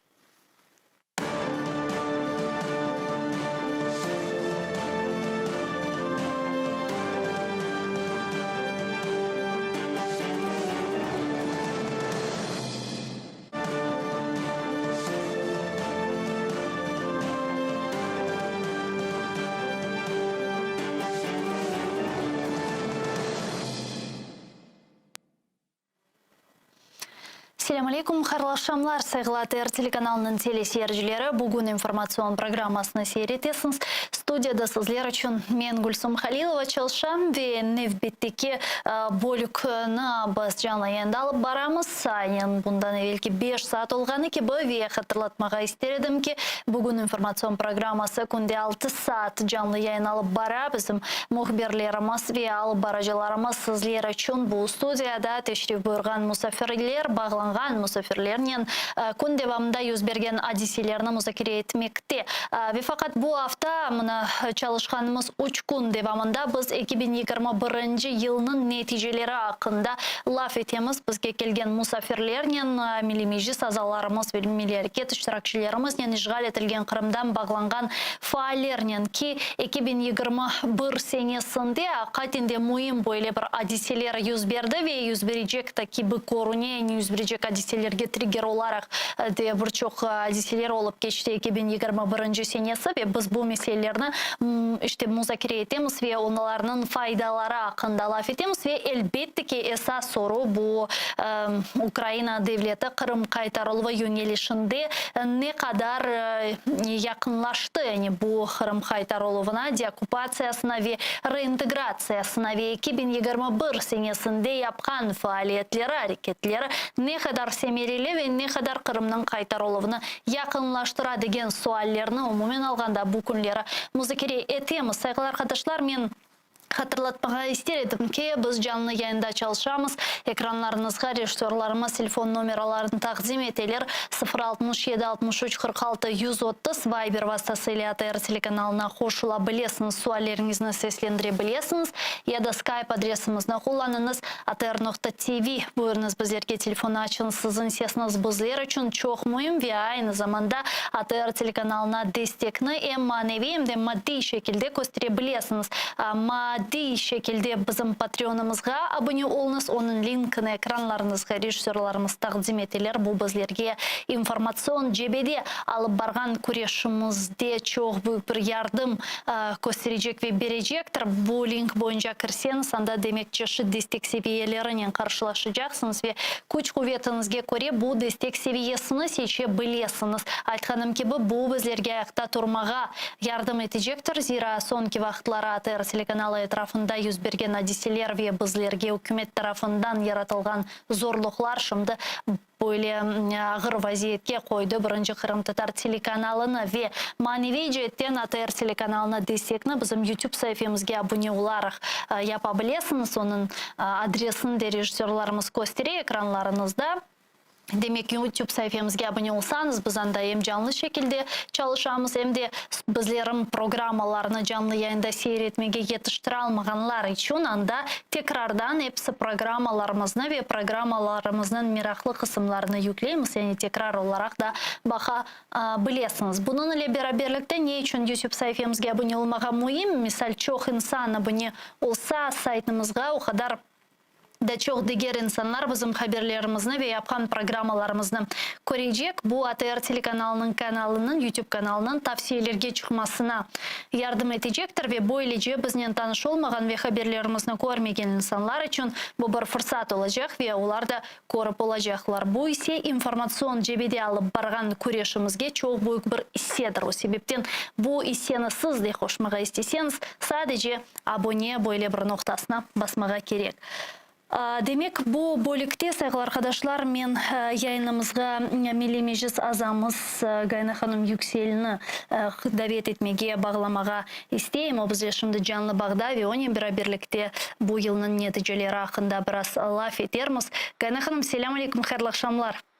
Aleyküm selam, sizge de hayırlı akşamlar olsun Gülsüm Hanım. Gayna Hanım, keliniz böyle umumi sualden başlayık. Asıl da bu 2021 senesi Kırım kaytarılma yönelişinde siz için nasıl bir emniyetini taşı ve ne kadar Ukrayna devleti bu bir yıl içerisinde Kırım'ın kaytarılığına yakınlaştı? Гульсум, ну давайте знову спробуємо українською мовою. Да? Я все ж таки думаю, що кожна людина так чи інакше подію в своєму житті оцінює з двох точок зору. По-перше, це соціальне життя, життя, яке пов'язане з ситуацією в країні, з народом. І по-друге, це власне приватне життя. От минулий рік, 2021, в контексті повернення Криму, в контексті політики деокупації Криму, на мій погляд, запропонував деякі такі кроки, які пов'язані з цим питанням. Все ж таки ми не можемо не говорити про те, що була прийнята низка законів, яка пов'язана з деокупацією Криму. Була проведена Кримська платформа. Є гарні такі напрацювання, які пов'язані з законодавчою базою, зокрема закон про корінні народи, концепція розвитку кримсько-татарської мови, стратегія деокупації Криму. Зараз розглядається закон про політв'язнів тощо. Тобто, от в такому, знаєте, контексті праці на материковій Україні задля деокупації Криму, от в цьому році кроки були зроблені. А якщо говорити про всіх нас, про 2021 рік, я думаю, що для всіх нас він став знаковим. Чому? Тому що ми так чи інакше, хочемо чи ні, ми навчилися працювати в новітніх для себе умовах. Якщо в 2020 році ми були такі розгублені, пандемія, нова ситуація, новий зв'язок, нова праця, то в 2021 році ця ситуація стабілізувалася, і всі ми, так чи інакше, кожен на своєму місці, навчилися працювати в новітніх умовах. Тому я не можу сказати, що цей рік був дуже поганим або дуже позитивним. Він був таким для мене особисто, я думаю, для всіх, тут кожен для себе вимірює те, що відбувалося. І все ж таки позитивні такі напрацювання, вони були. І цей рік нам продемонстрував те, що нам є куди рухатися, над чим працювати і що робити. Ну, а якщо говорити про моє власне приватне життя, то я продовжую свою роботу. Чесно кажучи, в цьому році не долучалася до жодних проєктів, відмовляла на пропозиції, намагалася закінчити свою наукову роботу, яка теж пов'язана з окупацією Криму, з подіями, які відбувалися в Криму, в медійному середовищі і зараз проходять на материковій частині України. От інформаційна політика, реінтеграція Криму і ці питання. Тому я думаю, що в нас все ж таки 21 рік він більш позитивний, ніж 20-й, і ми продовжимо цю роботу і в наступному році. Yani Қатенде 2021 senesi çok mühim kararlar alındı. Olarını biz yayınlarımızda çok laf ettik. Mına Kırım platformasından gayrı ki Kırım platforması hakkında endi çok laf ettik. Mına bundan da gayrı Kırım Qaytarılov stratегиясы demek tamır halklar ile bağlı yukarıda aytıp geçkeniz kanun, sonra Kırım Tatar tilinin kengleştirilüvü konsepsiyası sesima büsler ve ilahni. Mına Kırım tamır halklar ile bağlı kanun meselesine gelecek olsak, onun çalışkan ne vakit çalışıp başlayacak bu kanun? Nasıl көріне sizge bu kanunun aslında semereligi ve çalışması? Benim anlағаныма göre bu kanun için bu podzakonne akti dep айталар da onun için işler Milli Meclis'te de alıp barala.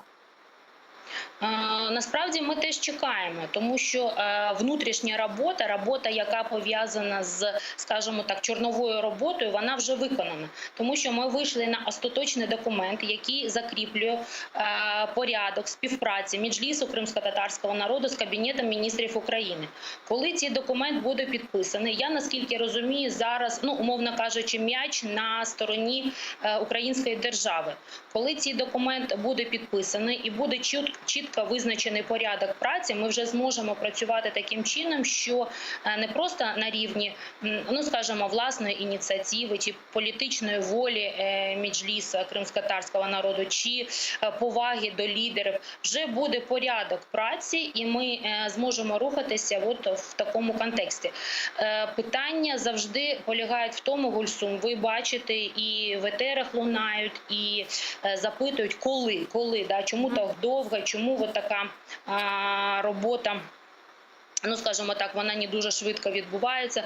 Насправді всі ці питання для нас теж актуальні, і я, наскільки можу зрозуміти, вони актуальні до тих, хто причетний до теми Криму. І тут я маю на увазі не тільки Меджліс або кримсько-татарську спільноту, і деяких держслужбовців, і громадських діячів. Тому ми чекаємо на те, що от ті напрацювання, які є, вони вже будуть реальністю. Yani bu ne kadar da vakit alabilir sizce? Я думаю, що найближчим часом. Все ж таки ми розраховували на те, що все це буде закінчено до Нового року. Так. До Нового року. Почалася зима, прийшов Новий рік. Я сподіваюся на те, що коли ми вийдемо зі свят, з цього періоду святкування, тоді можна буде повернутися до цього процесу. Насправді, цим процесом керує голова Меджлісу кримсько-татарського народу. Він знаходиться в безпосередньому зв'язку, контакті і, скажімо так, організовує настільки, наскільки це можливо, роботу всередині Меджлісу. Тому тут просто необхідно визначати і найближчим часом розуміти, як ми працюємо, яким чином ми працюємо. Бұнен бері бірлікте саяси мабуслерілі бағлы қанунлы қасы этрафында да фікірлеріңізді ешітмеге істердім. Зира бұл қанунның қабыл етілмесіні 8 елдан берлі сізлер айтасыңыз, бізлер айтамыз, вене айет мұна қырым išғал етілгенден 8 ел кешкен соңыра, демек бұл кібі қанунлы қасы парламентоға кірсетілді ве бірінші оқуышта милет векілері тарафындан дестекленді. Мен білем ке бұл қанунлы қасының бір қач варианты бар еді. Доғырымы, яғни милемежісінің теклиф еткен президент офісінің вейлі. Там були різні пропозиції, насправді, і Меджлісу, і суспільства, і громадських організацій, які в цій темі, в правозахисній темі.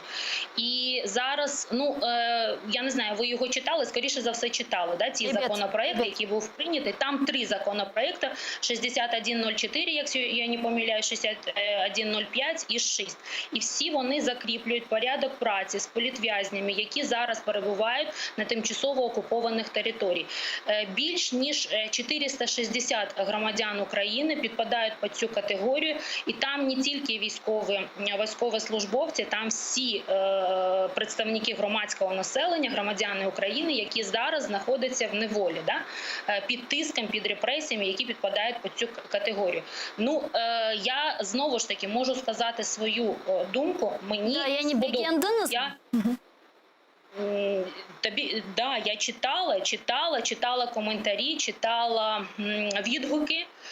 Мені сподобалось те, що там широкий перелік осіб, які підпадають під цю категорію. Там визначено порядок співпраці. Йде мова про соціальний і юридичний захист не тільки військовополонених, політичних в'язнів і військовополонених, які підпадають під цю категорію, а їх родин. І тут мова йде не просто про Гульсум Ханум такі, знаєте, загальне гасло, тобто ми поряд з вами, тримайтеся. Там мова йде про конкретну матеріальну допомогу. Тому все це важливо. Ми знаємо, в яких умовах перебувають ці родини, зокрема по кримсько-татарським родинам, якщо брати, дивитися, да, всі багатодітні, 3, 4, 5 дітей, і це така важлива допомога.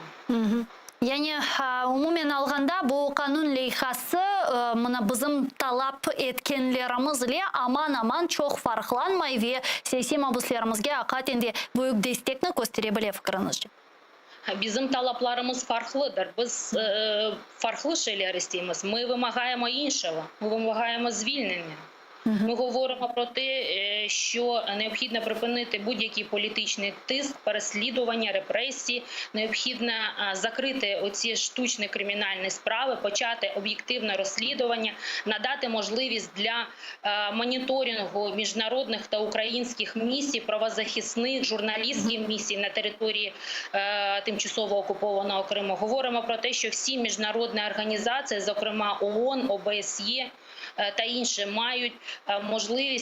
мають можливість для перевірки ситуації, для моніторингу ситуації на території Криму.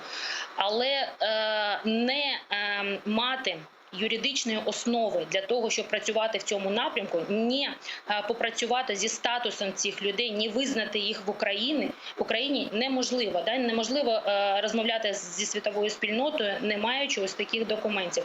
І насправді про ці документи мова йшла значно раніше. Я, наскільки пам'ятаю, на 2-3 році вже йшла мова про те, що необхідно приймати ці документи. 8-й рік. Не скажу, що занадто рано, але ніколи не пізно, тому що Крим не деокупований.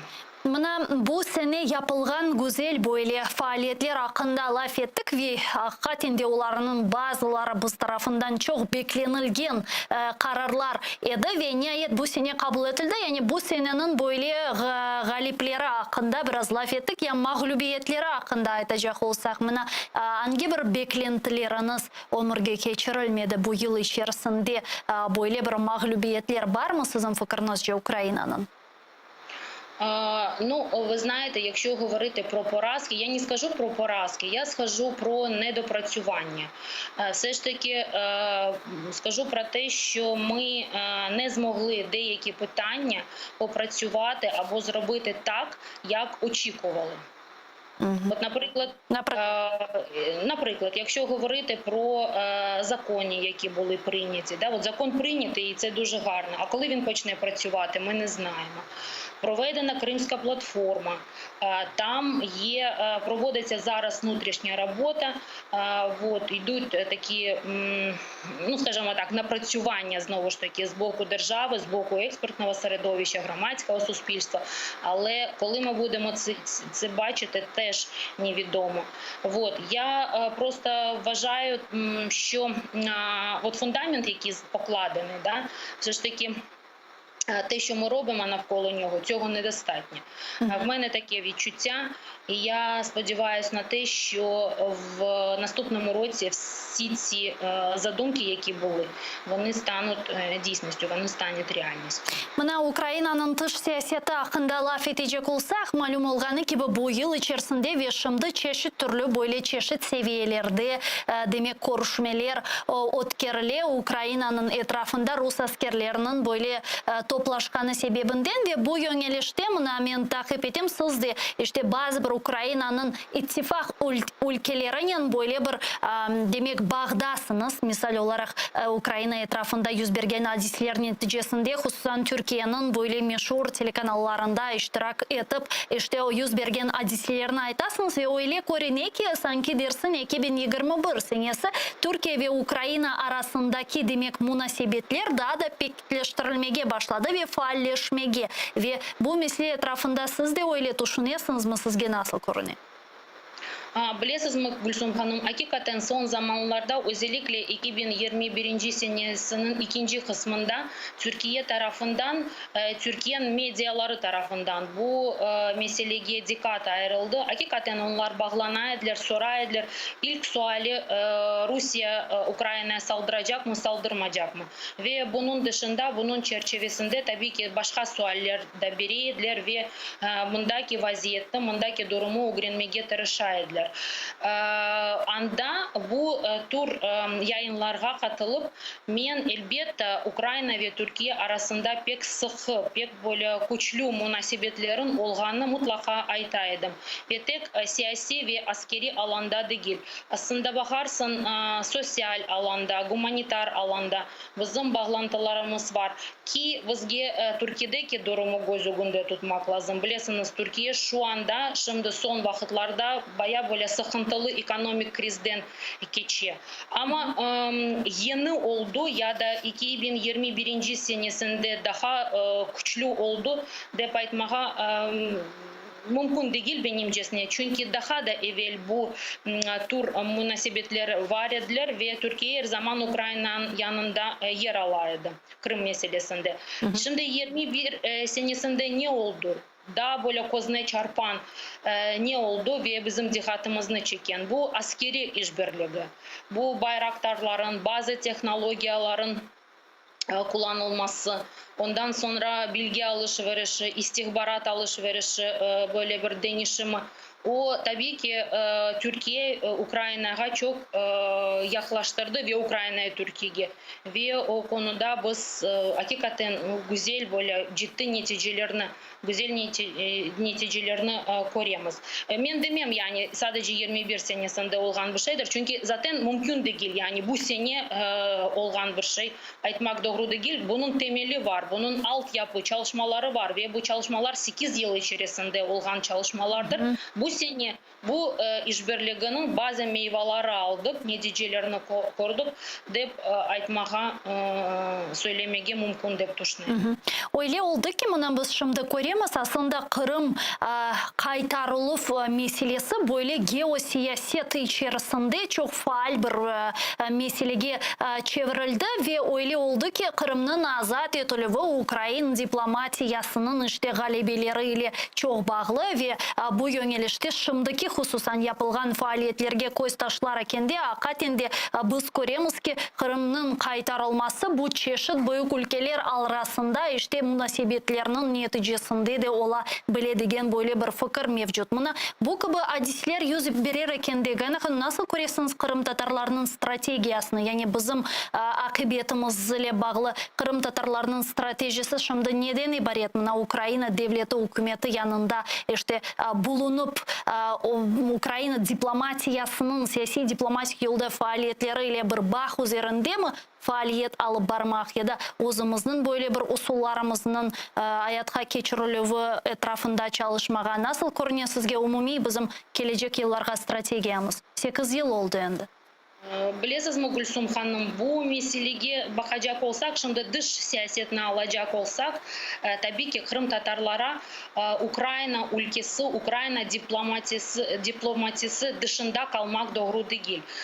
Hatta ve hatta ben sizge böyle bir şey söyleyeyim. Zamanında böyle birçok böyle halkara meydanlarga katılmağa çarem oldu, imkanım oldu ve şunu gördüm ki yani Krım Tatarlar anda tek bir güç, ayrı bir güç olarak gelseler o bir netice, bir böyle çalışma. Ama birlikte hareket etsek Ukrayna diplomatlarının, Ukrayna siyasetçilerinin, Ukrayna ülkesinin adımları atsak daha güçlü, daha kavi ola. Her bir cihetten, netice tarafından, organizasyon tarafından, bağı, itibarı tarafından ben bunu özellikle Birleşmiş Milletler'de pek net bir şekilde gördüm.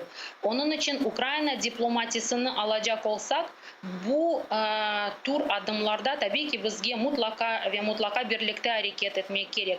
Ki ben sizge şunu söyleyeyim. Tabii ki biz netice almak isteyen bir insanız. Halkımız, toplumumuz nasıl aytacaksınız doğru olacak. Biz bir sonuç görmege isteyiz. Kırım'ın kurtarmasını, Kırım'ın serbest olganı.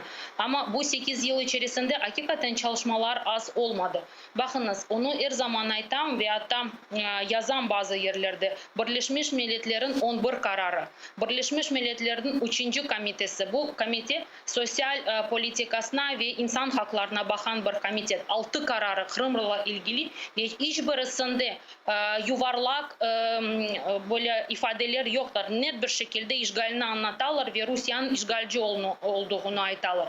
Avrupa Parlamentosu'nun yaklaşık 30 rezolüsyası. OBSE'nin en yüksek Parlamentskaya Asambleya degen bir onların kurumu var. 7 kararı. UNESCO'nun 12 kararı. Da UNESCO siz onu da göz önüne alınız. Örnek gibi böyle bir milli hazinemizni, milli varlığımızı uzun listesine aldı ve böyle bir yerge geldi. Tabii ki bunlar böyle yüksek materyaller, yüksek şeyler. İnsanlar dediğim gibi hem sosyal hayatını yaşarlar, hem özel hayatını yaşarlar. Öz hayatında biz bir an önce böyle bir neticesini almaya isteyiz. Ama bu tür şeyler, bu tür çalışmalar mutlaka bu işinin bir temelini kuracaklar ve gelecekteki basamaklar için bir altyapını oluşturacaklar. Ya nasıl kıymet kesesiniz? Katinde Kırım Tatar halkı Ukrayna devletine ait, yani vatandaşlık olarak ait olan bir millet olarak şüphesiz ki Ukrayna siyasi diplomatik yönelişinde yapkan faaliyetleri yanında hareket etmeli ve fakat buna Ukrayna devletinin şimdi Kırım Tatarlarga binayen siyaseti hakkında laf edecek olsak nasıl kıymet kesesiniz? Çünkü bir müddet evvelsi işte Kırım Tatar temsili organının temsilcileri, milli meclis azalarımız olsun sizler birçok defalar işte halkara bu gibi teşkilatlarda iştirak edip Ukrayna yetleriyle beraberlikte çok fazla çıkışlarda bulunaydınız. Şimdi bu gibi faaliyetler devam ettirilir mi? Yani Ukrayna devleti, hükümeti, nazirlikler tarafından bu gibi tekliflerinin faalleşkenini gözleysiniz mi? Bu gibi faaliyetler devam etti. Bu gibi faaliyetler devam etti. Milli Meclis de onlarda yer ala bu tür faaliyetlerde. Şimdi mesele böyle değil. Şimdi bilirsiniz mi biz kriteriyalarını nasıl koyamız? Ben sizge bir örnek vereyim. Ben geçen haftalarda bir arkadaşımla laf ettim ve Ukrayna'da hakikaten bu sene nasıl geçti, nasıl neticeleri oldu, kim ne yaptı böyle bir lafa kırdık ve ben dedim bak yakşı yaramı böyle dokumentler kabul edildi. Mesela stratejiya deokupasiya adlı bir belge kabul edildi ve hakikaten onu okusanız 156 madde, 5 yöneliş. Hakikaten ciddi böyle çalışmalar içinde koyuldu ve dediğim gibi bu eğer hayata geçirilse, eğer biz hepimiz buna göre hareket edeceğimiz Kırım işgali karşı ve Kırım serbestliğine birçok iş yapacakmız. Benim arkadaşım bana ayta ki, peki bu strateji içinde Kırım özerklik, Kırım avtonomiyası koyuldu mu, koyulmadı mı? Yani demek istedim kriteriyalar farklı. Ben başka türlü koyuyorum, bu insan başka türlü koyuyor. Ben dedim yok, anda öyle bir şey yoktur, başka türlü. Demek ki bu stratejiyi kabul etmek mümkün değil. Yani ben bu meselede dengelim yaklaşmağa davet ettim. Yani böyle umumi bakmağa davet ettim. Elbette aytkanımız gibi yani Kırım'da yaşayan semiyetdeşlerimizi, bizim halkımızı biz apaçık böyle net bir şekilde doğrudan doğru kurup bulamamız. Yani afsus ki işkenceler, baskılar, represiyalar, korkutular peyda ola. Men geçken haftalarda Nariman Ametov'un hikayesini işitkende bilesiz mi ne düşündüm? Bu demek ki bir insan çıkıp böyle cesur olup sesini yükseltti ve dedi ki keşke beni öldürseydiniz. Ben hiçbir şey saklamayacağım ve her şeyi apaçık aytacağım ve herkese anlatacağım. Bunu izlerken ben böyle bir şey düşündüm. Yani biz demek ki Kırım'da olup bitkenlerini asla bilmiyoruz. Nariman gibi kaç tane yüzlerce vatandaşlarımız Kırım'da var. Baskı altında, korkutup altında, şantaj altında ve bu insanlar çıkıp anlatmalar olup bitenlerini. Yani ama bu bir taraftan, diğer taraftan bunlarını korumak için ve Kırım meselesi bir şeyler yapmak için yani diplomasi, siyasi, kültür, sosyal alanda bazı hareketler yapılacak ve o hareketlerden bir kısmı kanunlarının ve halkara meydanlarda çalışmalarının bağlı olacak. Gana Hanım bir sual vereceğim sizge. Böyle bir insight malumat geldi bana. Degenlerine koruya şimdi Ukrayna prezidenti ofisinde Kırım Tatar kadınlarından bir mesliyatçı koymak isteyler eken. Yani şimdi namzetler bakıla mına kadın olması gerek prezident ofisinde mesliyatçı olarak. O siz değilsiniz mi acaba? Bu informasiya insight olarak kalsın. Ben bilesem zamanı gelince her şey açıklanır ve isimler belli olacak. Onun için ben izin verseniz bu sualge cevap vermeyeceğim. Bu sizin hakkınız, men üzerinde ısrar etmem. Ama yine de hakikaten işte bunu bile aytkanız için çok sağ olunuz. Gani Hanım, da laf etmege istegenim bir mesele var ki demek 4-5 daha haber yayınımızın yekünlenmesini demek büyük cenk ihtimali. Şimdi her taraftan yine de daha da fazla istihbarat degenine göre demek Rusya böyle bir savaş açmağa hazırlana eken ve hususan bugün haber peyda olganına göre 10. yanvar günü Rusya demek Amerika Birleşken Devletleri'nin temsilcileri ve Rusya temsilcileri bu sözde kifayet demek hafsızlık kifayeti meselelerini laf edecek eken.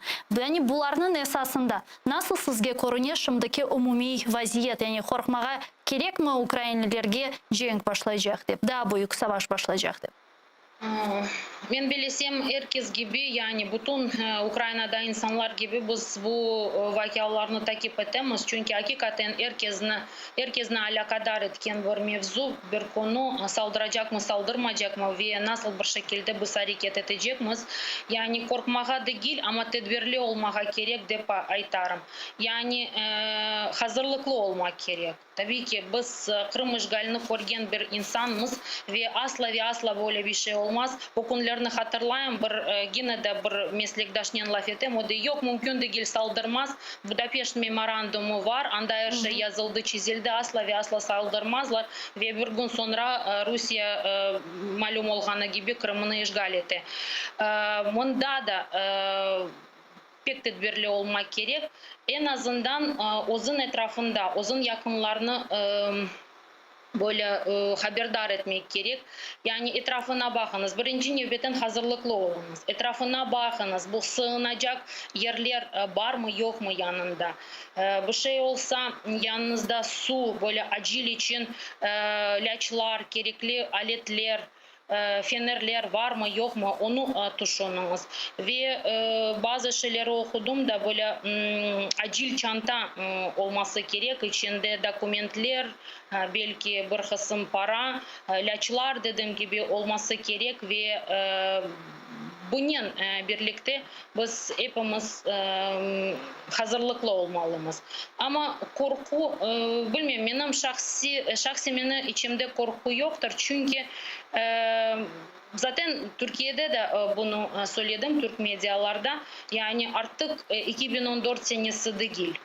Artık böyle kolay geçmez ve olsa eğer Allah korusun tabii ki yani kolay bir şekilde geçmeyecek ve afsus ki pek böyle ciddi geçecek. Mutlaka bundan karşılık direniş alacaklar ve benimcesine binlerce sefer düşünecekler yapıp yapılmamasına.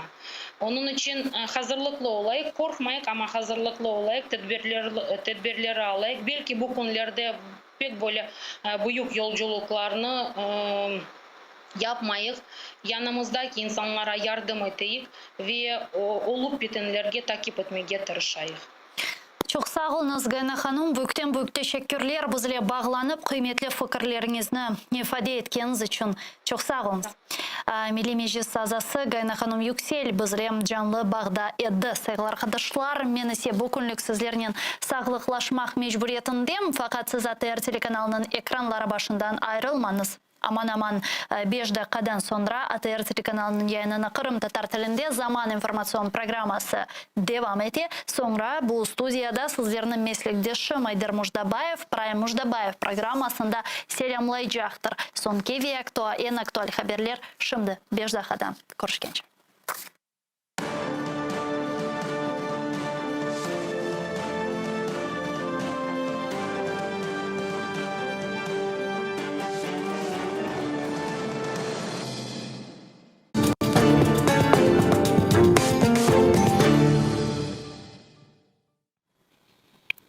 Доброго вечора. У прямому етері телеканалу ОТР Прайм. Це час, коли ми обговорюємо найважливіші події, теми, сенси стосовно Криму, України, світу тощо. І запрошуємо тих, хто, на мій погляд, може нам щось цікаве розповісти. Сьогодні в нас не дуже частий, але завжди дуже приємний гість. Це російський блогер, але його вже лише умовно можна назвати російським, через те, що він живе давно не в Росії, а в сусідній, до речі, до нас Словаччині. І його звати, напевно, ви знаєте його, Саша Сотник. Вітаю, Саша. Приветствую, Айдар. Привіт. Радий бачити. Просто дуже багато тем, які стосуються Росії, так званої. І я думаю, що тут вже моїх знань цього пекла не вистачить. Ти людина, яка на своєму каналі в Ютубі, до речі, підписуєтеся. І завжди всюди Саша публікує свою точку зору, по-перше. По-друге, новини політичні з Російського рейху, які, на жаль, багато хто, якими не цікавиться через, із тих, хто в Україні, наприклад, так, але краще б цікавилося, бо дуже-дуже важливі речі відбуваються, вони стосуються нас. На жаль, ми не хочемо цього, але, на жаль, це так само нас це стосується, хоча ми ніби за перебриками, але речі там страшні відбуваються. Напевно, я зараз перейду на трофейну мову, щоб Саші було комфортніше. И первый вопрос, Саш, такой. Наверное, странно спрашивать, какое главное там политическое событие сегодня именно в подконтрольной Путину территории. Но понятно, что это закрытие мемориала, организации, которую основал Нобелевский лауреат Нобелевской премии мира, академик Сахаров, личность легендарная, личность фантастическая, личный друг Мустафы Джемилева. И Мустафа с супругой были в гостях у них с Еленой Боннер там в Москве. В тот период небольшой, к сожалению, когда после освобождения ссылки в Горьком он прожил в своей квартире. И он боролся за Мустафу Джемилева и ездил в тюрьму к нему, когда Я просто напоминаю тем, кто, может быть, из молодых не знает, кто пытался с ним встретиться, когда Мустафа Джемилев более чем 303-дневную рекордную голодовку держал. Это была не шуточная голодовка, его кормили насильно через шланг. Ну, это ад и пытки. Вот. И единственное, вот ему тогда не дали встретить академика Сахарова, встретиться не дали с Мустафой Джемилевым. Он написал ему открытку, на которой написал: «Сынок, ты нам нужен», что-то такое. И Мустафа Джемилев прекратил голодовку, и он с нами, к счастью, до сих пор. А вот Андрея Дмитриевича нет уже с 89-го года. И вот ну, как бы, то была его физическая смерть, но дух его до какого-то времени все-таки жил, и оставался маленький там какой-то фитилек из зажженного им пламени свободы когда-то еще в Советском Союзе. И вот этот мемориал. И сегодня я хочу рассказать, что с ним сделали, и о чем это свидетельствует, и подробно рассказать, к какой стадии, вот на твой взгляд, Саш, подходит русский рейх в своем развитии или в деградации. Вот я думаю, что это будет очень интересно послушать нашим зрителям, которые, ну, наверное, наши зрители все равно интересуются тем, что происходит в русском рейхе, потому что это непосредственно затрагивает нашу жизнь. Ну, я вообще не считаю это рейхом, я считаю это такое большое, простите меня за такое, может, не парламентское выражение, ну, я понимаю, в эфире я буду стараться. Да, пожалуйста. За такое непарламентское выражение, что это навозная куча. Просто была очень долгая политическая оттепель, в результате чего эта навозная куча размякла, из нее потекло. И теперь она растекается по соседям. Вот эта вся субстанция, которая потекла, да, красно-коричневая, она ж никуда не делась. Дело в том, что товарищ Сталин до 1953 года, до самой своей кончины, он планировал войну со всем миром. Он хотел показать всему миру ядерную Кузькину мать. После того, как у него в 1947 году ему сказали, что все, ядерная бомба у нас теперь уже есть. И он планировал полностью, значит, захватить весь мир и установить такую красную гегемонию, красно-коричневую. Все-таки дедушки, они принесли на этих гитлеровских знаменах фашизм, вот, они его принесли себе, оставили. И вместе с товарищем Сталиным. И время от времени этот фашизм потом вспучивался то Карибским кризисом, то словами подвыпившего Ельцина: «Мы, между прочим, ядерная держава», и так далее. Ну вот при Путине это все, так, как говорится, на дрожжах размякло, тепло почувствовали все эти опарыши на этой куче и стали расползаться по разным странам. Мы видим всю эту прелесть, как они развиваются, как это у Булгакова. Я вижу, мосье Шариков, как вы развиваетесь. Да, вот они по-фашистски развиваются как могут. То, что сегодня произошло, но оно же не до конца произошло. Понятно, что это личный был приказ, личное распоряжение господина Путина. Какие права человека? Здесь готовится к войне, готовится к тому, к чему товарищ Сталин готовился. Показать всему миру Кузькину мать. Владимир Путин занимается собиранием советских земель. Сейчас он дожевывает господина Лукашенко. Достаточно было посмотреть, как сегодня Лукашенко шел, прихрамывая, с таким серым, совершенно с серой мордой, садился в свой самолет для того, чтобы прилететь в Санкт-Петербург, где там это СНГшные посиделки были под предводительством Путина. И он понимал прекрасно, что это будет усекновение его полномочий, и не только полномочий, но и суверенитета. И он прекрасно это понимал.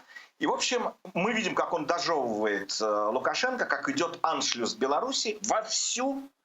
И, конечно же, этот СССР 2.0 не может состояться без Украины. Я не говорю о том, что это произойдет. Я говорю о том, что у Путина в планах это есть. Я внимательно слушаю, что говорят эти двуногие существа фашистские в Москве с разных трибун. Что говорят на Старой площади, что говорят на Смоленской площади, что говорят на Охотном ряду. Они замотивированы на войну. Достаточно послушать, что несет Делягин, это депутат Государственной Думы. Достаточно послушать, что несет Жириновский, который призывает бомбить Украину в ночь с 31 декабря на 1 января, в новогоднюю ночь. Типа все будут под шофе, никто ничего не сможет сделать, а мы, значит, накажем, мы забомбим. Не всех, но кого надо, того забомбим. Это, конечно, чудовищно, то, что они несут. Они призывают войну всей своей горлопанской сущностью. И, как говорится, если долго вглядываться в бездну, то она начнет всматриваться в тебя. И вот они всматриваются в эту войну. Я понимаю, что война-то уже идет. Она идет. Это ползучая война с 2014 года. Я знаю, что на войне она не бывает игрушечной. Ее можно называть как угодно, гибридной. Но смерть гибридной не бывает. Я всегда об этом говорил. Поэтому, конечно, когда фашисты говорят, что мы вас убьем, когда фашисты говорят, что мы на вас нападем, надо им верить безоговорочно. То, что сегодня произошло, это произошло, крушение тех иллюзий, которые еще были в головах у некоторых демократов, либералов, либо там либерально и демократично настроенных россиян и тех, кто еще как-то пытался верить в возможность построения демократической России. Нет. Построить демократию в тюрьме невозможно.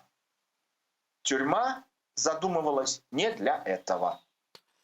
Тюрьма существует для того, чтобы в ней страдали, мучились, и чтобы в ней пытали, чтобы в ней люди умирали. Поэтому никакой демократии. Сегодня была просто... Завтра будет окончательная точка поставлена. Сегодня Верховный суд запретил международный мемориал, а завтра Мосгорсуд будет рассматривать ликвидацию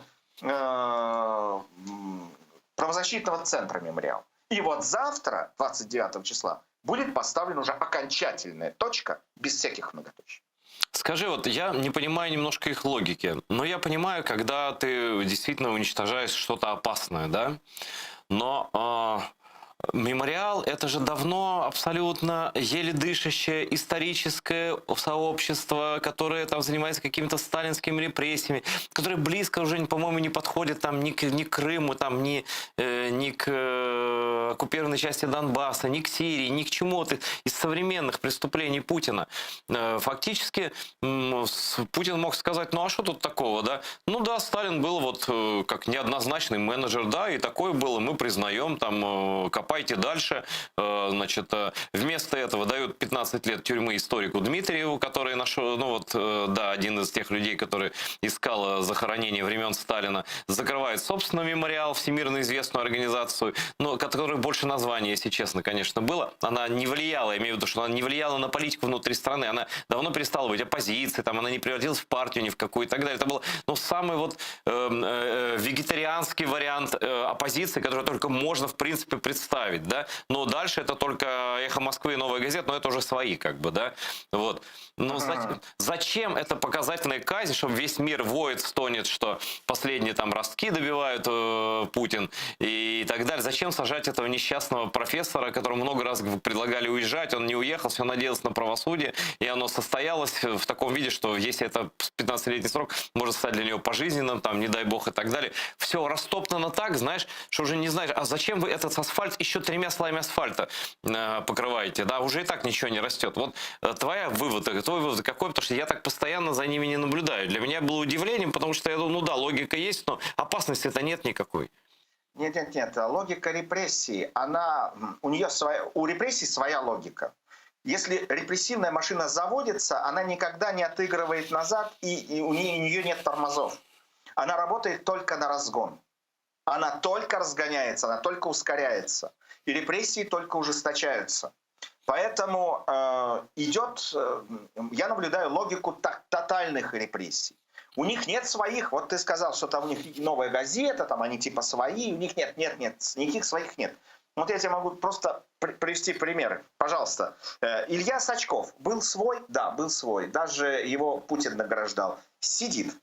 Кто это, прости прощения, кто это такие? Называй, потому что украинские зрители... Это айтишник. который фотографировался с Путиным тогда, да? Угу. Да. Рэпер Моргенштерн, Алишер Моргенштерн, тоже типа свой, но он же абсолютно системный. Абсолютно системный. Ну, да. Тем не менее, он вынужден был уехать. И сейчас Следственный комитет во главе с Бастрыкиным там его проверяет. Слушай, Саша, интересно, кто же принял такого как бы сказать, такого диссидента великого у себя? Куда же он уехал, интересно? Он, по-моему, то ли в Эмиратах он где-то, по-моему, там. Какой он диссидент? Ну, я смеюсь, я поэтому и говорю, что уже до мышей, причем до домашних мышей-то, до своих. Вот до своих мышей, до своих доморощенных мышей. Дальше, я продолжаю. Артемий Лебедев. Это вот тот самый... А что с ним? Что с Тёмочкой? Все же было с Тёмочкой хорошо. Лебедевым, я тебе расскажу. Он, значит, замахнулся на святое. Он замахнулся на мощи. На мощи Владимира Ильича Ленина Он и на мощи... попытался их съесть в момент посещения мавзолея? Он сказал, что мощи это все фигня, в общем, мощи не работают. После чего на него православные коммунисты очень сильно обиделись, РПЦУха обиделась, всей РПЦУхой обиделись. Вот. После чего, значит, они написали Бастрыкину, сказали, возьми лупу, всмотрись в Лебедева. После чего тот, значит, начал проверять его на предмет оскорбления чувства верующих коммунистов, а Лебедев написал в Следственный комитет письмо типа «Засуньте себе», я не буду называть это слово, куда засунуть, все мощи святых. Ну, слушай, подожди, но он же связан, это просто пример, чтобы украинцы понимали, это вот такой системный, раньше был либерал, сейчас они там уже все, его мамка там толстая какая-то в каком-то колене там кривом, значит, его же родственник, вице-спикер Госдумы Толстой, этот здоровый Петр такой, Толстой, распухший сперматозоид такой огромный, совершенно безмозглый, вот. Но вот эти вот люди, они же как бы вроде это вот постельничье, это что уже близко к Михалковым просто, вот знаешь, на нынешнем уровне, вот, да? А за что? Я и говорю о том, что своих таких уже людей? нет, они уже своих шерстят. Если репрессивная машина разогналась, то она разогналась. Назад никак. У нее нет заднего хода и тормозов тоже. Поэтому, если будет речь идти о том, что нужно зачистить, прости меня, Господи, свежеиспеченного Нобелевского лауреата Муратова, зачистят без вопросов. Никаких там нет. Поэтому что мы о мемориале говорим? А зачем? Он уже все, он отжил свое, ему там не место. Это не РЭХ, я говорю, там уже все. Там шерсть полезла, клыки полезли, это пещера самая настоящая уже, все. Ну, смотри, это как бы мемориал уже мимо реальности, российской проходит. Совершенно. Да, он абсолютно не нужен, чтобы даже нос не думали вертеть в сторону, вспоминать про Сталина, там, про что-то еще там.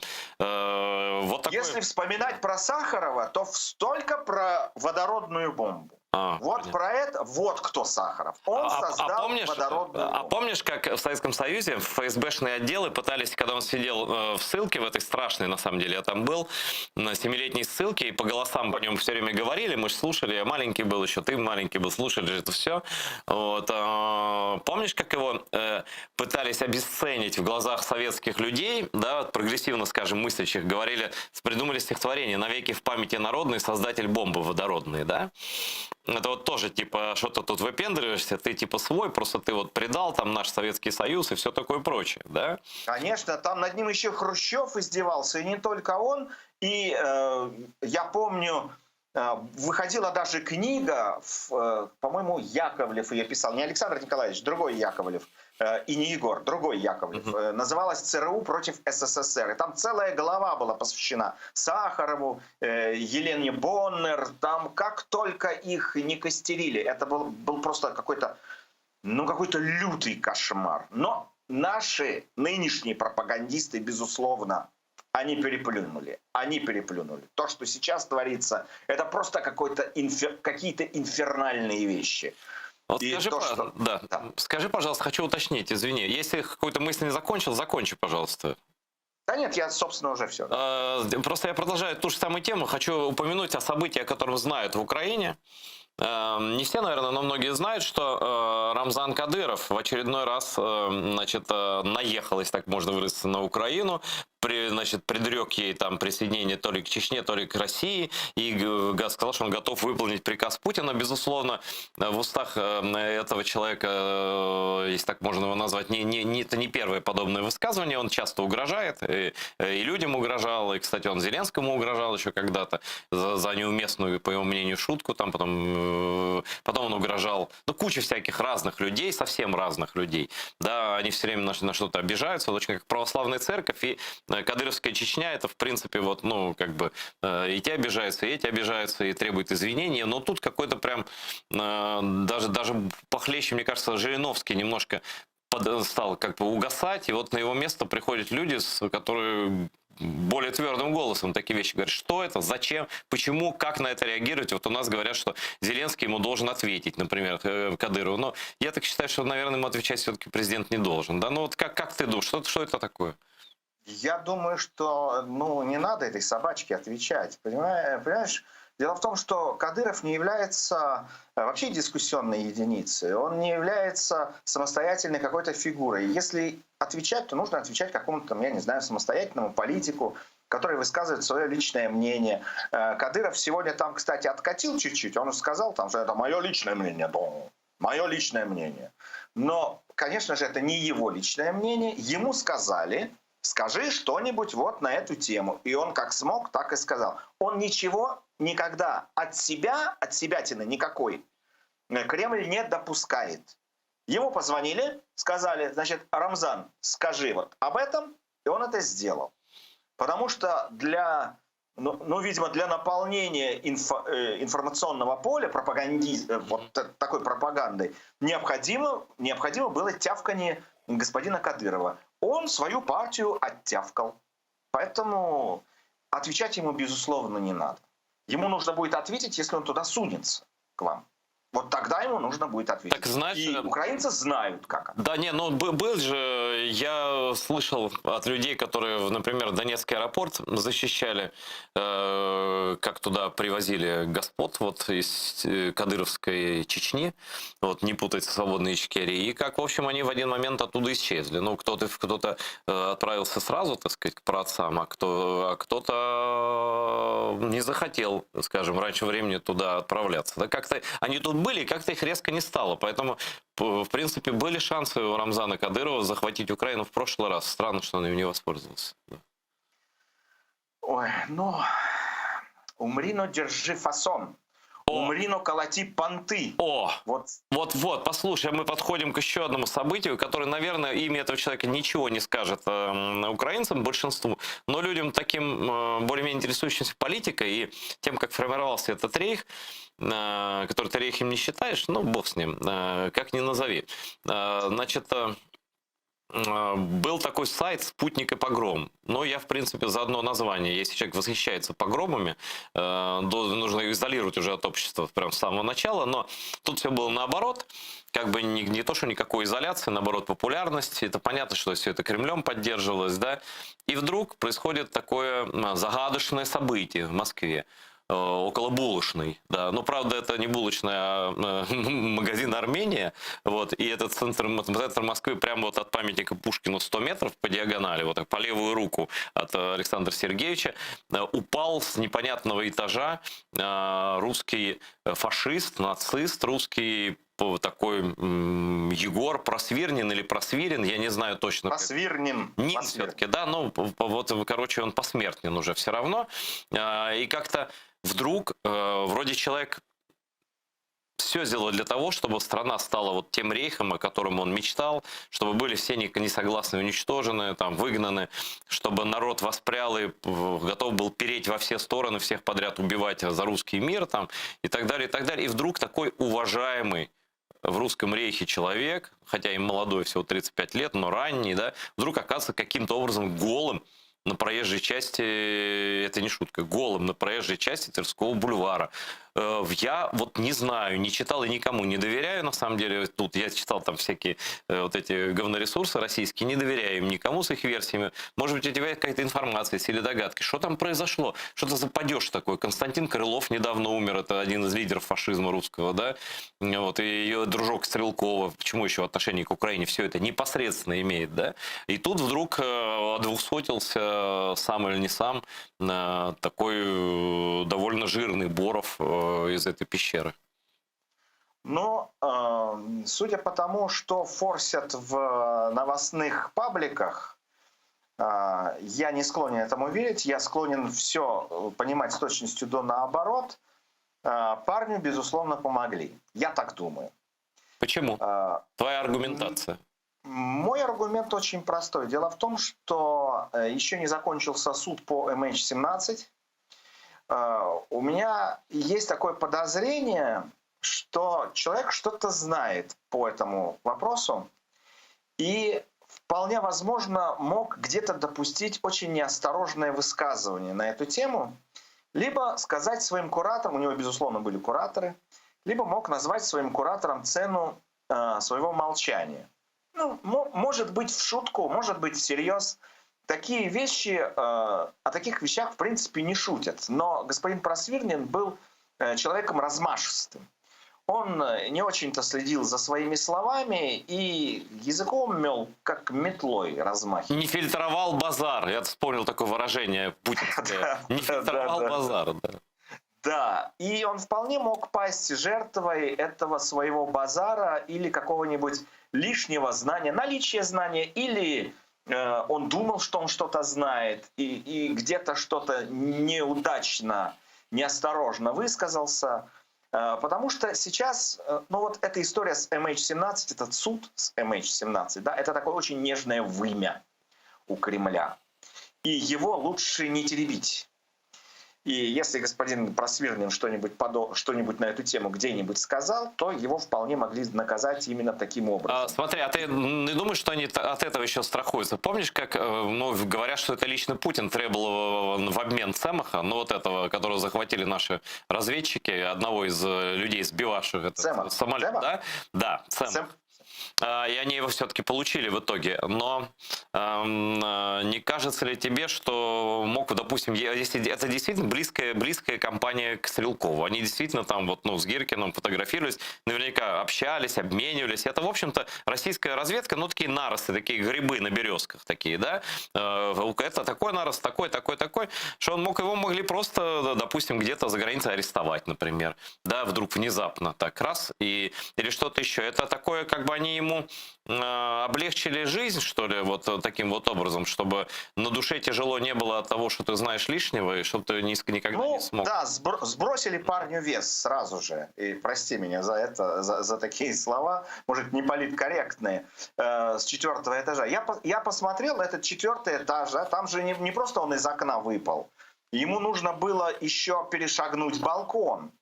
И причем еще и прыгнуть, потому что там, вот сколько я помню, я не думаю, что с момента, когда я оставил этот покинутый, проклятый прокуратором город, вот, там тротуары значительно сузились до размеров, так сказать, вот шеренги заключенных друг за другом. Это все-таки широкие, понтовые такие. Там 6 метров. 6 метров. Он пролетел по параболе 6 метров. Ну, то есть смотри, вот вертикаль, да, вот балкон с такими перилами, да, и чтобы с 4-го этажа, ну ладно, еще с 20-го, но чтобы с 4-го, это как же надо оттолкнуться, чтобы отлететь аж на 20, там, на 15 метров. Ну, не каждая птица, я бы сказал, долетит до середины Тверского бульвара, а у него это почти получилось, да. Совершенно верно. Ну, дуло сильно, ветер был шквальный. И потом, вот. Но знаешь, парень тоже тяжелый. Я сегодня сказал, что главная причина падения вот русских фашистов, падежа такого, да, это то, что они тяжелее воздуха просто. И все. Да, причем я должен сказать, что и в комнате у него был погром, и выбросили его, запустили как спутник. Поэтому можно сказать, что он полностью оправдал и спутник, и погром. Ну, то есть, смотри, не кажется ли тебе, что сейчас вот всем этим участникам русской весны вот этой, да, ну, скажем так, людям, которые что-то могут знать, сказать, там, где-то рисануться лишний раз. Или как вот этот судья, который в приговоре вписал, кстати, непонятно, что с ним, надо будет последить за его самочувствием, вот, который судья в Ростове написал, что русские войска, да, мне кажется, вот выговором может не ограничиться, да. Вот, что настал час, вот, когда при Сталине же и при Гитлере тоже был момент, когда Сталин расправлялся с боевиками Рема, Гитлера, своего дружка Рема, да, с боевиками, а там они немножко шалили по мужской части, вот, и он их там накрыл в одном отеле под Мюнхеном, и всех там перерезали. Тут, значит, вот такая вот история, да, вот, что в принципе это похоже, и Сталин же тоже, он много раз как бы снимал, скашивал вот этих сусликов, да, которые хоть чем-то высовывались на... Но, насколько мне известно, вот этот Просвирнин, он недолго дружил с Гиркиным. Они достаточно быстро раздружились, но это никого уже не волнует. Это никого не волнует. А это дружба в хорошем смысле дружба, такая крепкая, фронтовая, террористическая дружба, да? Вот, то есть они же на Донбасс, дружба наверное, террористическая оказалась не крепкой. Достаточно быстро они разошлись в разные стороны, но, как говорится, факт поплавал в этом говноколлекторе, значит, уже аромат на всю жизнь. Поэтому я говорю, не скорблю, и туда ему и дорога. А там же еще, по-моему, это компания Бородая. Вот все вот эти вот, да, вот эти все люди. Это, в принципе, компания, которая участвовала идеологически-то точно в войне с Украиной. Совершенно верно. Но мне кажется, что вот эта компания, эта вся компашка старой Новороссии, той так называемой Новороссии, она, видимо, уже не востребована, она уже не нужна. Видимо, Путину нужно что-то свежее, какие-то свежие лица, какие-то новые идеи, какие-то новые чревовещатели, которые будут зазывать, или уже будут зазывать прямо официально с телеканалов. Вот смотри, кстати, интересную мысль ты сказала. Давай-ка проанализируем. Вот Сталин ставил всегда на молодую поросль. Ну, на тех стукачей, которые сажали своих предшественников, садились в его кабинеты, в их, так, это был Ежов, там, Егода, Ежов, там, Берия, там, не помню, в каком порядке. Берия был последним из этой череды. И вообще везде он ставил на молодых, да? Таких, которые замазаны кровью, у которых нет никаких принципов, которые просто плоть от плоти ГУЛАГа и понимают, что убей ты или тебя там и так далее. Вот. Я вот, честно говоря, не вижу никаких новых лиц ни в пропаганде, нигде. Все эти старые пердуны, я прошу прощения, Михалковской такой, стареющий Жириновский и так далее, что-то как-то молодым в бой не дают. И о чем это может свидетельствовать? О том, что уже в эту элиту путинскую никого совсем никогда не пустят, да, и все эти социальные листы ограничиваются вот правом брехать за деньги, как вот, ну, за миллионы, как у этих, забываю, на российском канале Скобеевой там и другие вот эти говорящие жабы. Ну, в принципе, да, на все стулья шапки разложили, стульев новых нет, мест новых нет. Кто мог, тот уже стал спикершами, генеральшами, кто, ну, из молодых, да, девки, вот, кто, из молодой там... Из молодых пацанов, видимо, уже никого не пускают. Уже все. Ну, если только вообще... у Жириновского в ЛДПР, я так понимаю, еще там банные мальчики. Там вечный задний проходной двор, такой, с которого всегда можно было попасть в политику, просто пообщавшись с Владимиром Вольфовичем на всякие жизненные темы. Он никогда этого не скрывал. Вот, да. В принципе, это самое меньшее, в общем, за что его можно ругать. Потому что во всем остальном это просто убийца, да, и соучастник убийства. Вот скажи мне, да... Вот ты говоришь, что... А вот вообще, в принципе, по твоему мнению, кто-то имеет доступ к телу Путина постоянный? Все-таки ты же видишь, как вот пресс-конференция была, он сидит, и в 50 метрах только первый вот так называемый журналист от него, да? То есть расстояние огромное, везде охрана, везде никакого доступа. Есть ли вообще люди, в принципе, которые могут на него... как-то повлиять, в принципе как-то. Я не говорю хорошо, плохо. Вот кто этот круг Путина, на твой взгляд, о котором неплохо было бы там знать Западу и, может быть, работать там на его раскол? Вообще возможен ли этот раскол? Невозможен? При каких условиях и так далее? Но, насколько мне известно, околопутинская кодла вся дико замотивирована на взятие Украины. Они там уже делят губернии, кто будет губернатор. Мне сказали, что Суркова опять стали привечать, и его там, дескать, называют среди своих будущим губернатором Одесской области. Ох, какой шарман какой-то, ты погляди. Шарман. Какая Да, Екатерина II у нас нарисовалась новая. Старый шарманщик Исламбек, да. Мгм. Вот. Что касаемо Путина, то те люди, которые мне рассказывают какие-то обрывки, там что как, Владимир Владимирович дико боится ковида, он очень сильно боится коронавируса, он боится заразиться. И до него сейчас просто к телу, к его прикоснуться не так-то просто. Вот, кстати, господин Кадыров, он переболел коронавирусом, его до Путина, до реального Путина не допускают. Не допускают. То есть к телу прикоснуться он не может. Путин в основном общается онлайн. То есть в интернете, вот он открыл для себя интернет-общение, открыл для себя онлайн.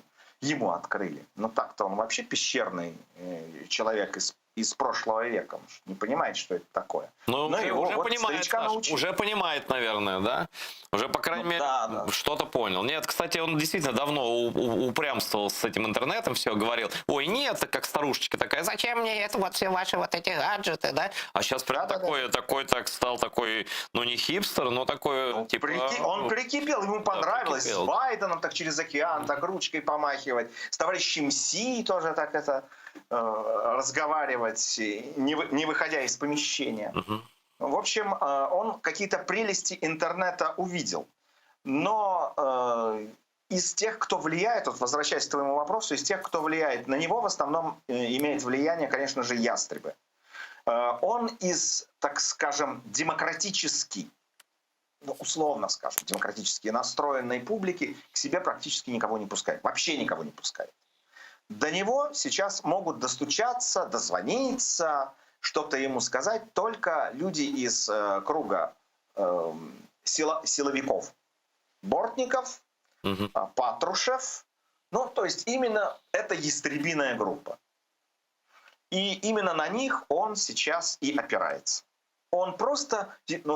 достаточно посмотреть на его последние... как развивается эта территория. Да?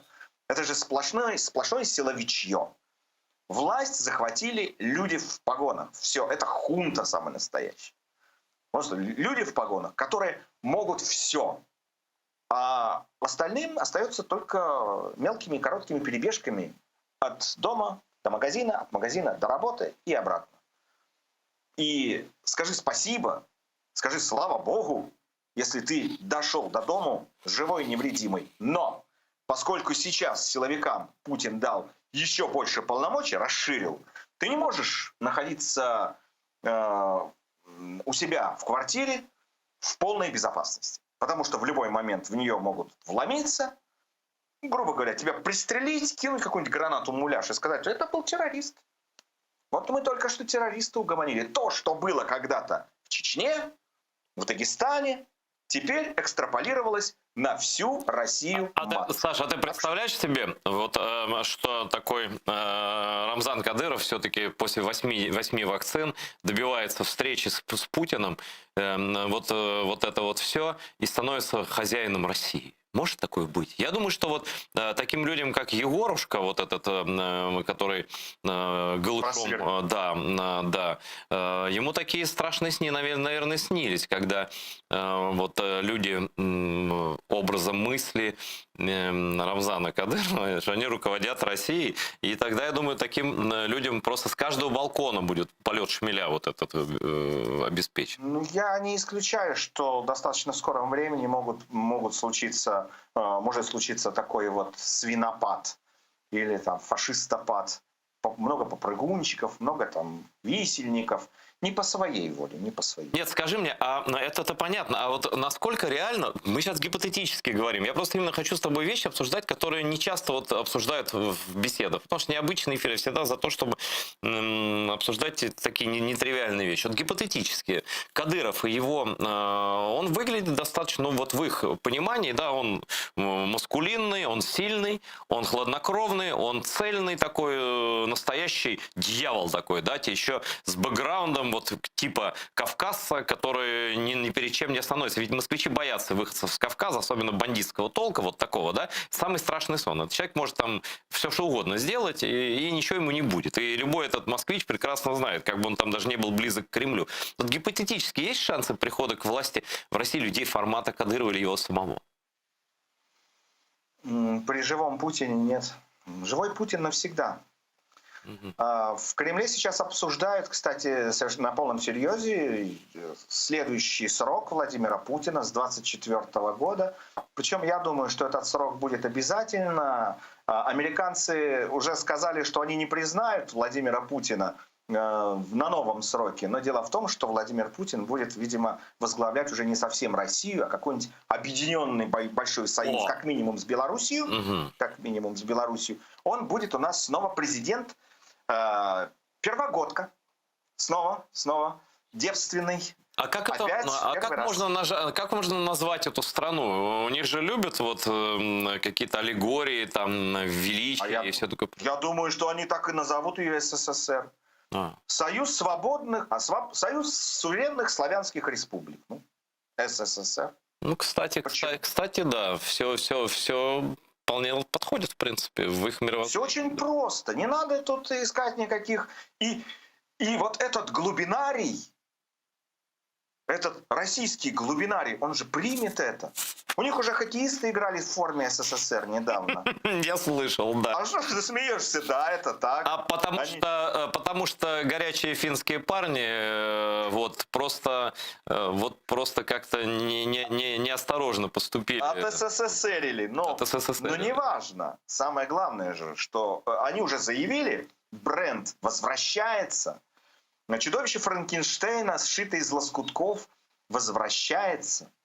И Владимир Путин на полном серьезе, он хочет остаться в истории как человек, воскресивший СССР, поднявший ее из гроба за шиворот, поставивший там раком с колен, вонзивший в него бутылку со шваброй и подвесивший на чекистский крюк. Все. Ты по самой грани прошел, у нас все-таки лицензированный телевизионный канал. Ни в коем случае я не могу за грань перейти. Да, спасибо за понимание. Но смотри, как ты думаешь, вот насколько эти люди, Путин и его окружение, осознают риски? Потому что, давай так пофантазируем. Вот начинает он войну, которая, естественно, перерастает в европейскую, мировую, однозначно сорвется с цепи. Все тогда, и Китай сорвется. Ну все полетит в тартарары. И Сербия опять вспомнит про свое вот это славянское безумие, да? И как бы во многих... это никому стороной это не пройдет. Это абсолютно точно. Ни Словакию, ни Венгрию, никого это, в принципе, не минует совсем, да? Вот. Но ведь они рискуют тоже, потому что мы знаем, где лежат деньги всех и его самого. Конечно, и компании все ему принадлежат, государственные, да? И деньги компании, все эти бонды, и все эти его личных друзей, да всех этих патрушек, у них у всех семьи там, я уверен, что в Америке, в Швейцарии, у них шале, у них там дворцы, у них там все, да? И неужели вот при всей этой браваде, как бы грозить мы будем миру там, и так далее, Путин и люди, которые его окружают, так легко готовы были бы расстаться с этой своей двойной жизнью, да? Одна жизнь патриотическая для своих вот этих рабов, да? И барин, царь, спаси, помоги, там, построй лавочку во дворе, там, а то умираем тут, да? Там пару раз в год он отвечает на эти вопросы. А вообще-то они не живут в стране под названием Россия. Ими забит Лондон, в меньшей степени другие там города мира и Европы, но они все там. Вот насколько что их вообще может остановить? Или насколько это понты, короче говоря? Ты говоришь о людях второго, третьего эшелона. Люди первого эшелона давным-давно живут в России. Они не живут там. Вот я, кстати, обратил внимание на очень печальное выражение лица и глаз, снятых со стаканов у господина Медведева. А что такое? Такая у парня неизбывная грусть. Мне кажется, что он что-то знает, что должно произойти уже достаточно скоро. Его это очень сильно печалит. Может быть, он тоскует по тосканским своим виноградникам. Может быть, что-то как ему, может быть, их жалко. Я же говорю, слушай, ты говоришь второй уровень, третий, смотри. Медведев это высший уровень, это прямо рядом. Медведев высший уровень, но он фактически уже его не допускают до тела. Уже практически да, понятно, никак. он может дыхнуть перегаром и отравить, например. Но из-за концентрации высокой, любви к родине имел в виду, а ничего другого. Но это очень токсичная, очень такая штука. Но я о чем говорю? есть Соловьев, о том, что, например, те же самые Дерипаски, их особняки уже стоят пустые. Особняки Мордашовых тоже стоят уже пустые. Дочь Лаврова с семьей, у нее муж американец, между прочим, они в России. Дочери Путина, понятно, они в России. Даже племянники Шойгу, дочь Шойгу в России, даже племянники Шойгу уже в России. Я говорю о том, что вот этот первый эшелон, они все уже в России. Все. А на остальных им, по большому счету, плевать. Просто плевать. Ну смотри, вот у Пескова дочь, да, это правая рука Путина, ну или там, не знаю, там правая часть она в России. Путина. Она в России тоже уже, да? Ну, конечно. Она же в Париже жила, насколько я понимаю. Ну, она была в Париже когда-то, сейчас она уже давным-давно в России. И у нее уже там какие-то бизнесы в России. То есть это уже все, они на Запад уже не ориентируются. Поэтому Владимира Владимировича мы потеряли давным-давно. Путин уже давно не с нами. Он витает в большой истории. Уже он великая историческая фигура. Фигура где-то под стать Ивану Грозному, он себя с ним ассоциирует. Или под стать там, Иосифу Сталину. Недаром он вечно мечтает про эту Ялту-2, что нужно передоговориться, нужно вернуться к справедливому положению на политической карте мира. Нужно влиять, нужно как минимум отвоевать сферы влияния на бывшие на бывшие республики СССР и снова вернуться к этому формату. Но Владимир Владимирович понимает прекрасно, что в новых реалиях ему придется постоянно повышать ставки, чем он и занимается. Но смотри, смотри, вот он понимает же одну такую вещь, да, что если он реально кинется в большую войну сейчас в Европе, да, но какие бы там ни были европейцы, им придется ввести, ну, наверное, придется ввести, гарантировать ничего нельзя, но такие санкции, которые обрушат экономику. Ну, грубо говоря, сколько там сейчас тугриков российских стоит долларов? 90 или сколько? Нет, ну, мы не можем об этом говорить. Я всегда говорю россиянам: россияне, у вас доллар стоит стабильно 73 рубля. Это у вас картошка уже стоит там 120 рублей. Картошку не надо есть, ешьте доллар. Я понял. То есть они искусственно удерживают курс, да? Разумеется. Но смотри, но это же может быть реальное падение того, что называется путинской экономикой, да? Вот я так и не понял, может быть, ты объяснишь. Вот он бы мог, допустим, подождать Северного потока-2, когда спокойно в Германии сменится власть, когда он мог притаиться, да, если он что-то там рассчитывал. Вот поток запустили, вот, а потом уже там в следующем году уже раз там прикрутить и так далее.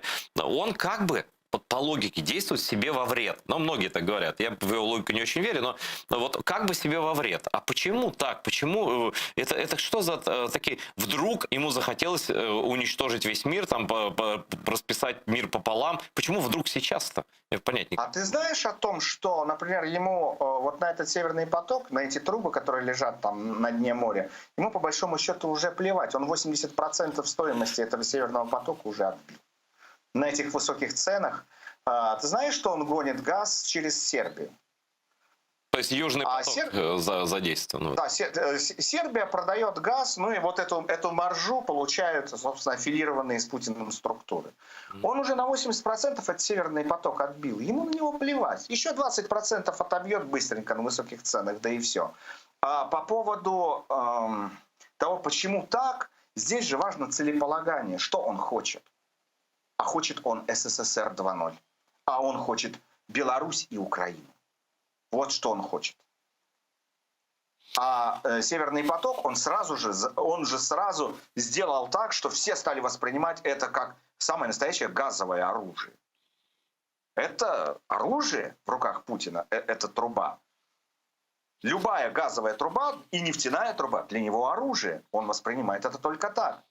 Иммигранты у него на границе с Польшей и Литвой – оружие. И эти трубы у него, оружие, он расшатывает само мироустройство в Европе. Он это расшатывает. Но смотри, Саш, давай посмотрим, все-таки он добился. Он каждый раз добивается разговоров с Байденом.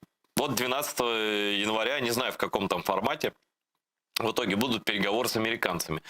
Но, наверное, вряд ли кто-то в здравом уме может предположить, что это будет аналог там договора 1380 года между португальским королем и испанским, что они просто пополам мир поделили и всем показали на двери. То есть мы тут хозяева и все.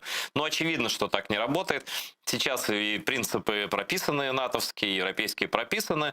И не может быть такого причины непринятия в НАТО, нежелания России, значит, того, чтобы там была другая страна. Ну, это просто нонсенс. Задрушится вся система международных отношений в принципе. Ну, хотя она уже подрушена, да.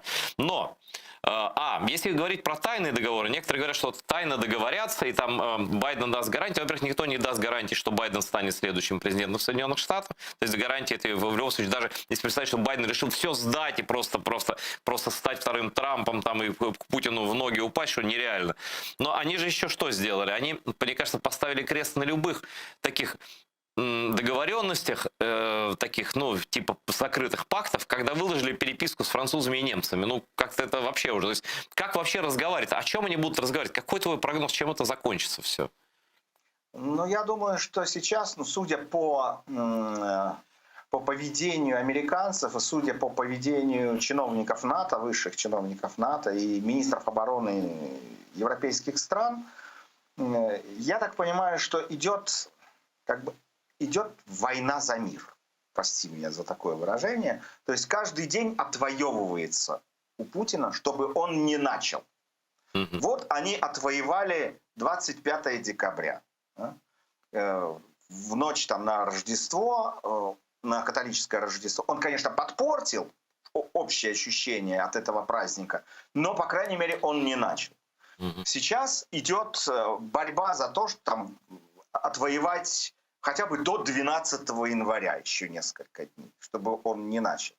Потому что все его поведение, и подведомственного ему депутатского корпуса, вся их риторика говорит о том, что мы готовы, мы вот прямо сейчас готовы. И если вы не пойдете к нам на переговоры с нами, значит, мы это дело начнем, нам плевать. Бункеров у нас на главных вождей, на главных бонс хватит, а остальных мы не проиграем. Ну, начнется ядерная война, допустим, мы не проиграем. Потому что они считают, что они не проиграют. Проиграют все, а они нет. Ну скажи мне, я понимаю, что самонадеянность это одна из таких черт вот этого характера русского и так далее, вот это в море по колено, авось там, вот эти все скрепы, да, я все понимаю, но все-таки действительно они готовы, действительно у них, они думают, что у них хватит ресурсов в одиночку, я подчеркиваю, не считать за союзниками Никарагуа или Северную Осетию, или Южную Осетию, да, в одиночку противостоять, полумиллиардному ЕС, да, допустим, и огромным Соединенным Штатам, да. Во-первых, у них есть очень серьезный союзник, как они полагают. Это Китай. И что, Китай будет воевать с Америкой, страной, куда он продает товаров на 700 миллиардов в год? Нет, не воевать, а поддерживать Владимира Владимировича. Ну, например, приструнить Эрдогана. Вон что с лирой творится. Например, сказать, что мы внешний долг Турции сейчас продавать будем, выставим на торги. И так далее. То есть таким образом. Ведь Владимир Путин, я думаю, он же не просто так разговаривал с Си Цзиньпином недавно. Я думаю, что речь шла в том числе и о Беларуси, конечно, и об Украине, потому что Китай, безусловно, имеет свои интересы и смотрит в сторону Украины. Но, может, он и смотрит, но все-таки, мне кажется, не через прицел. У китайцев как-то другой способ продвижения себя в мире. А вообще ты, как ты считаешь, насколько союз вот этот возможен, в принципе? Это будет последний, наверное, вопрос, потому что все, 3 минуты у нас остается. Ну, китаизация России уже идет полным ходом. Я не считаю этот союз равноценным. Я считаю, что в итоге Путин сдает эту территорию Китаю, или там часть, достаточно внушительную часть территории, на которой сейчас расположена Россия, Путин сдает Китаю. Китай зависимость у России очень будет большая. Ну, хотя бы начнем с того, что вот этот 5G и весь интернет-путланет, который сейчас будет в России работать, то есть то, на что делает Путин большую ставку, что это будет не настоящий интернет, это будет такой рунет, пещернет. Все делают китайцы. Но китайцы для кого это делают? Они делают это не для россиян, а для себя. А ты думаешь, что... Да, кстати, знаешь, это же китайские технологии отслеживания лиц. Ведь сейчас в России, вот просто, чтобы украинцы Совершенно понимали, верно. нельзя дойти от дома до остановки автобусной, чтобы тебя не вела камера, твое лицо. Просто. Передавая... Совершенно верно. А эти технологии, например, в Европе запрещены. В нормальных странах эти технологии запрещены. Это технологии слежения. Но я же называю это все цифровой ГУЛАГ. ГУЛАГ цифровой эпохи. Вот такой принцип. Совершенно верно. И это все делают китайцы. И я не удивлюсь, если, например, вынув морду из салата, советские люди, постсоветские люди обнаружат, что у них не настоящий интернет. Ну, в сеть они заходят, но сеть какая-то не та. На определенные сайты уже будет не войти. Александр, наше время подошло к концу. Спасибо за то, что был. Мы даже немножко перебрали. Интересный собеседник, человек, который постоянно замеряет температуру по той больнице. Разумеется, мы не можем, никто не может сказать, на что решится и не решится Путин, но, по крайней мере, трезво смотреть на то, на состояние, если это можно так выразиться, умов, мы должны обязательно и в Украине, и во всем мире. Спасибо тебе за твою работу, Александр. Спасибо за то, что включился. Вот. Ну, говорить правду — это важно. Вот и все. Спокойной всем ночи. Смотрите АТР дальше. И до завтра.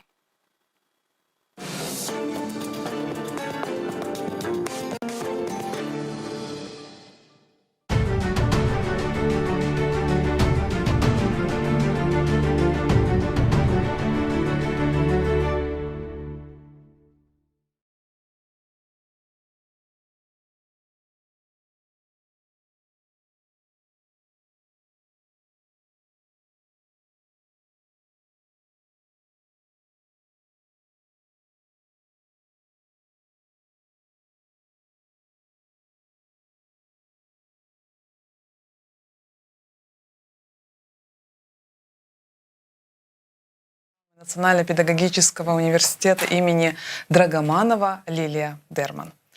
Селям алейкум, хош келдіңіз, Лилия Ханум. Лилия Ханум, вы одна из успешных и дизайнеров, и занимаетесь наукой, преподавательской деятельностью, и вы все успели. Вот я, когда готовилась к программе, думаю, какая вы молодец, несмотря на ваш юный возраст, уже стать заведующей кафедрой. Расскажите о своих родителях и о своих корнях. Я родилась в Новоалексеевке, это Херсонская область, юг Украины. Вот моя мама украинка, а папа крымский татарин. Вот, поэтому, но много лет уже я живу в Киеве, около 17 лет. А если говорить о Крыме, то с папиной стороны родители с каких сел? Родители моего отца с Ускута, но после депортации они долгое время жили в Узбекистане. И когда вернулись в Украину, поскольку у них была достаточно большая семья и много маленьких детей на момент возвращения, я так для себя понимаю, что они так и не смогли вернуться непосредственно в Крым, в Ускут, и поэтому они остались жить в Новоалексеевке, построили там дом, и там уже растили детей. А когда вы начали увлекаться модой, дизайном, и почему определили именно этот путь? Ну, вы знаете, я считаю, что мне вообще повезло, потому что кем я хочу быть, я понимала еще с малых лет. Мне вот там было еще годика 3-4, то есть я даже еще в школу не ходила, но я уже рисовала там какие-то платьица для куколок, для бумажных. Знаете, в детстве раньше там рисовали эти бумажных куколок. Вот, и я для них создавала разные модели одежды. И вот еще тогда ко мне пришло осознание, что я хочу заниматься только этим и, возможно, ничем другим. Вот. Но мне долгое время запрещали и говорили, что это не профессия. На момент, когда я там была подростком, слова даже такого дизайн не было. Ну, было слово мода, модельер, но кто такой дизайнер, было никому непонятно. Кто такой бухгалтер? Понятно. А кто такой дизайнер? Ну, вот То есть это было, вы всегда интересовались этим направлением, решили свою жизнь связать? Да, мне с пришлось дизайном? бороться за то, чтобы отстаивать свою точку Почему? зрения.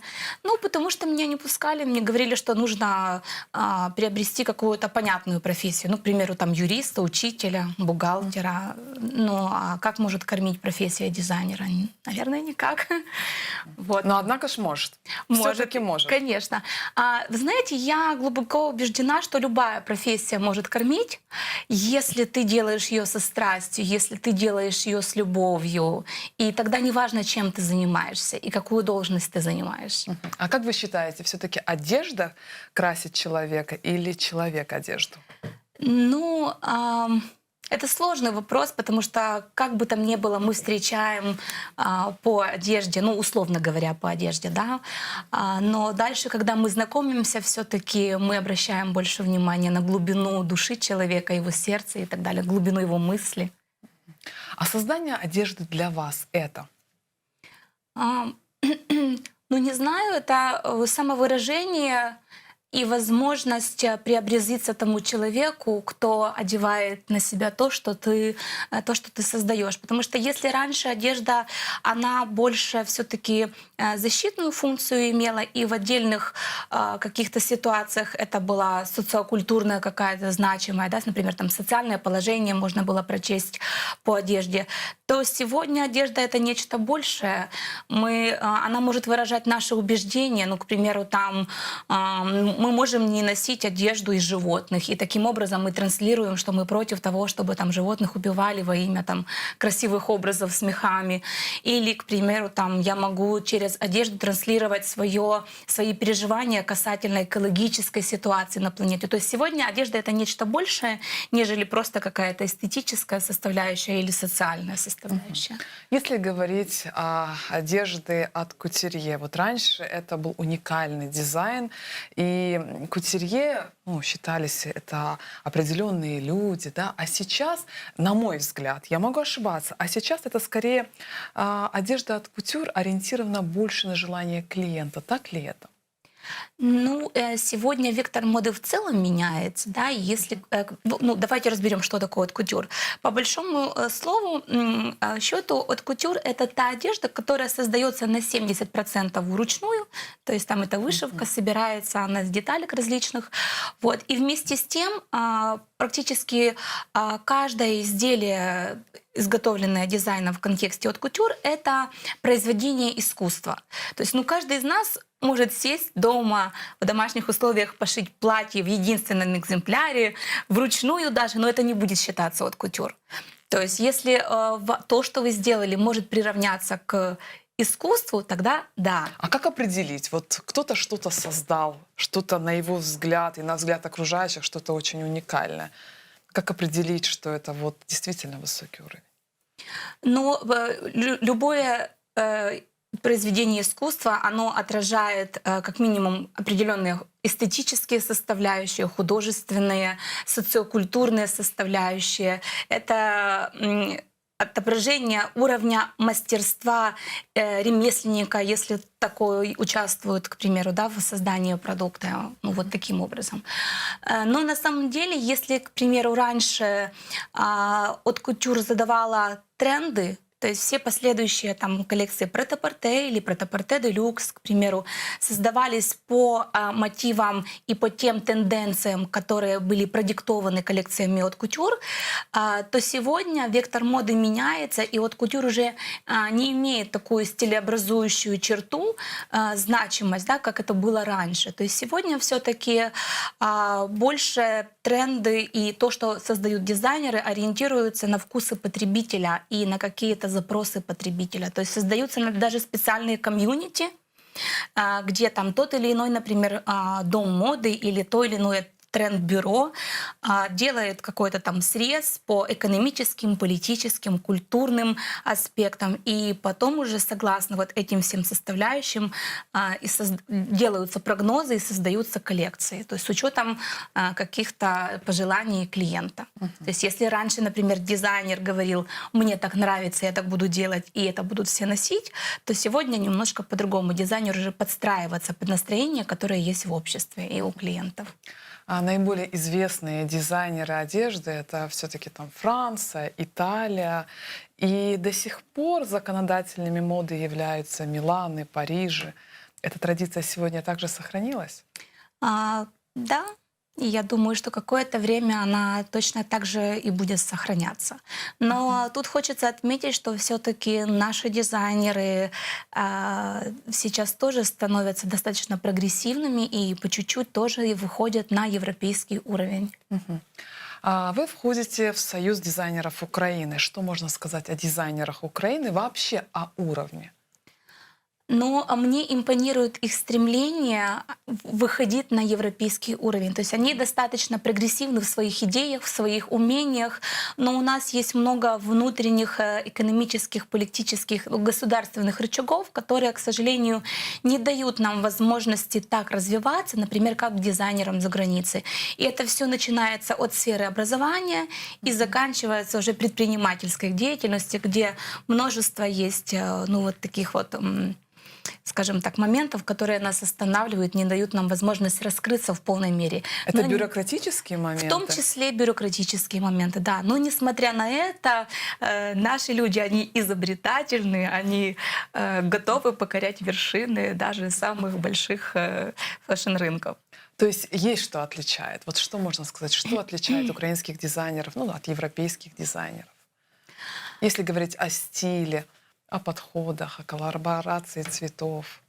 На самом деле есть некоторые моменты, но есть общепринятые тенденции, и вот этим общепринятым тенденциям все-таки все дизайнеры, неважно от региона или там страны, они пытаются придерживаться, потому что как бы ни было, мода — это бизнес. Поэтому каждый дизайнер, он заинтересован продать, следовательно, они подчиняются определенным тенденциям, в том числе в цвете, в фактурах и так далее. Но, как по мне, из того, что мне там доводилось знать, читать и видеть, то наши дизайнеры, я не побоюсь этого слова сказать, более прогрессивные и смелые в своих идеях, нежели дизайнеры в Европе. Сегодня среди дизайнеров наиболее известные мужчины. А чем отличается мужской взгляд от женского взгляда? Мужчины одевают женщин так и в те одежды, в которых они бы хотели их видеть. Мне так кажется. То есть мужчины поэтому интереснее? Скорее, да. Мы же, в частности, мы одеваемся не только для себя, но и для нашего окружения, и для мужчин, которым мы хотим нравиться. Сейчас индустрия моды захватывает такое понятие, как fast fashion. Как оно влияет на вкусы людей? На самом деле сейчас есть уже такое понятие, как slow fashion. Fast fashion — это скорее то, что было до карантина. Это известные бренды, которые производят очень некачественный продукт в больших количествах. Это все не успевает реализовываться, следовательно, лежит на складах, или это спаливают, или еще или утилизируют на какие-то там сметтизвал, еще забыла, как на русском. Поэтому, это на самом деле не очень хорошая история. Но slow fashion — это история про то, что сегодня каждый из нас, наверное, хочет немножко замедлиться и подходить к выбору того или иного продукта, неважно, что это аксессуары, или это одежда, или это обувь, более рационально, более глубоко, учитывая какие-то там финансовые моменты, учитывая то, что на самом деле нам не нужно столько много одежды, как мы себе ее можем накупать, да, и учитывая в том числе экологический аспект, который сейчас очень остро стоит, да. А как вы считаете, чем отличается вкус женщин в разных уголках Украины, конечно же, включая Крым? Вы знаете, Давайте, наверное, попробую так масштабно более ответить на этот вопрос. На самом деле вкусы каждой страны, они существенно отличаются. Ну, общепринято считать, что если, к примеру, это южная страна, то там доминирует больше красок, больше фактуры, больше сока, да, вот в цветовой гамме. Возможно, это более откровенные наряды даже могут быть в силу того, что там тепло и так далее. Северные народы, они более чопорные, они более сдержанные как в цветовой гамме, так и в крое, к примеру. Но на это влияет не только географическое положение, но, например, там религиозные взгляды, условно говоря, да.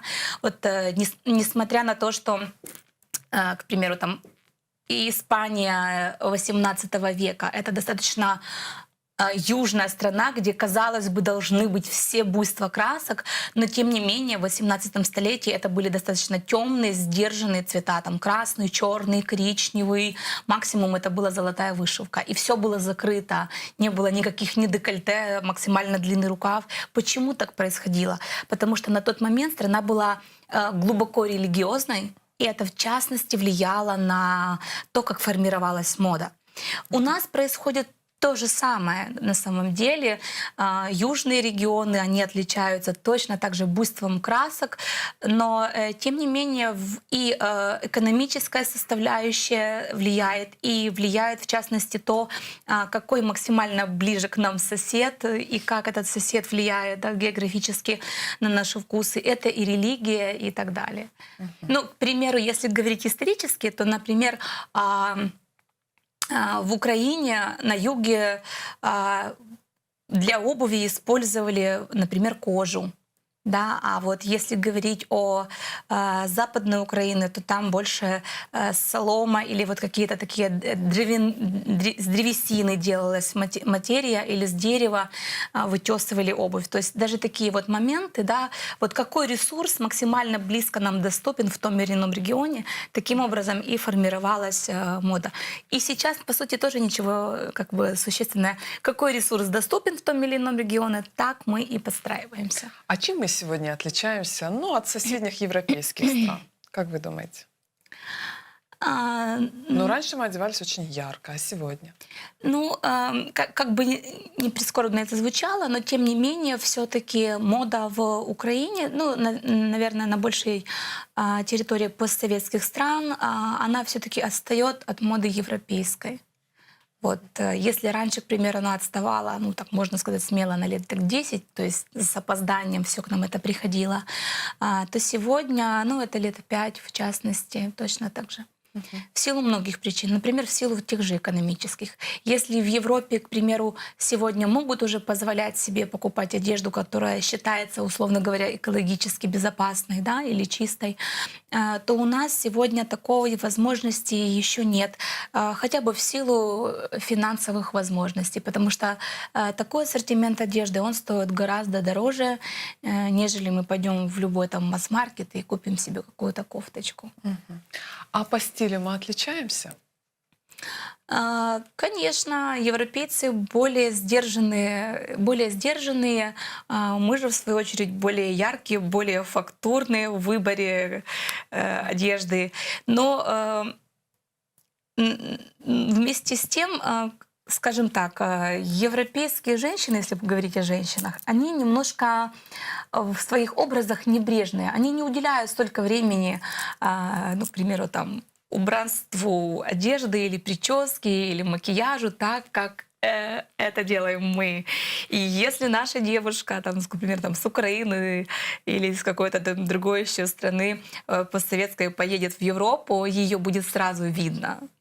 То есть мы очень сильно отличаемся в том, как мы подходим. Мы все-таки любим одеваться. Да. Люди проще относятся в Европе намного к одежде. проще. Они могут, например, не погладить там что-нибудь, неважно, платье, рубашку, и пойти гулять себе спокойно. Мы же себе такого не можем представить. Да, поэтому мы стараемся уделить этому очень много времени, и наши женщины иногда не соответствуют их одежда, там, тому или иному, там, даже если брать офисную одежду, мы очень все-таки Очень ярко часто. Вот я одеваемся. сегодня, кстати, смотрела новости, последний скандал, там, где возле мэра Львова стояли Ну его... да, это нашумевшая история. Да, но это очень некрасиво, конечно. Нужно знать место и время, где и как одеваться. Да, это очень, на самом деле, это такие, тем более, когда мы говорим о официальных лицах. Конечно, естественно. Официальные лица должны все-таки сохранять дресс-код. Безусловно. Я еще заметила, что мужской одежды у нас гораздо меньше, и цена на нее выше. Почему так? Как вы думаете? Ну, я не знаю, я не могу сказать, что меньше. Скорее всего, она в таком же процентном соотношении. Ну, если меньше, то только потому, что женщины любят более ярко одеваться. У нас к каждому месту мы должны выглядеть по-другому, в то время как мужчина в одном и том же образе может быть за день на нескольких мероприятиях сразу. Женщина не всегда себе может это позволить. То есть наши образы не настолько унифицированы, как, к примеру, у мужчин. Скорее всего, поэтому так. Но мода развивается, и сегодня есть такое, как унисекс. Вполне возможно, мы придем к тому, что мы будем максимально унифицированно одеты, и образ женщины будет мало отличаться от образа мужчины. Все-таки мы к этому идем. Мода, мы сейчас Потому очень что это много удобно, уделяем наверное, времени, внимания феминистическим настроениям. Не все их понимают правильно. Некоторые это понятие очень сильно утрируют и переносят в те сферы, где ему не место, к примеру, да. И в том числе это очень сильно отображается в моде. В женских образах появляется все больше и больше маскулинности, все больше вот этих вот моментов, которые больше присущи мужскому костюму, нежели женскому образу. Как вы думаете, это хорошо или нет? Это может быть связано с тем, что это удобно, учитывая наш неудобный транспорт, к примеру. Ну, вы знаете, я думаю, что есть место любому мнению в этом контексте, и мы не можем говорить о том, хорошо это или плохо. Для кого-то это хорошо, а для кого-то это плохо. Вот. Хотя бы только потому, что, да, это удобно. И мода, как мы видим, она меняется. К примеру, на формирование моды влиял, в частности, танец. Очень сильно, да, вот неожиданная история такая, как танец может влиять. И да, он очень сильно повлиял на развитие моды.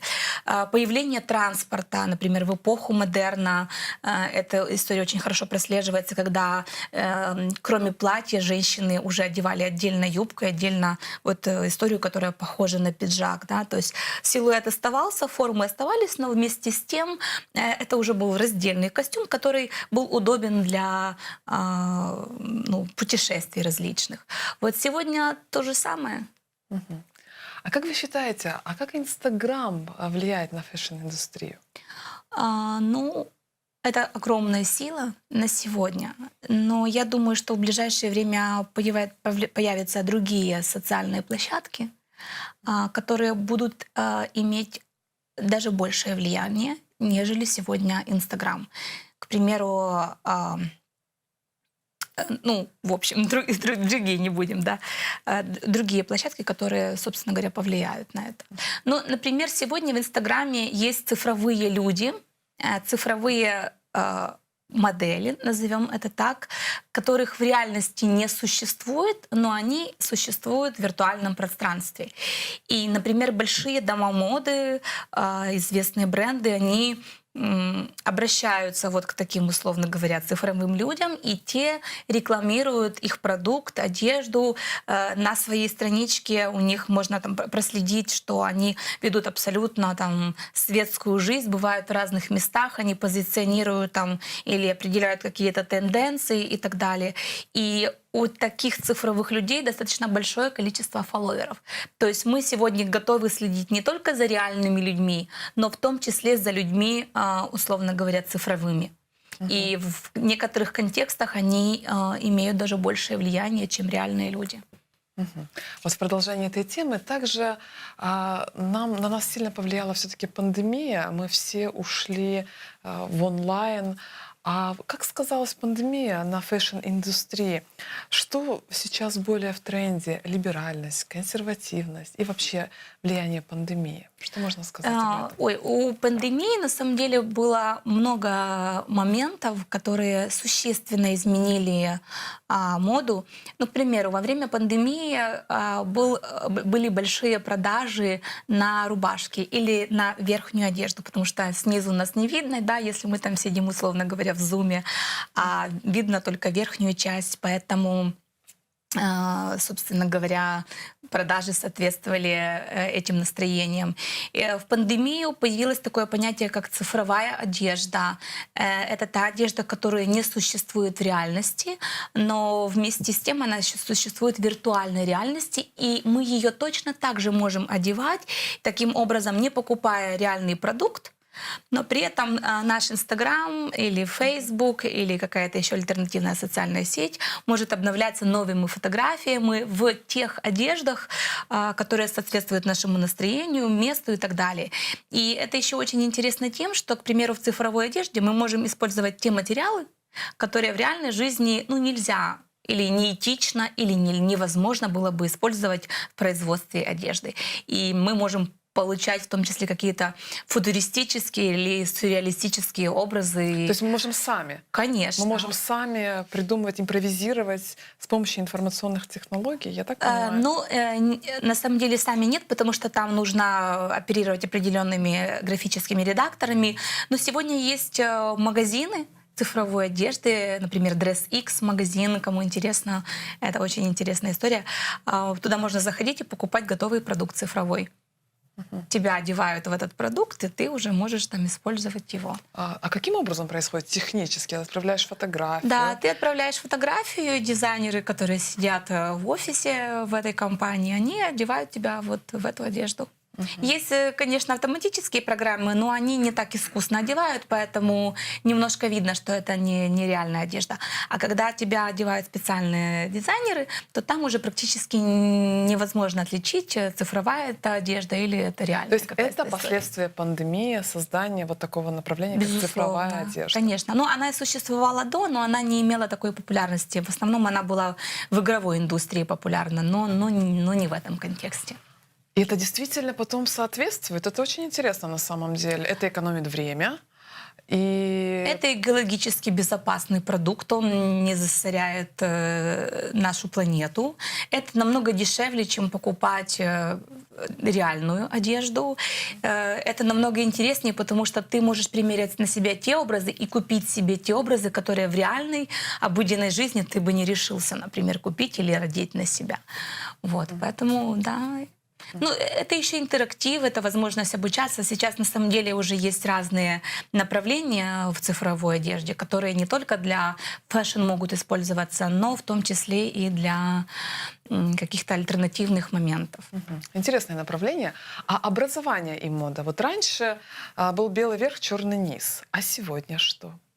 Какие тенденции в сфере образования можно отметить? Что-то поменялось? Если говорить о фэшне, на самом деле студенты уже давно не одеваются белый верх, черный низ. Я не знаю, по-моему, это даже уже в школе не работает, эта история. Да? То есть люди максимально самовыражаются.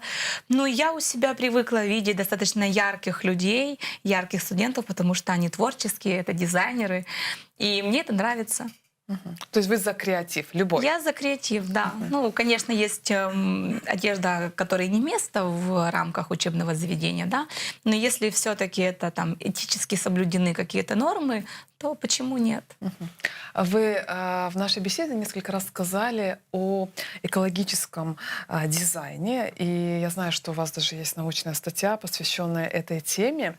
Вот экологический дизайн, да, 20 и 21 столетия. Что это? Расскажите подробно. Ну, это достаточно глубокая история, тема, и о ней можно говорить часами. Но это сегодня необходимость. Экологический дизайн сегодня это неотъемлемая часть фэшн-индустрии, в моде как таковой, потому что фэшн-индустрия — это вторая в мире по уровню загрязнения планеты сфера после нефтяной. Вот. Мы нашиваем, вот мы говорили с вами о фастфэшне, мы нашиваем достаточно много продуктов, которые потом не реализуются. То есть мы производим гораздо больше, чем нам нужно, чем мы готовы потреблять. И вот тот весь нереализованный продукт, он, как правило, отправляется на мусорку, и там уже, грубо говоря, засоряет нашу планету, воду, и, ну, в общем, все остальное. То есть это очень опасная история, и мы буквально можем оглянуться через лет 5, и произойдут уже необратимые процессы, которые, к сожалению, нельзя будет отмотать назад. В том числе производство одежды. Это же все энергия, ресурс и так далее. Поэтому... Экологический дизайн предполагает какую-то одежду натуральную, да, наверное, все-таки? Ну, не всегда. Смотрите, например, мы привыкли считать, что хлопковая одежда — это круто, это экологично и так далее. Но если мы проследим всю цепочку, то хлопок, когда во время выращивания, он обрабатывает земли, на котором он выращивается, орошаются, это негативно влияет на саму землю. Плюс это все обрабатывается специальными гербицидами, там, инсектицидами и так далее. Это тоже негативно влияет на землю. И уже само растение, которое вырастает, оно в себя уже вобрало вот эти все токсические вещества. Дальше мы собираем этот хлопок с помощью транспорта. Это тоже все выброс в атмосферу СО2. После того, как мы собрали, мы обрабатываем и красим, к примеру, этот хлопок синтетическими, как правило, веществами. Это уже тоже не есть хорошо. Дальше мы там обрабатываем химическими. То есть пока мы получаем этот хлопковый продукт, и что самое страшное в этой всей истории, это количество воды, которое мы используем.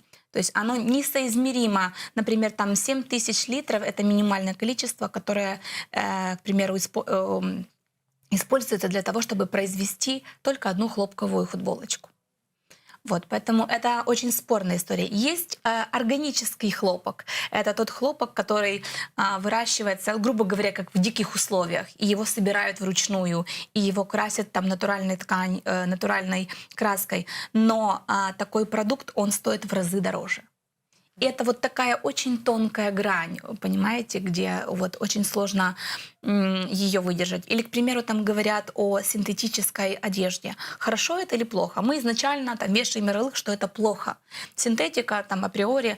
Но если мы, к примеру, производим одежду, там, ну не знаю, например, платье из переработанного сырья, ну, к примеру, там пластиковую бутылку мы переработали, сделали из нее волокно, из этого волокна ткань и, следовательно, потом изделие, то почему это плохо?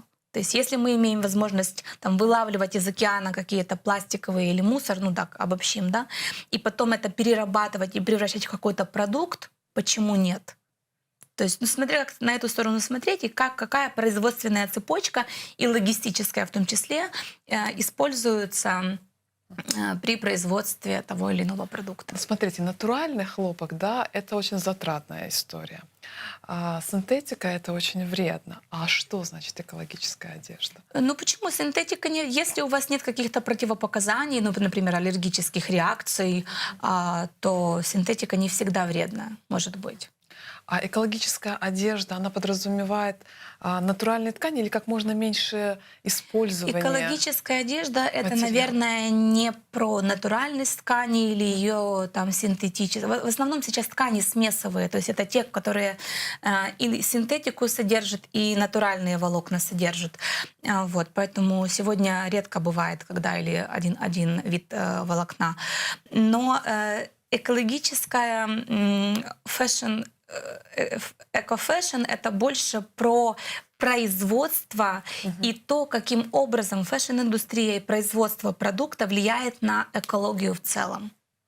Это больше про влияние на планету, нежели наше взаимодействие с продуктом. То есть нужно сократить максимально там, использование ресурсов на производство одежды. А есть ли такие институции, которые воспитывают экодизайнеров? Ну, у нас в Украине нет. На самом деле у нас есть там экологи, отдельно дизайнеры. Ну, у нас, например, вот в университете есть курс, который так и называется «Эко-дизайн И вот там мы учим дизайнеров одежды, среды, графических дизайнеров тому, как же подходить к этому вопросу, что такое хорошо, что такое плохо, потому что очень спорная история. Вот. В Европе, ну, насколько мне известно, там тоже нет таких прям общих институций, где готовят узконаправленных экодизайнеров, но там тоже есть отдельные, грубо говоря, такие ответвления, специальности, дисциплины, которые готовят таких специалистов. Это такой масштабный подход. Это масштабный... наверное, на государственном уровне нужно решать такие Однозначно. вопросы. И кроме того, что это масштабный, сегодня дизайн — это мультидисциплинарная история. Сегодня, как раньше, нет такого, что там дизайнер только это тот, кто рисует, шьет. Сегодня дизайн — это нечто большее. Это взаимодействие с инженерами, это взаимодействие с экологами, это взаимодействие с многими другими специалистами, которые помогают тебе произвести продукт. Сегодня дизайн — это немножко другая история, не та, что была раньше. То есть без взаимодействия со специалистами из других сфер достойный и новый для рынка продукт, к сожалению, сегодня произвести практически невозможно. А как же быть с теми дизайнерами? Сегодня каждый второй себя называет дизайнером. Как с такими дизайнерами? Как вы к ним относитесь? Сегодня все называют себя дизайнерами, очень легко создают одежду. Нужно иметь образование и вот такой глобальный подход, о котором вы говорите. Ну, на самом деле, это тоже такая двоякая история. С одной стороны, мы знаем много примеров людей, которые там были по профессии в одной сфере, а потом перетрансформировались и начали заниматься дизайном и достигли больших результатов. То есть я не думаю, что мы должны там на корне отсекать тех людей,